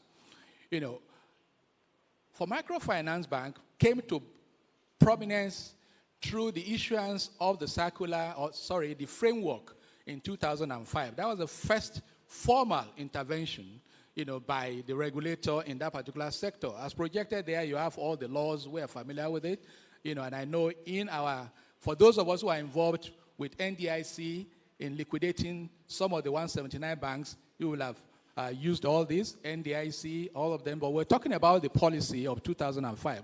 This was eventually now reviewed, you know, in 2012, and that was the first time we have the licensing requirements, you know, set out.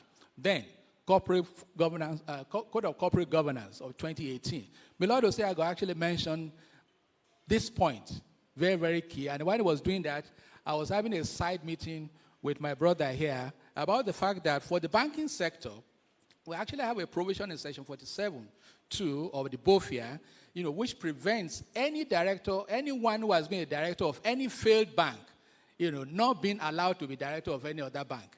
You know, we're expecting that by the time the FRC will be coming with a code for public sector, maybe we'll have something like this replicated, and the fears he expressed will be taken care of, and Nigeria economy may be better for it. So, now, I think that is a summary of legal and regulatory framework. The CBN licenses, supervises both on-site and off-site supervision.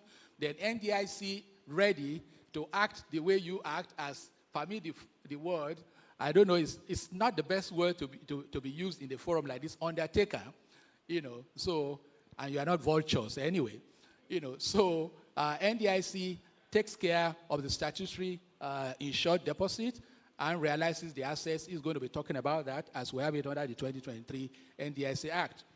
So, what next should we look at? Well, maybe for the benefit of one or two people, you know, we have various categories of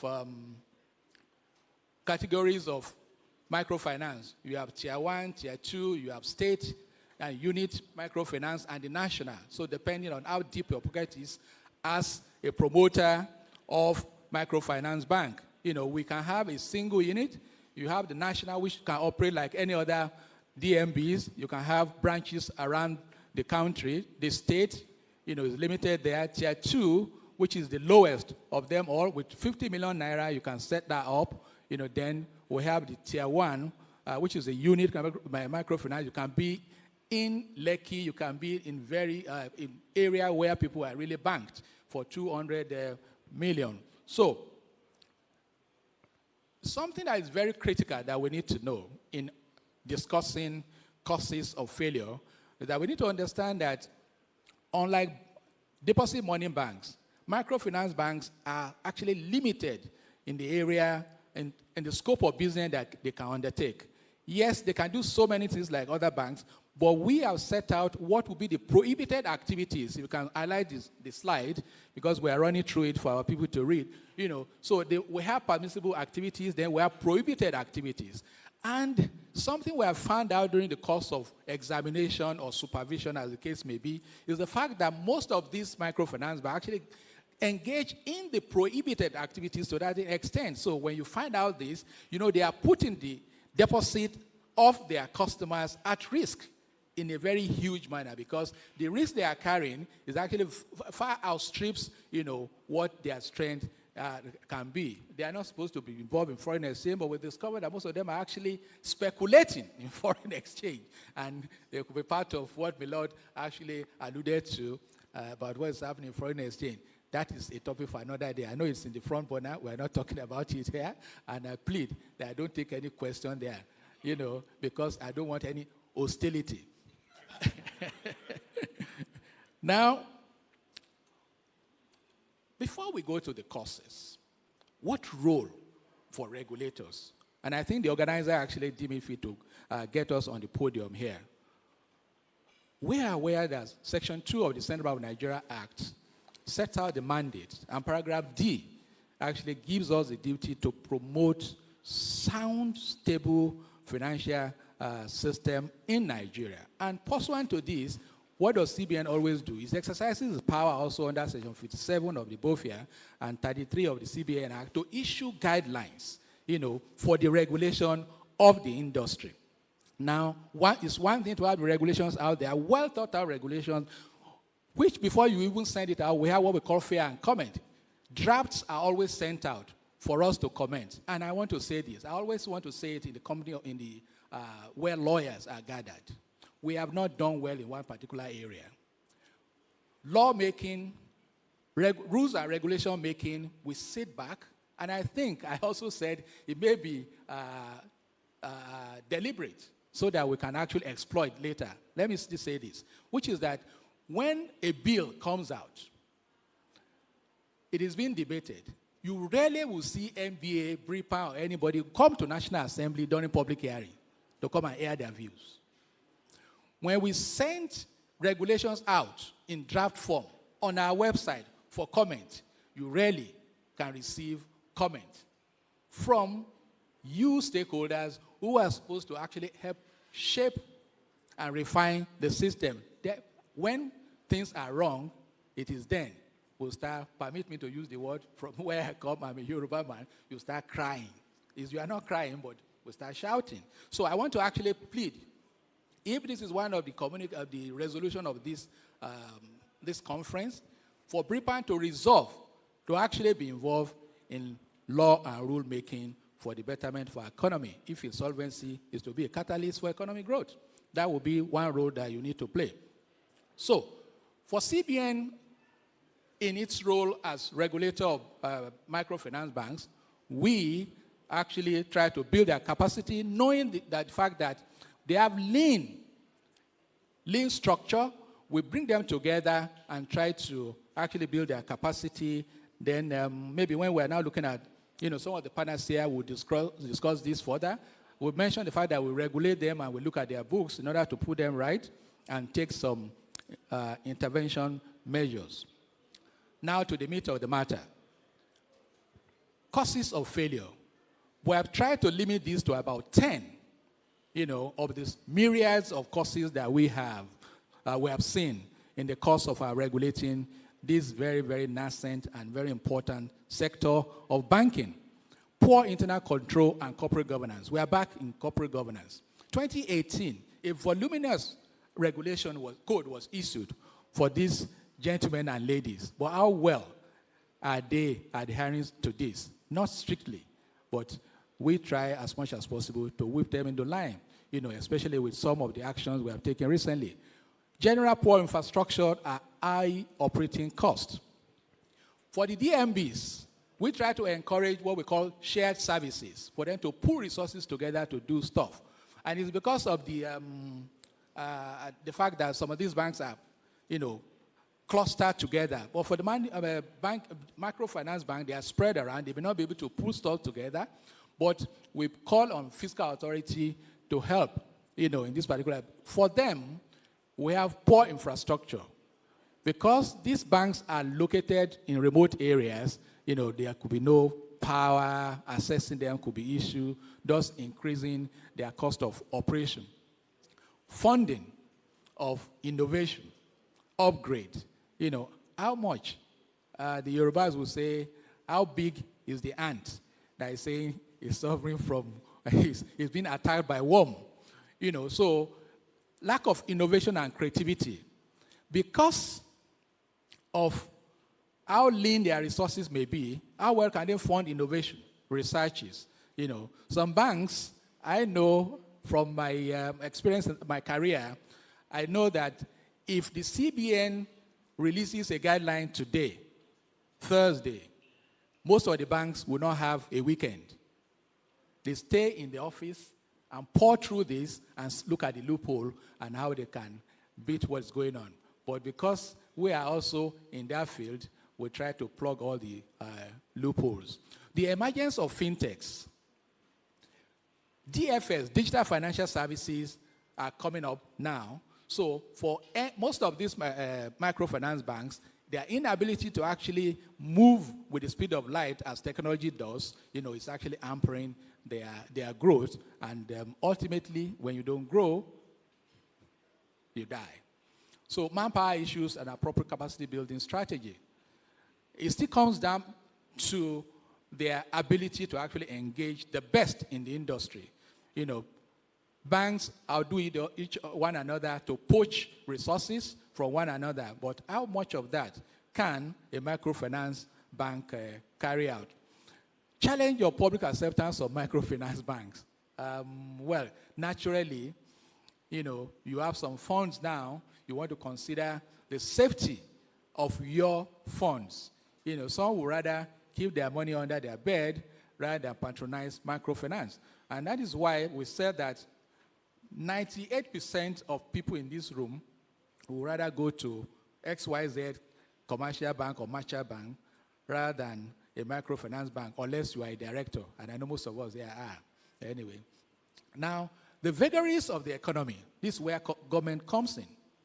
If government, like they tried to do in the past decade, try to empower the downtrodden and give them the financial muscle to trade, then you have enough customers for the microfinance banks. So they are subject to the vagaries of the economy, the up and down, and that's why most of them may be struggling now. But we can still tell you that for discerning investors, it may just be that this is the way to go. I'm not consulting for you, but I think you may give it a thought and see how you can actually prop up a microfinance bank and make it a top-notch one by leveraging technology. A lot of those who have been chasing you around for credit online, they actually have the licenses of a microfinance bank. I don't want to mention one that sounds like the K in MKO's money, but they are doing quite well. So diversion of microfinance funds. I pause here, and this is where you try to whip for Nigeria. What people do with OPM, other people's money, people don't care. You set out there to run after and accept deposits for certain purposes. But upon getting these deposits, what do? You believe that you have arrived. You can imagine there are some MDs of microfinance banks that ride bulletproof Jeep. it is not from the bottom line, it's not from the profit, but from deposit liabilities. So it's actually very, very sad. So you get this diverted. Most of these banks are run as a family business, and they are susceptible to breach of, they fund just to fund their lifestyle. Thank you, my brother. So now, high rate of non-performing facility. Lionel Silk actually alluded to that, and he projected where we are as NPL. For the banks in the industry in Nigeria, we actually set a threshold of 5%, and which will lead to our intervention in the system. So having run us through some of these courses, what is it that we can do? Remedial steps, which like the panaceas that we can profile. It is still part of, is what we've been doing, which we'll continue to do in a different manner, so that, because if we don't change, things will continue to go awry. Yes, thank God the professionals here, I think number one point there is one area where we can leverage our capacity. And if we are faced with, if a microfinance bank is faced with insolvency, which is one of the grounds for revocation of licenses as set out in Section 12 of BOFIA, we may be thrust into the fray as professionals. What do you do? Look at mergers and acquisition, as a way out to give value to the company or the bank that you want to resolve. So there's a need for, constant board restructuring, to improve the efficiency of these banks. Investment, there's something we call mismatch, in banking industry. People lend long with short-term deposits. That's a mismatch. You put your money there now, and you can always knock the door of your bank, I want my money. But your bankers have lent long. It may lead to a run of the bank, but we are trying to limiting that. And that's why we have introduced some holding action.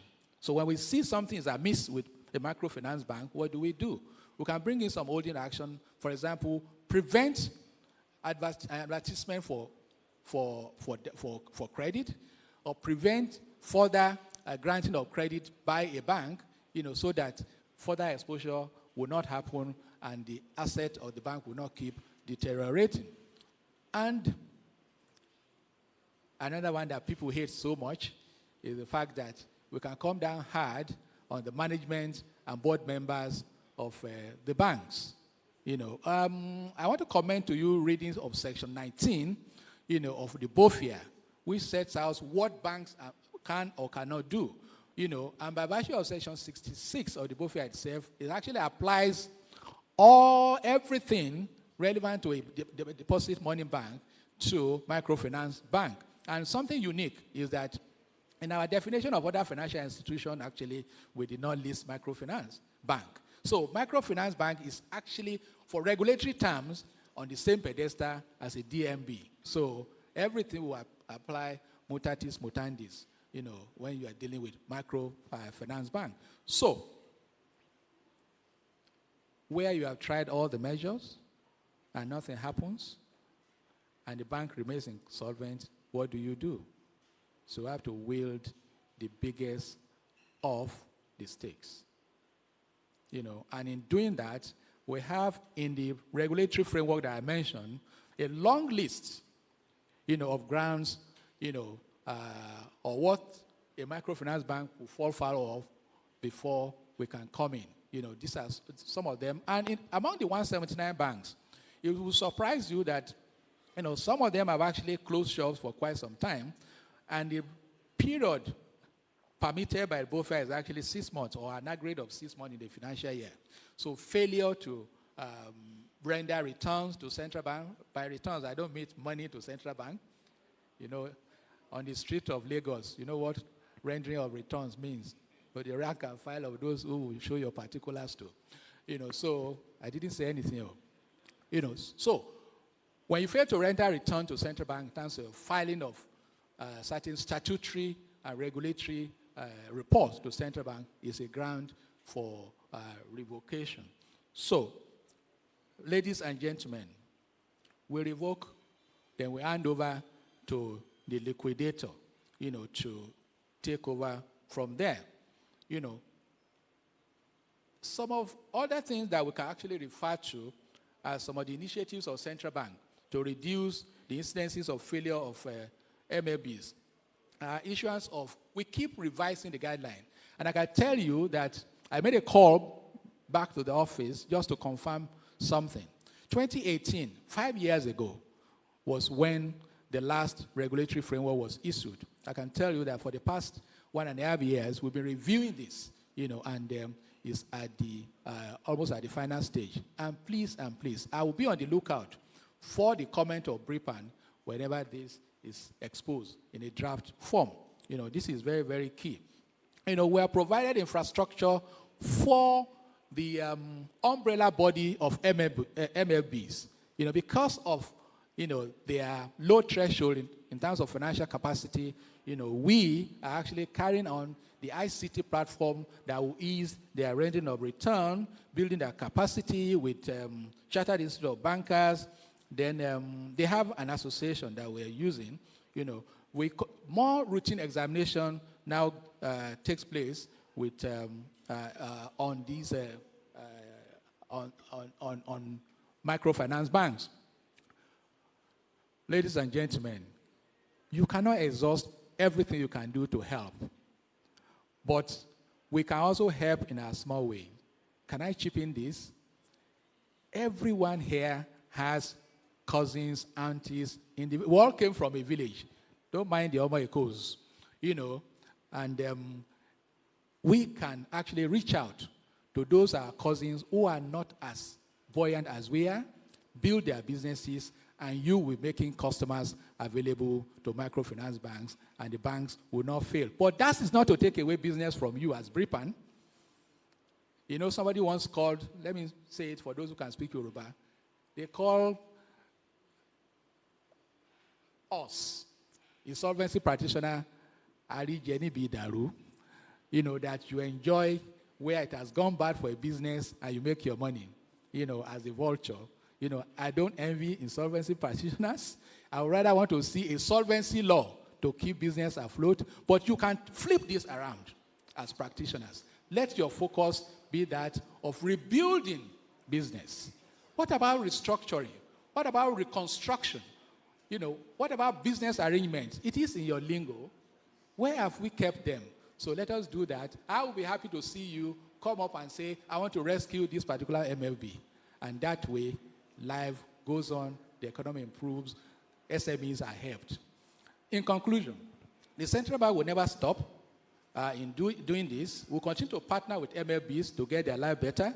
We continue also to partner with you practitioners to get things better.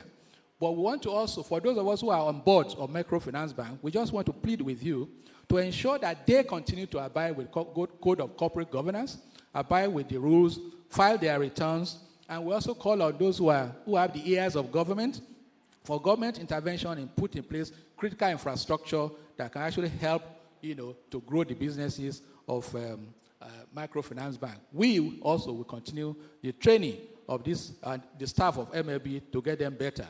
And lastly, there's a need for a reorientation of borrowers. You can also help. When you borrow, you must pay. The opening quote of Lane Silk was about a cycle, struggling to borrow, struggling to pay. So if we borrow responsibly, pay responsibly, do our business responsibly, regulate responsibly, then BRIPAN will also carry out insolvency responsibly. Good afternoon. Thank you so much, Mr. Salam Alada. We've heard from the angle of someone who is involved in regulation, and he's told us several things. And some of the interesting parts for me was the fact that the spectrum of remedies particularly like the CBN has, goes from treating you with kids' gloves to now dealing with you with the sledgehammer.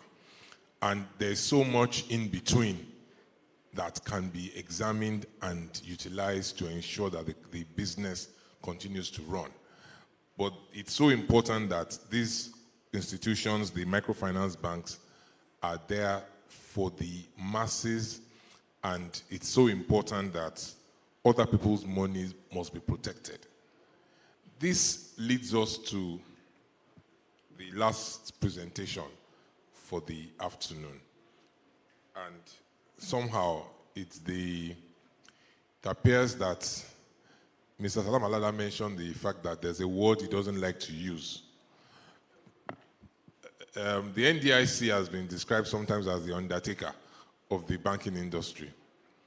Is the receiver, the liquidator, the manager of the banking industry. So while we're looking at the whole spectrum of business recovery and receiverships and administrations and insolvencies generally, we're going to listen to a presentation that is targeted towards the insolvency and resolution in the banking sector and the other financial institutions. It's, again, you can't have a better person to present it than the head of legal of the NDIC. As I said, the NDIC is sometimes described as the undertaker of the banking industry. I'm sure Mr. Former doesn't like that description, but we will hear from him. He will tell us, discussing the NDIC Act 2023, implications for insolvency and resolution of banks and other financial institutions. Mr. Former. Thank you, Chair, and my co-presenters. Good afternoon, ladies and gentlemen. On a lighter note, I think NDIC, there's this misconception that it is an undertaker of failed insured institutions. That may not necessarily be true. By the time I take us through my presentation, you will know that it's not only failed insured institutions that NDIC deals with. It equally deals with failing insured institutions in conjunction with the Central Bank of Nigeria. They are both resolution authorities. But perhaps to set the tone of my presentation, I know we are just back from lunch. I just want to put it to a yes, vote. Is NDIC a conventional insurance company that is regulated by NICOM or a deposit insurer? I ask this question because even members of the National Assembly who make laws for us, and even lawyers, they don't even understand what the mandate of NDIC is all about. So the first question, is NDIC a conventional insurance company or a deposit insurance? So those who are in favor say yes, in favor of deposit insurance as NDIC's rule. And those who are in favor of, what's the name, as an insurance company, can I hear a no to that? Can I hear a no to that? The ayes have it. Okay, the ayes have it. Because, you see, just recently we received a letter from a law firm that wrote to NDIC stating that their client, complained that the insurance company that they had a policy with had closed shop, and that NDIC should intervene. So what is NDIC's business with the insurance company? So that's really funny. So that's the reason why I thought it necessary that I need to define what deposit insurance is. It is a system established by the government to protect depositors against the loss of their insured deposits. Basically, the NDIC, under its mandate, carries out 4 functions. That's under Section 3 of the NDIC Act. The first is to ensure deposit guarantee of insured licensed institutions. Then, in concurrence with the CBN, they carry out banking supervision of these insured institutions. Then, they equally, in concurrence with CBN, they carry out bank resolution. That is resolution of these insured institutions. And then finally, they equally ensure prompt, speedy, and effective bank liquidation. So, having said that, the ultimate goal is the protection of small depositors and ensuring stability and confidence in the financial system as a whole. Not necessarily the depositors of big men like most of us that are present here. Is for small savers that are dotted around the country. So, as an integral part of the financial safety net system, the NDIC is the sole agency of government mandated to provide deposit insurance coverage to depositors in Nigeria. So, it is safe, therefore, that to conclude, to submit that both NDIC Act and the Banks and Other Financial Institutions Act empower the corporation as a resolution authority in the banking sector. Now, we need to understand that the NDIC's resolution responsibilities are vital to its overall mandate, as effective and efficient resolution enables it to protect depositors, pay insured deposits, payment of liquidation dividends to uninsured depositors, settlement of creditors and shareholders, as well as recovery of liquidation expenses in the event that the license of the bank is revoked by the CBN. You see, the work of NDIC starts from when CBN revokes the license of these failed insured institutions. So, having said that, let's look at the causes of bank failure. Look at the definition, the causes, and the effects. My colleague from CBN had already discussed it, but I still need to reiterate some areas. Bank failure occurs when a bank is unable to meet its obligations to its depositors or other creditors because it has become insolvent or too illiquid to meet its liabilities. So therefore, bank failure resolution can be described as the established aggregate corrective mechanism and processes designed by regulatory authorities to either avert or address bank failures. So now, let's look at some of the causes of bank failure. I have tried to situate it into two categories. I've looked at both exogenous and endogenous factors. Because all these failed institutions, they are not operating in silos. They operate within the economic environment. So we cannot divorce what is going on externally as contributing to part of the failure of insured institutions. So the exogenous factors include macroeconomic environment, stroke economic downturn, external economic shocks. Of course, we've seen what is going on now in the country. Inflation is on the upward trend. exchange rates, interest rate increase and all that. So how do all these financial institutions, how do they survive in such a very harsh operating environment? Then we equally have weak legal and institutional framework resulting to ineffective regulation and supervision. So that is under exogenous factors. Then we have the endogenous factors. That is internal. The internal factors that lead to bank failure. This includes unsound and unsafe banking practices, bad or weak management, inappropriate risk management practices, poor corporate governance, issuance of bad and non-performing loans, credit concentration, insider abuse, asymmetric information, fraud, and so on and so forth.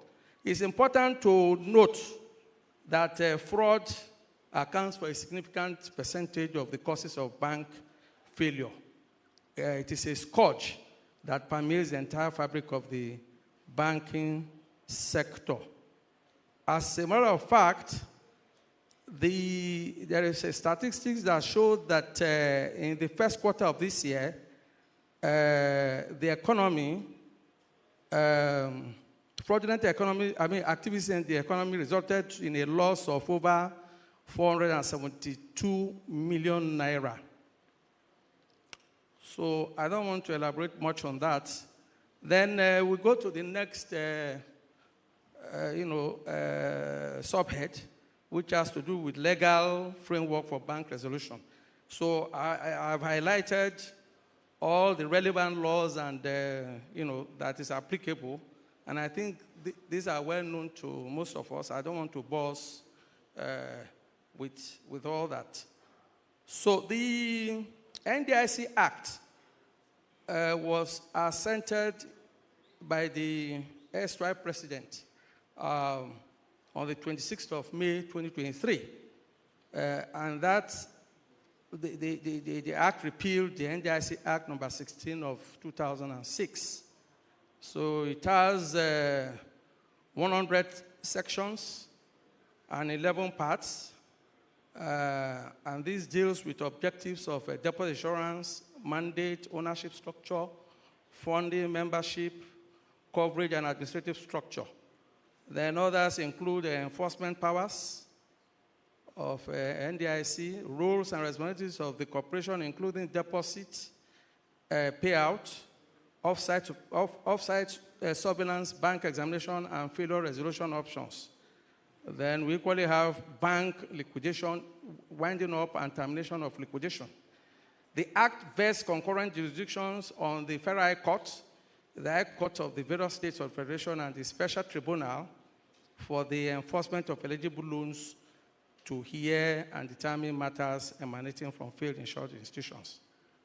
The tribunal is created under BOFIA. Now, what are the NDIC resolution powers as embedded in the NDIC Act? We have financial assistance to failing insured institutions.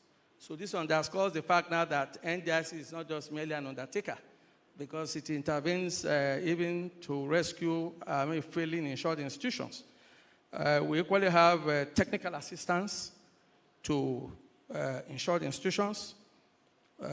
We equally have mergers and acquisitions. Sorry, I don't know whether you are interested in some of the sections. Technical assistance, financial assistance under section 49. Technical assistance, section 50. Mergers and acquisitions, section 51. Purchase and assumption, section 52. Acquisition of insured institution with lost capital, section 53. Bridge bank, section 54. Then we equally have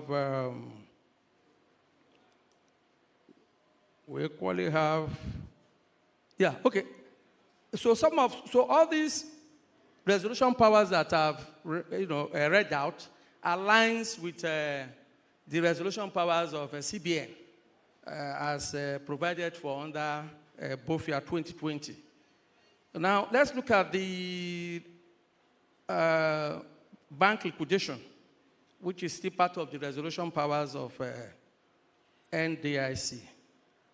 Under Section 12 of both you and Section 62 of NDIC Act, once a banking license has been revoked by the governor with the approval, that's governor of CBN with the approval of the CBN Board of Directors, it is handed over to NDIC. And NDIC is deemed to have been appointed as a liquidator by the Federal High Court. So there are other relevant provisions of the NDIC Act that would be of interest to us. One of them is Section 21, subsection 1, which reduces the insured deposit payout time from 90 to 30 days. I can confirm that the insured deposits of the recently microfinance banks, that is 179 of them, and 4 primary mortgage banks have been paid. That is the deposit, the amount that is guaranteed by the corporation. Then like I said, we have a lot of sundry provisions which has brought a lot of innovation in the landscape of deposit insurance in the country. Section 56, too, empowers the Chief Judge of the Federal High Court to issue or cause to be issued winding up rules for the accelerated winding up proceedings of failed insured institutions. So we are almost putting finishing touches to the winding up rules, and which will be passed over to the Chief Judge of the Federal High Court. Because Section 56 of the NDIC Act disapplied, I think, is it chapter 20 or so, or thereabout, of CAMA, from applying to to failed insured institutions, because failed insured institutions are not just ordinary companies. And when these failed insured institutions' license are revoked, usually NDIC will apply for the winding up orders of these insured institutions to be wound up. But what we experience over the years is a lot of technicalities that are brought in by opposing lawyers, shareholders, and creditors. They have stalled the winding up processes of these failed bank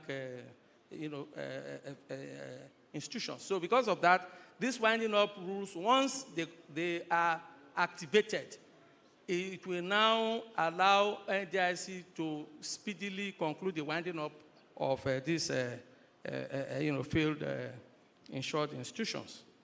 Of particular mention, which I want to just mention something about the Asset Resolution Company Limited. This is a special purpose vehicle that was established by NDIC as a subsidiary to take custody of residual assets of failed insured institutions whose liquidation have been terminated under the Act. So NDIC carries out oversight function on the board, of which I happen to be a member. In fact, so far, the only bank that has been successfully terminated is Sky Bank, out of over 53 banks whose licenses have been revoked. There are some banks whose licenses have been revoked as far back as 1994 to date. They've not been successfully terminated and wound up. So perhaps these winding up rules, once it comes into effect, it will assist. Then we equally have some sections that deals with parties at fault. That's errant directors, managers, and officers that led to the collapse of these banks. So we have robust provisions in NDIC Act now to enable the corporation in conjunction with the law enforcement agencies to investigate and prosecute them. Now, there is what's the necessity for effective bank failure resolution? We have maintenance of public confidence and stability of the banking system, market discipline, while discouraging moral hazards. It ensures minimum disruption to the payment system, speedy payment of insured depositors, and quick realization of assets for the benefits of uninsured depositors and creditors. Sound financial system. So what are the challenges that NDIC have faced in terms of bank resolution over the years? These include poor data management by closed banks while in operation, delays in the revocation of banking license of terminally distressed banks, leading to asset stripping, depositor and creditor party, stroke ignorance and delay in filing claims, litigation challenging the revocation of banking licenses by the CBN. The only two successes that were recorded is Savannah Bank and Societe Generale Bank. I want to reiterate that under BOFIA now, you cannot challenge CBN for the restoration of the banking license of a failed insured institution whose license has been revoked. Then we have the hostile attitude of failed bank staff, execution of judgments on assets of the corporation for liabilities of banks in liquidation. Then, with due respect to my lordship, Mr. sir, Former, I'm going to yes, please so, ask you to kindly round up where yes, we've run out of time. Okay. Then some judges ignore the distinction between the corporation's position as deposit insurer and as a liquidator. We have weak interagency collaboration amongst law enforcement agencies, inefficient cumbersome judicial system, difficulty in recovery of debts owed, difficulty in disposal of low-quality fiscal assets in the closed banks. So our recommendation is as follows. Practice direction for winding up rules, training, dealing with parties at fault, record management, public awareness, early revocation of banking licenses, continuous interagency collaboration, annual judges conference and sensitization seminar. So in conclusion, the NDIC has garnered considerable experience in bank resolution in Nigeria and surmounted enormous challenges in the process. This resulted in the amendment of its enabling statute, the NDIC Act 2023, to improve its legal framework to adequately address some of the challenges highlighted. Furthermore, the corporation organizes sensitization seminars and workshops for judges, external solicitors, and the rest of them. As such, it is a fair assessment to state that the corporation has done very well and is committed to remaining an active component of the Nigerian financial safety net system in engendering confidence in the banking system as well as contributing to financial stability. So finally, and this is for BRIPAN. Therefore, the significance of this year's BRIPAN annual conference and your warm invitation to the corporation to participate in it cannot be overemphasized. We look forward to a future of more robust relationship as a partner with BRIPAN to institutionalizing and facilitating a contemporary insolvency management environment in Nigeria and beyond. Thank you. Thank you so much, Mr. Former. We've all heard from the NDIC, and I think the jury is out whether they are undertakers or they are not undertakers. I'm sure we will make up our minds. We're running to the end of this, but we can't round up without questions. I'm sure most people would have their questions all set. So I will ask for questions. Of course, I see the president of the association. So please, Mr. Thank you very much, Please go Mr. ahead, Chairman. sir. Thank you, sir. My brother Silk, Mr. Wale Akoni, SCN.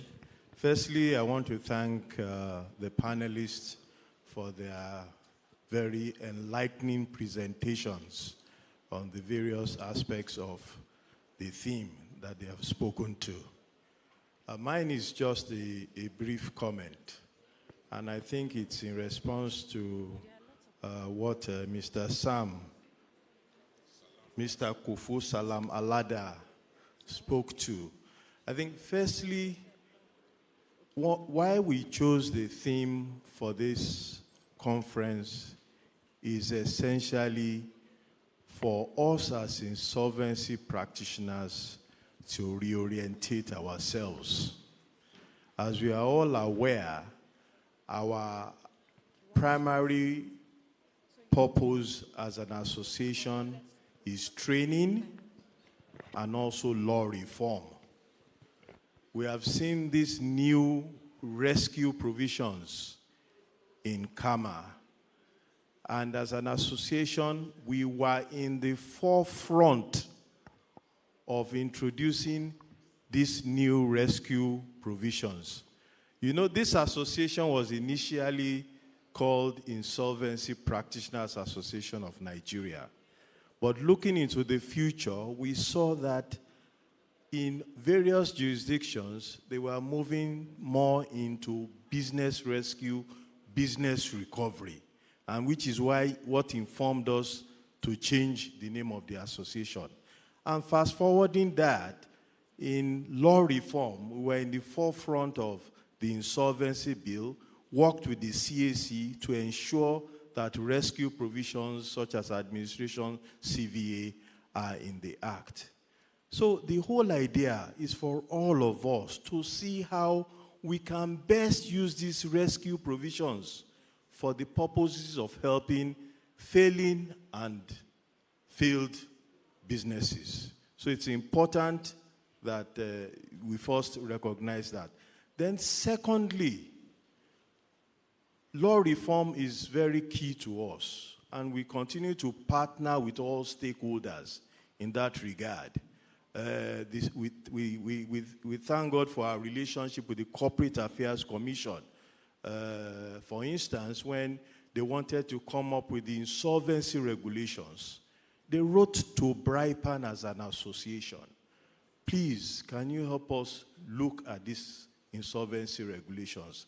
How can we best improve upon it? And we have a legislative committee which gave its opinion to the CAC.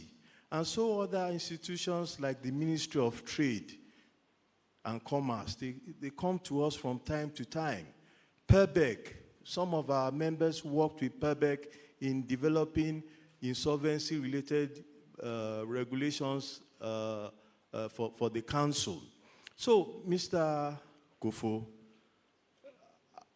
if CBN has anything it would like us to look into, because, you know, sometimes we cannot be going on the websites and looking, what do you have?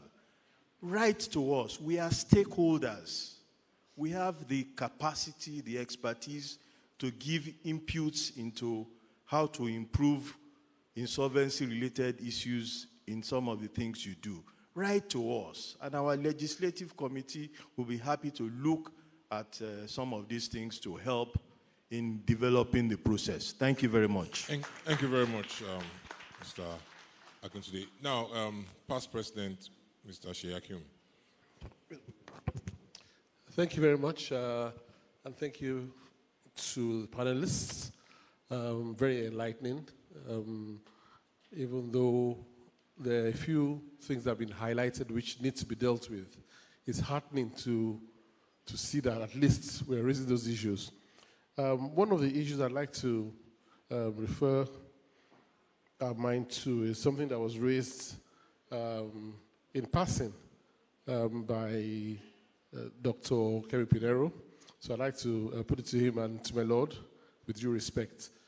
This issue seems to be recurring, where you have a receivership and there's an order of courts which says that the IG should give 6 policemen, or whatever it is, to support the receiver so there's no breakdown of law and order. And even though you said it's in a bit of a jocular mood, it's really a big issue because you get to the office of the representative of the IG, and indeed it's a court. It's a go and call the other side.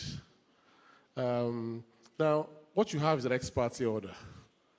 And then the policeman takes it on himself to say, go and call the other side. And then everything is defeated because then they go and reinforce. So before you get there anyway, you might as well not have gone to court. And what do? Do you go back to court and say there's contempt? Or what do? So you see you're a bit hamstrung. So I'd like to get your views on what can be done on that. And the second one is just with the CBN. You said the causes of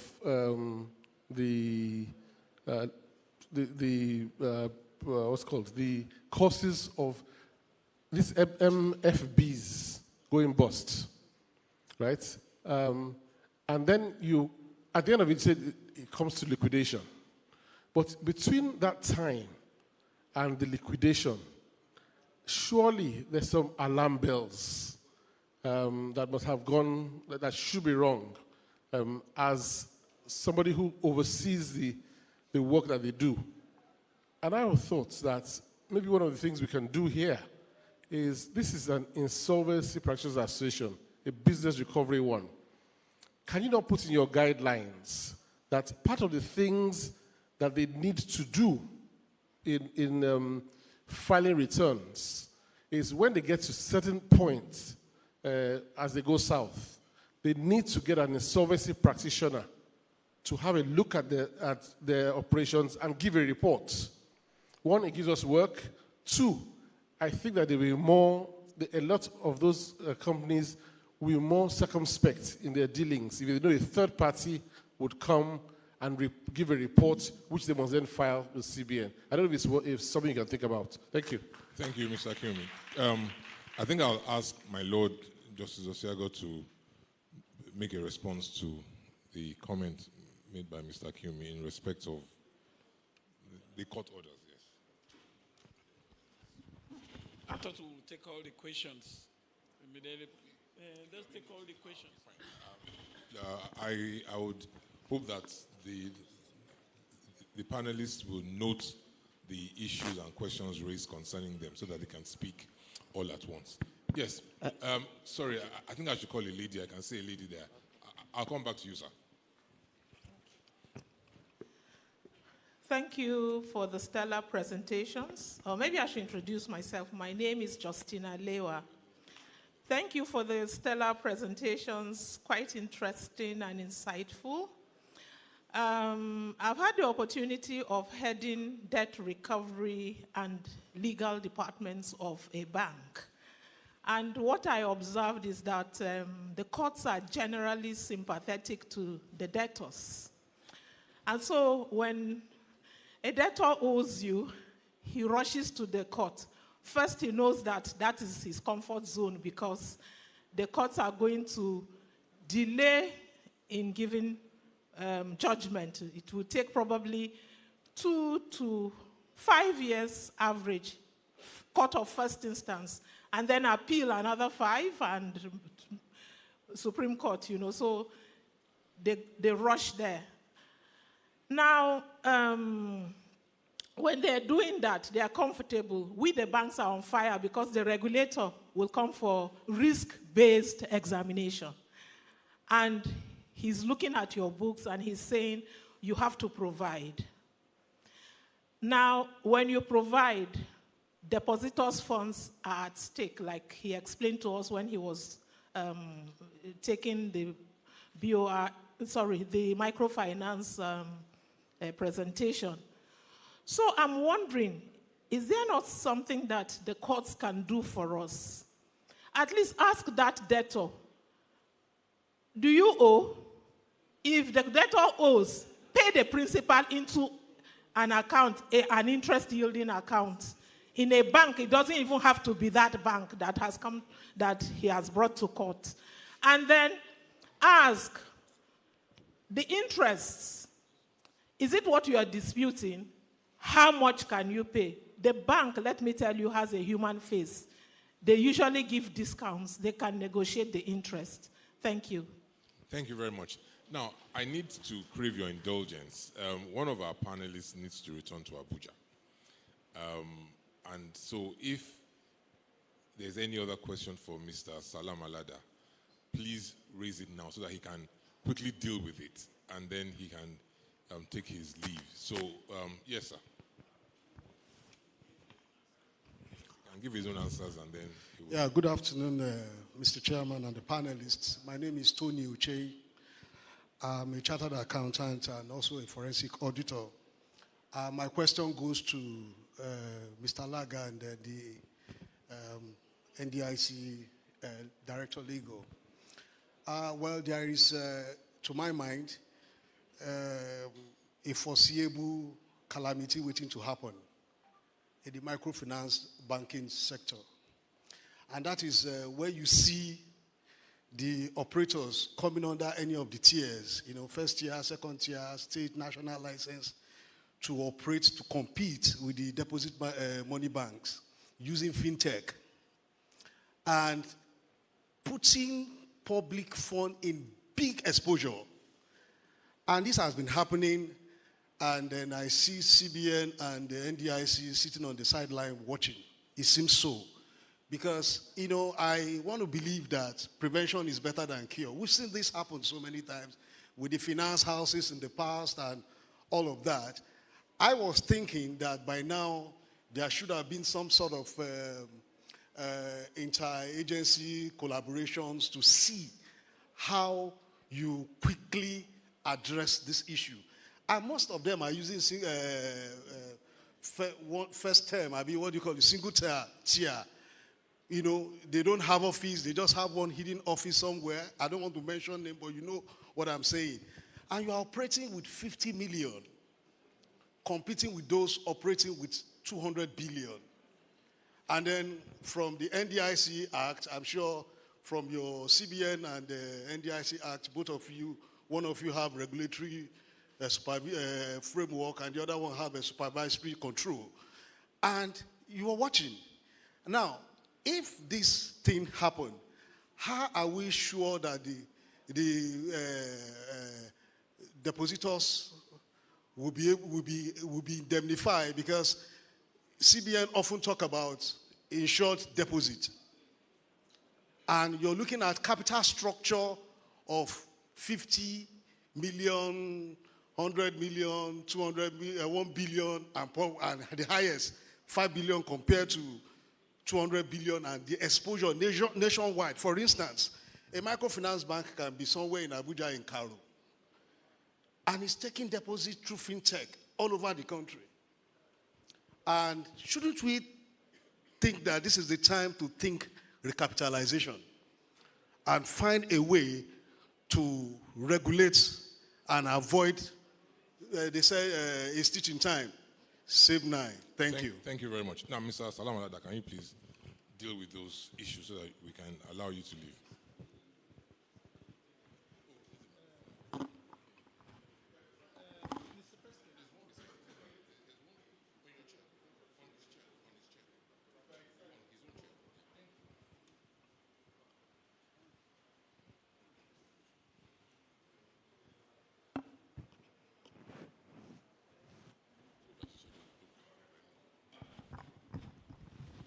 My short answer is that, I alluded to the fact that the extant microfinance regulatory framework is being looked at. All the concerns that you have raised will actually be addressed in that, I can assure you. But let's just say this. What you have said is actually not unknown to us. And I think I can also make allusion to what Madam Justina mentioned, in terms of responsible conduct by banks in terms of recovery of loans. So if you look at the CBN Consumer Protection Framework and Regulation issued 2019 thereabout, it addresses issues like this about how you recover debts. And we also always commend this to the judiciary, and that's why we have courts that actually refer issues of consumer protection to the central bank to adjudicate or to give expert opinion. So, Mr. Oche, I will ask you to look forward to the regulation that is coming, and all these your concerns will be looked at, will actually be taken care of. We're aware of that. Thank you very much, Mr. Salam Alada. Now, I think I'll just hand over to my Lord Yes, quickly, as it relates to the judiciary, there are just basically two things. The turning of the IG's office to another court. I mean, I think that's outside my realm. So, I mean, I will not speak to that. But I would rather say, if an order has been given in my court or in any court of law, and they are not complying, of course, the stakeholder, the lawyer knows what to do.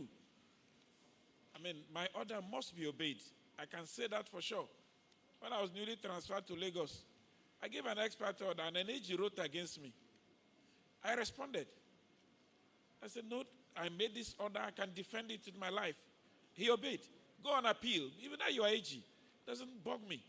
I swore to the Bible when I was being sworn in, not even to the Constitution. And he obeyed.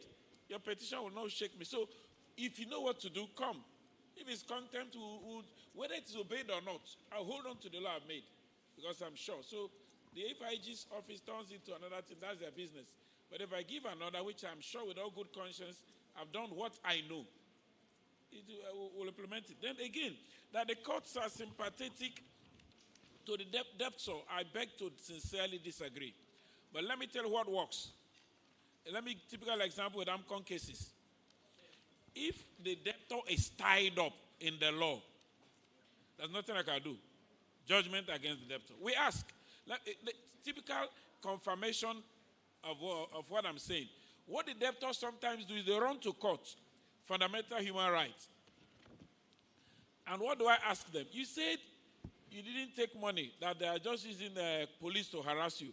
But are you owing? Yes. Why do you want to use my court as escape? Or maybe they're investigating a fraud. They come by the way of fundamental human rights. I say people have turned the court as a shield to protect from police performing their statutory duties.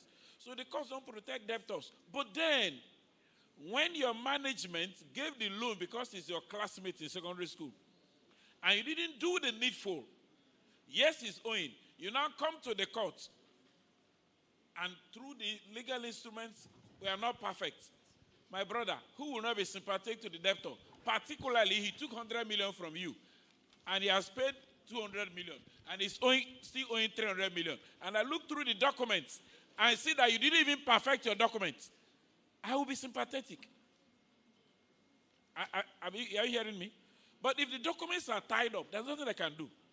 But if you didn't tie up your documents, and there's a loophole, maybe the collaterals, he didn't tie it up, and I see that he took 100, and after 3 years, he has paid 250. He's still owing another 250. You think I will not be sympathetic because I don't have conscience?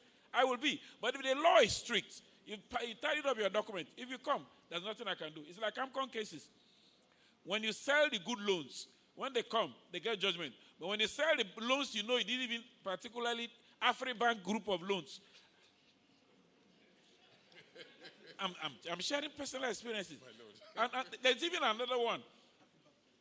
There's even another one. They also will sell, they will say, come, customer, come and buy shares. You remember what happened? Those bubbles that busted. The man was not interested in buying shares. You convinced him. In practice, I saw it before I even became a judge. He never planned to buy shares. You convince him to buy share. You write the agreement. You will keep the agreement. You will keep the dividend. You will keep the share certificate. You keep everything. Then when some who are smart were even able to say sell, only the few who were smart said sell. So you sell. You refuse to sell sometimes. You know, sometimes they refuse to sell. And when I see it, You would recover cover from my court. Particularly for the smart ones who were white, like I met a journalist and a lawyer. They were smart. A very senior former NBA president. Very smart. He said, sell. That's why he escaped. Some banks refuse to sell. So if you come, he says, you superintendent to the bank that convinced him to buy, bought for him, did agreement for him, kept the shares, kept the certificate, kept the dividend, even everything with him. Eminent past president of BRIPAN made that point. In practice, this is what we have to face every time. You have a situation where you're even lucky if it's the IG, if you get up to the IG's level. Zone 2, AIG, will constitute itself into a court and will even invite the other parties. But how do you then navigate this? There are two options open to you. That's my view. And the first option is to go back to court and seek contempt proceedings, initiate contempt proceedings against the IG. But you are going to have a challenge. If the IG is not a party to your original application, you are going to have a problem. In any event, what your client briefed you about was to go and recover an asset, not to pursue the IG. So you have to make an election as to which procedure to adopt. What I have done in such situations is that I infuse into the orders I am seeking another order, which is in carrying out this order, which mandates the IG to assist the receiver manager, the IG shall relate only with the plaintiff representatives or solicitors. So whenever we get to the IG's office, I say, no, you can't even call anybody. That is the order. I'm the only person you can talk to. And oftentimes, at that level, they respect it. And their hands are tied. But my lord, you are one of several eminent judges. We sympathize with you. Oftentimes, even when you bring out contempt proceedings, the judges will think, oh, you want me to go and commit the IG? So these are hard choices we have to make. But I've given the practical solution, and I hope that answers the question. The point I also want to emphasize is this, and I want to remind those who are non-lawyers amongst BRIPAN. Section 267 of the Constitution makes it mandatory that all persons must obey court orders, must enforce court orders. And so when you are demanding any of these points, it's not a matter of your discretion. Whether it's a public officer or not, it's not a discretion. It is an unequivocal obligation that has been imposed by the Constitution. And so that's my view. Thank you very much. Thank you very much, Dr. Pinero. I mean, I'll just share a little, because you see, on this same point, I mean, I have a couple of my colleagues in here. On this same point, I mean, we were all summoned on a receivership we were doing, summoned to Zone 2 there, and the AIG there constituted himself into a court. Brought everybody in and was now asking everybody to say their own piece, and then he will now sit down there, he's adjudicating over a court order and what should be done. But as Dr. Pinero said, at the end of the day, you ask yourself the very, very important question as a practitioner. What is my client's immediate and ultimate interest? Is it chasing the IG or chasing this person or chasing that person? At the end of the day, most of these things end up being settled. I mean, that major matter was recently settled about a week or two ago.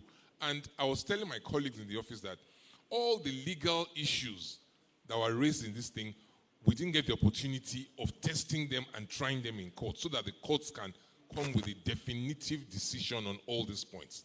Simply because the money was mounting, interest was mounting, and the bank had to look at it from the point of view that, look, let's settle this thing, cut our losses, and leave this matter alone. So all these points come into play as we go along. But I'll ask Mr. Foma to make his own comments or answer questions raised to him. Thank you, Mr. Chairman. I just want to, in addition to what Mr. Kofo responded to the question on the rising concerns about fintech, competing for space with DMBs.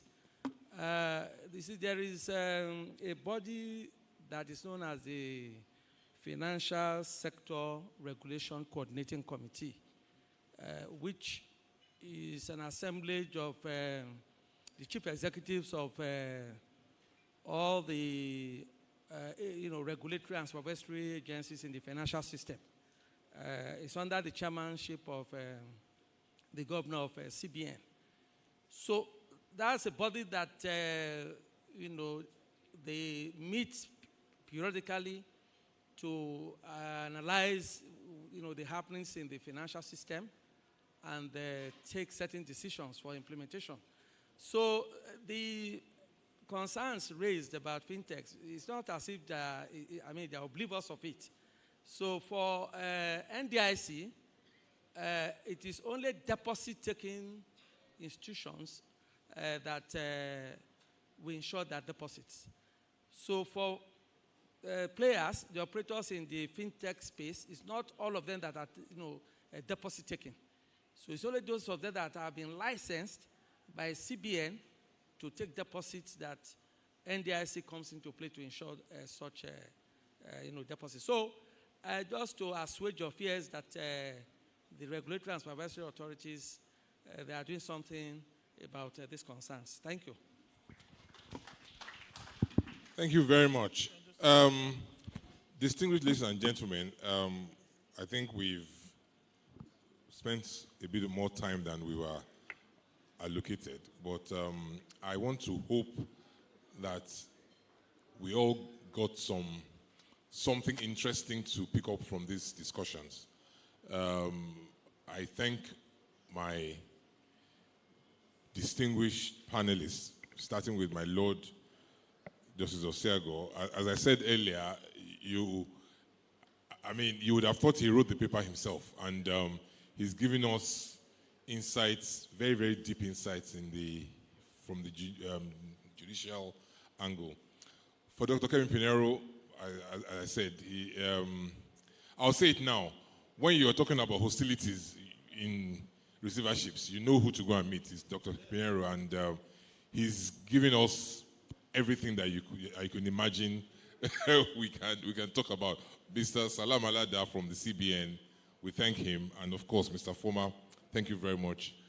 I'm indeed very grateful and honored to have been given the opportunity to chair this session. Thank you very much. Ladies and gentlemen, please put your hands together. You can do better. Show them some BRIPAN love. At this point in time, we'll have a brief photo session.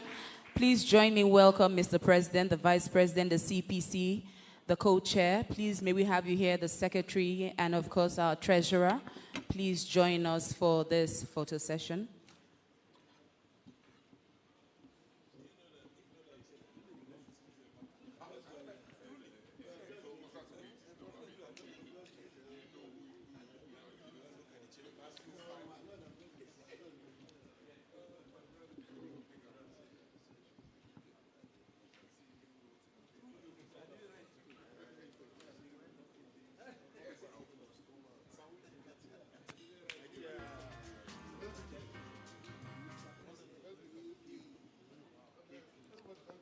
Photographer, where would you rather have them? Photographer, where would you rather have them? Up or down? Up, all right.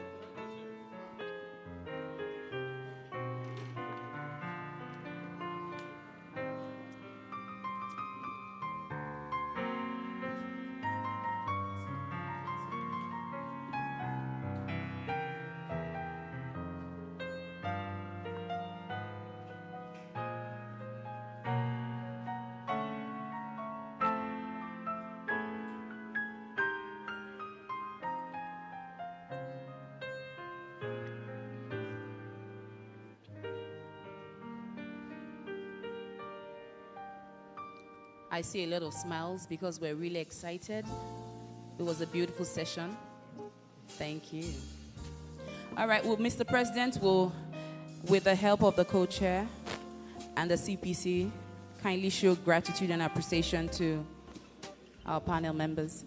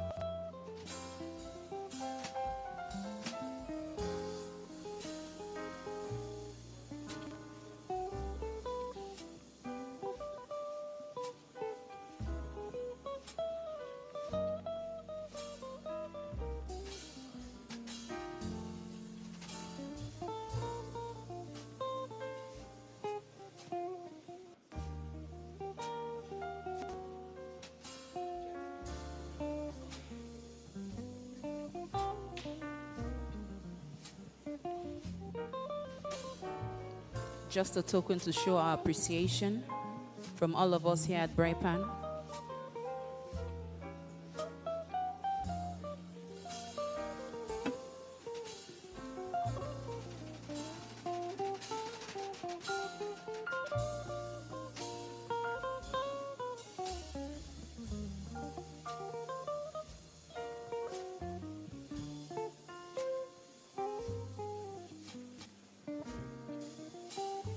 Thank you so much, sir.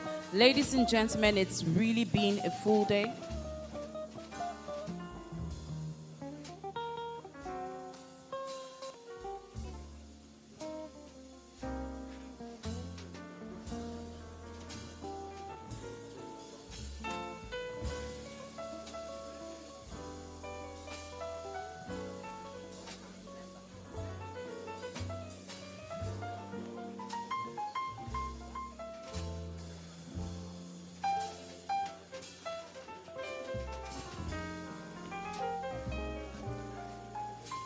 We want to recognize the presence of Professor Bankole Shodikbo, SAN. Thank you so much, sir, for your presence. We also want to recognize the presence of Mr. Toyin Olorunleke, former council member. Thank you so much, sir.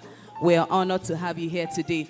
Ladies and gentlemen, we shall not close without a closing remark from our co-chair, one and only Prince Yusuf Asaman, Kadiri, SAN, FBR, FCIARB. Please, may we be seated as we take the closing remark. Thank you.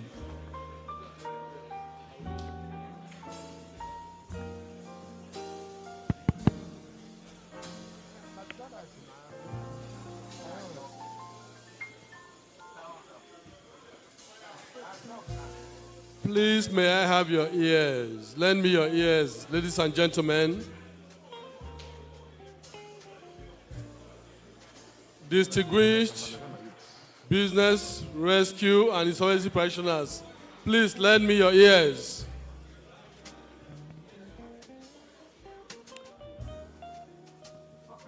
Hello.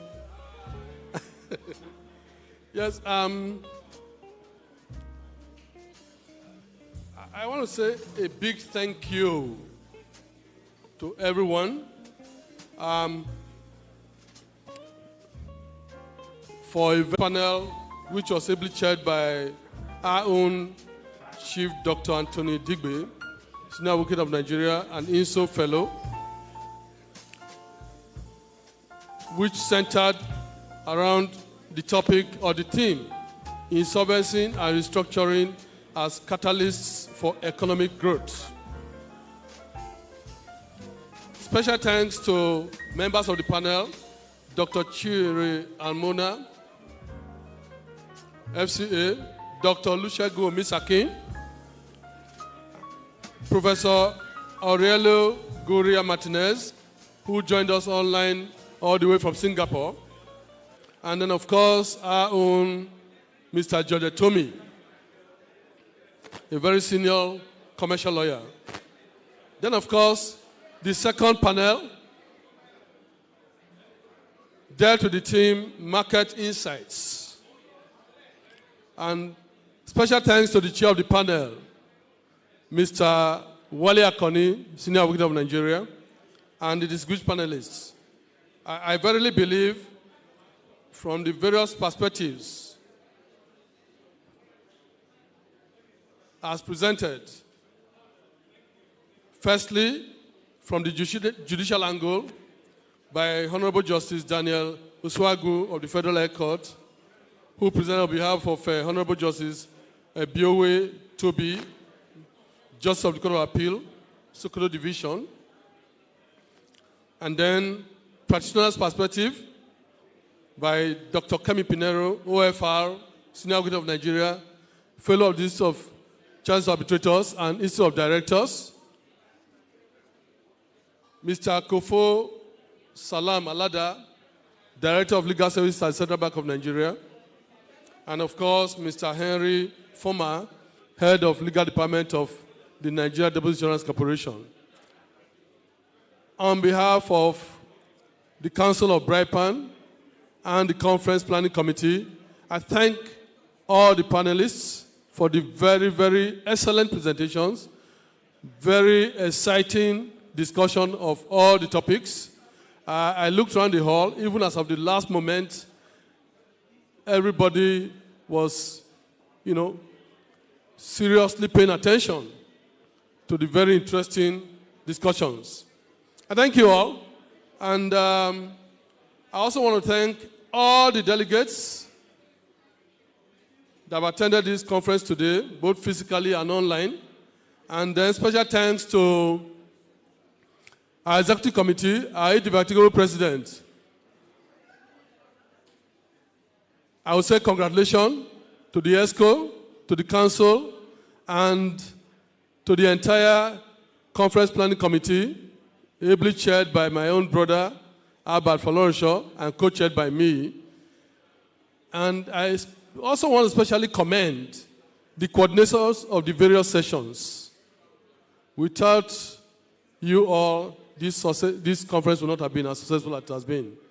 It's been a very wonderful day, and I believe all the persons that attended this conference today have really, really enjoyed a very, very wonderful conference for the day.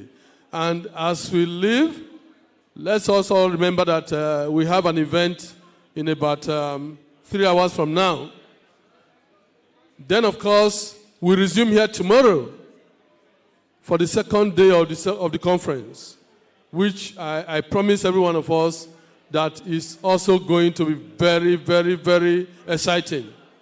Thank you all, and I wish every one of us a wonderful evening. Thank you.